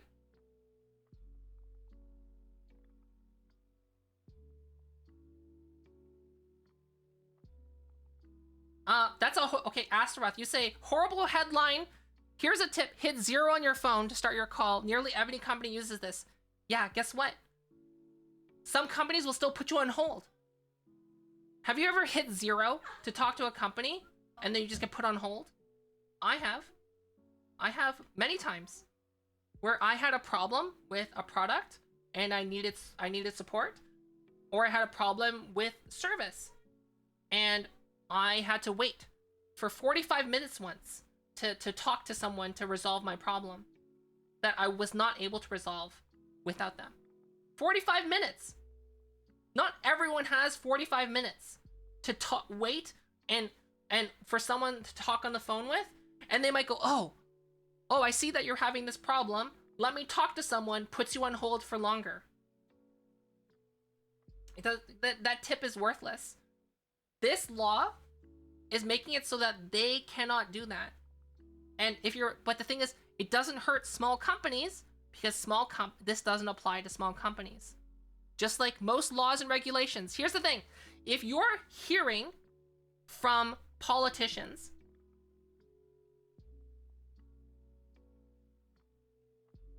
no, this law is also regulating automated service. It is. It's regulating wait times and automated customer service. Both of them.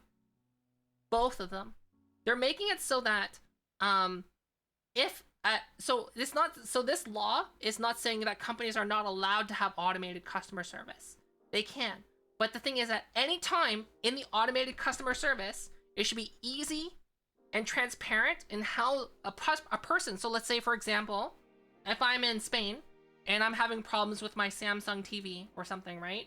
And Samsung is a huge multinational company with millions and millions of dollars, right? They're a huge company, right? So I should be able to call them. I get connected to their automated customer service. At any time, I should be able to press 0 and have minimal wait time to talk to a human being. As it is right now, I can call Samsung, and if by, their good graces, they have an ability I can press 0 and talk to customer service, they can put me on hold for 2 hours. With no punishment. This is what this law is aiming to fix. Yeah, try canceling your cable TV service right now in the United States. Try it. And you know what's crazy?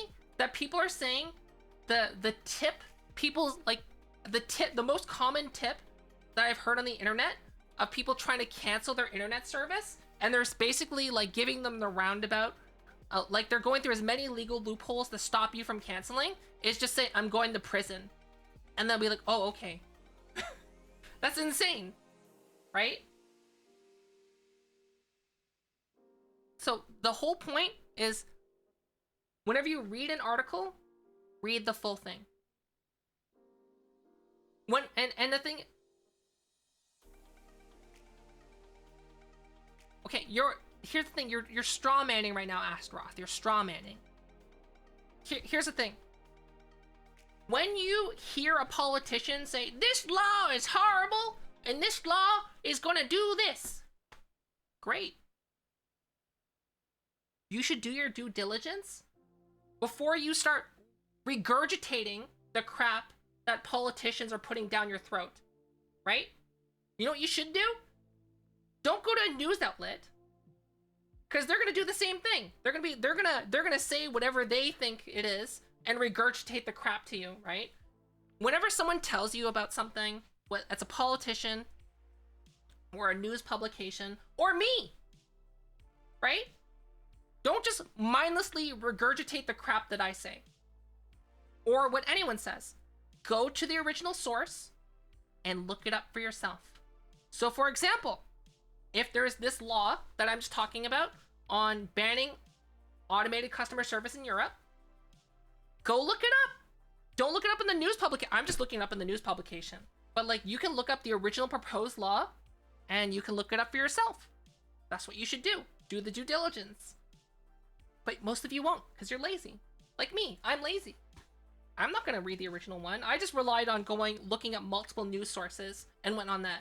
But I mean, if I wanted to actually, like, get a more rounded take on it, I probably should have read the original article. But that's the thing, though, is that you should do that. Look at multiple sources, or look up the original. And what you'll often find is that sometimes politicians, some news articles, they might be stating a fact, but they're going to obviously twist it for their own means. And often the truth is in the middle. So here's like a super hot take that, okay, any Americans or Canadians that are in this chat right now, please hear me out. Do not leave until I finish, or do not type anything. But here's the hot take. Fox News and MSNBC are both valid news sources that offer facts. Real, true facts. Before you go, but Fofa! Here's the thing. Here's the problem with Fox News and MSNBC. The problem with both of them, the right wing and the left wing. Both of them conflate news and pundits together, right? They both conflate it. And the problem is that sometimes the same people who have their pundits or op-eds will also deliver the news on the news segment. So there's no like clear division between opinion versus fact. Because the thing is, like, if something's considered a pundit or opinion piece, they can say whatever the hell they want, right? Because it's not actually news. But on their actual news delivery, by law, they have to deliver the truth. Can they, you know, conveniently leave out some facts? They can, but they cannot intentionally lie to deliver the news. They can't do that. So like the thing is, like, when you watch news, I'm not talking about like, you know, the opinion pieces where the one person's talking angrily at the camera. No, I'm talking about like actual news. If you watch Fox News, if you watch MSNBC, and you're not red pilled, you know, you can actually see real facts from both of them.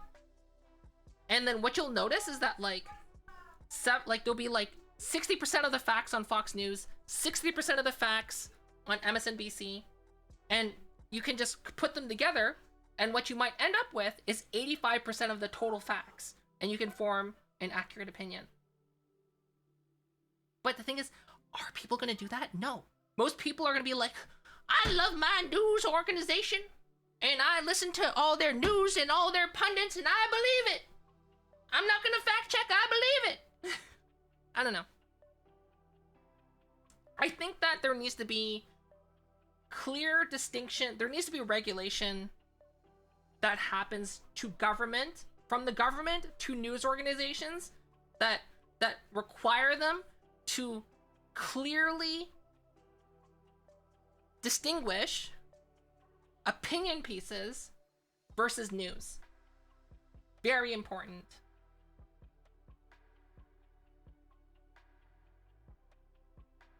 So let me show you something right here. Vogue. I'm gonna talk about something that's like less, you know, heated. Vogue. Johnny.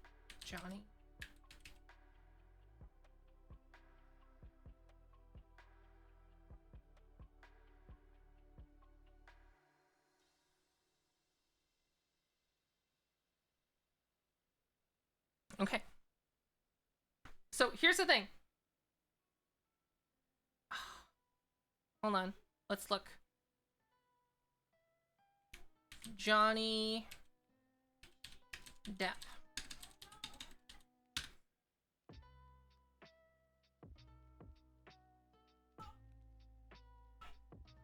It's time to believe Amber Heard.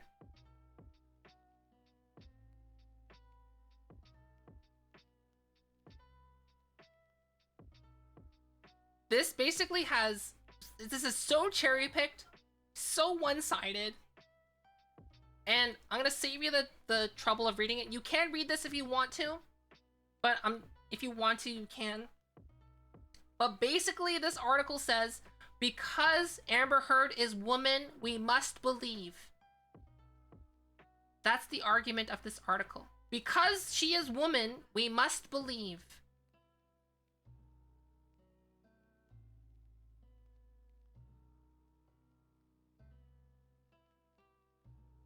And some people will read this article and go like, oh, this is the truth.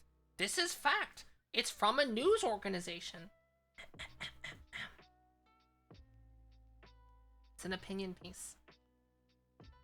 But see, the thing is, who's gonna see this? This article should... Let me fix this. Inspect element.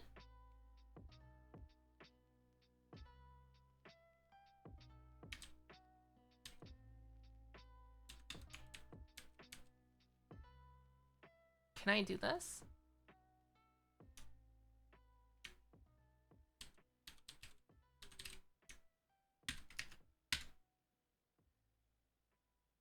It should be like this. Oh, except for, you know, I spelled opinion wrong. Hold on. Let me fix that. Opinion.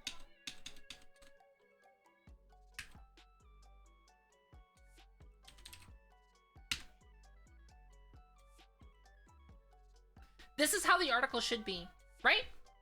This is what it should be. But it's not. Opinion. Just like that. Opinion.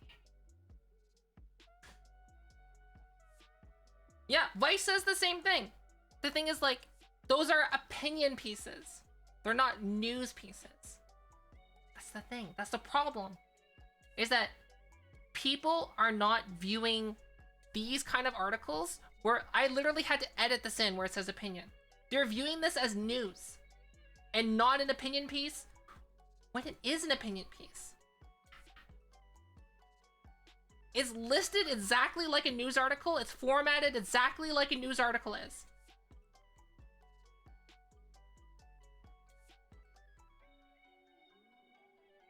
When it's, I shouldn't have to edit this in where it says opinion.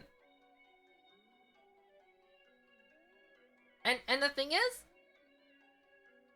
is that news organizations will deliver real news, real facts, but where they get most of their clicks is from their opinions.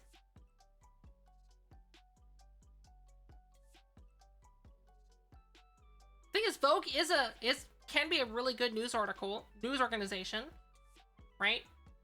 I would say, like, in terms of fashion, they probably deliver good news. I'm just using this as an example because this is a very obvious, egregious example to point at. Like, there's probably going to be tons of other things I can find from other news articles about more hot topic opinions, right?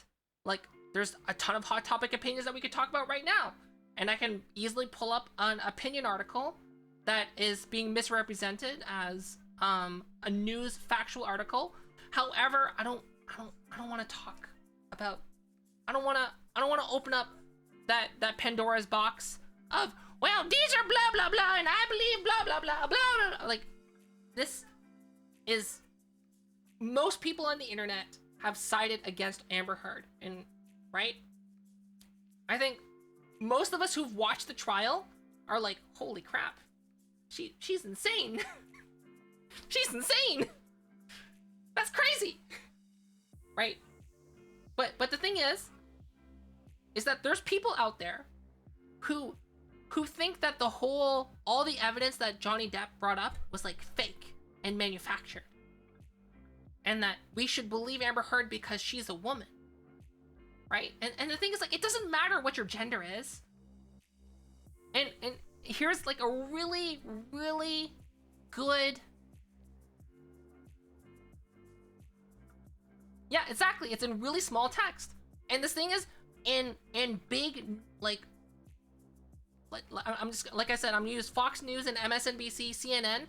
All those news articles, all those news groups do the same thing that Vogue is doing. I'm not gonna open that Pandora's box and do that because there's gonna be too much crap that I don't want to deal with. But they all do the same thing. So, like, I had to add this in, but look how small opinion is. Look how small it is.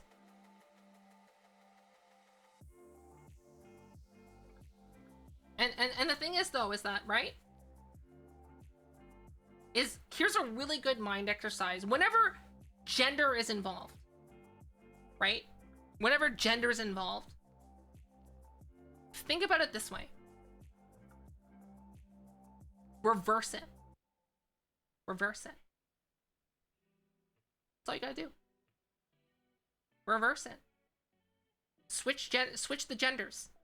If all of a sudden it becomes more egregious, more terrible in your mind, and when you switch the gender role, but with the exact same events, then it's bad.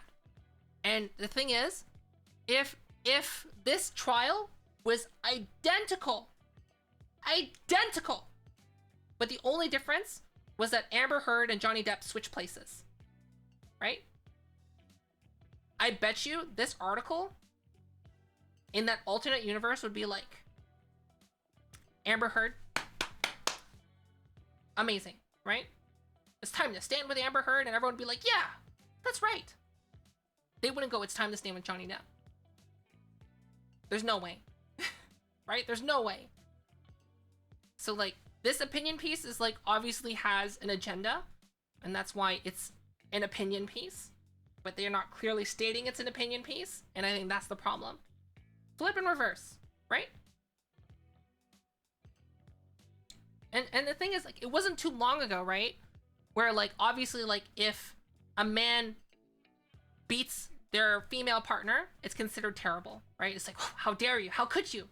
But not too long ago, if a man was beaten by their female partner, people would just laugh. People would laugh. Right? Isn't that messed up? People would laugh. And like, obviously it's wrong, right? They shouldn't do that. Just because, you know, that person didn't man up. It's like, it's a whole issue. But the thing is, all you gotta do, like I said, if you see a woman beating a man and the man isn't doing anything about it and you laugh, you need to stop and think. It's like, wait, what if I reverse the gender role and it was the man beating the woman? Would that still be funny to you? Right? Would it still be just as bad and egregious? And if you're like, yes, oh my gosh, it's suddenly bad. That's a simple mind exercise that you can do. Whenever there's genders involved, just switch it. If your opinion suddenly changes, you need to like step back and reflect. Yeah, Terry Crews, exactly, Terry Crews. Case in point, exactly. Everyone laughed at Terry Crews, and I'm just like, why are people laughing at Terry Crews? Terry Crews comes out with times he's been abused, and people are like, right? It's terrible.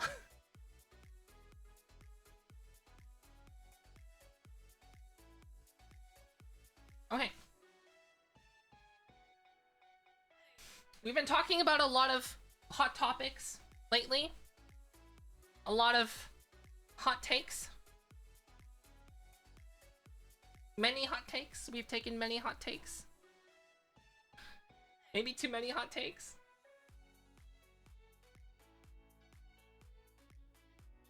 Right? So,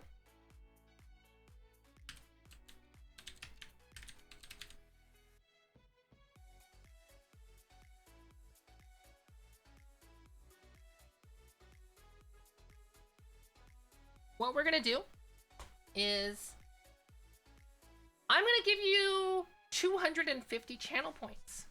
Isn't that fun? 250 channel points.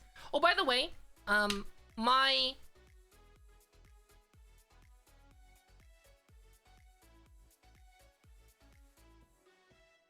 Marina, why do you have follower only? Is it follower only? Okay, hold on. Give me a second. Let me check.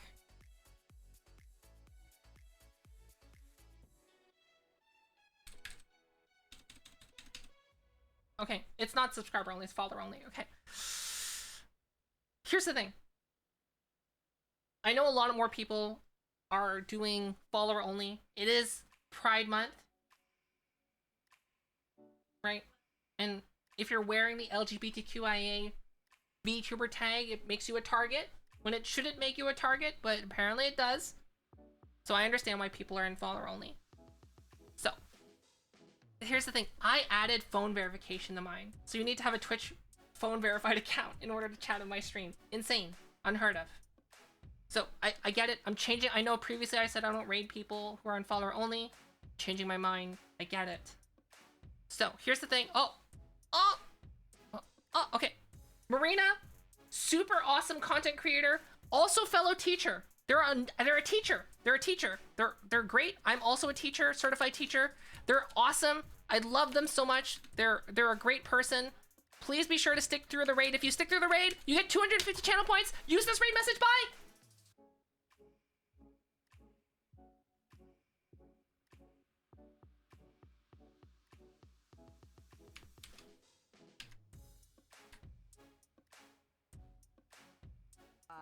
Hi, Fopa. Welcome on, Narrators. How are we doing? Hi.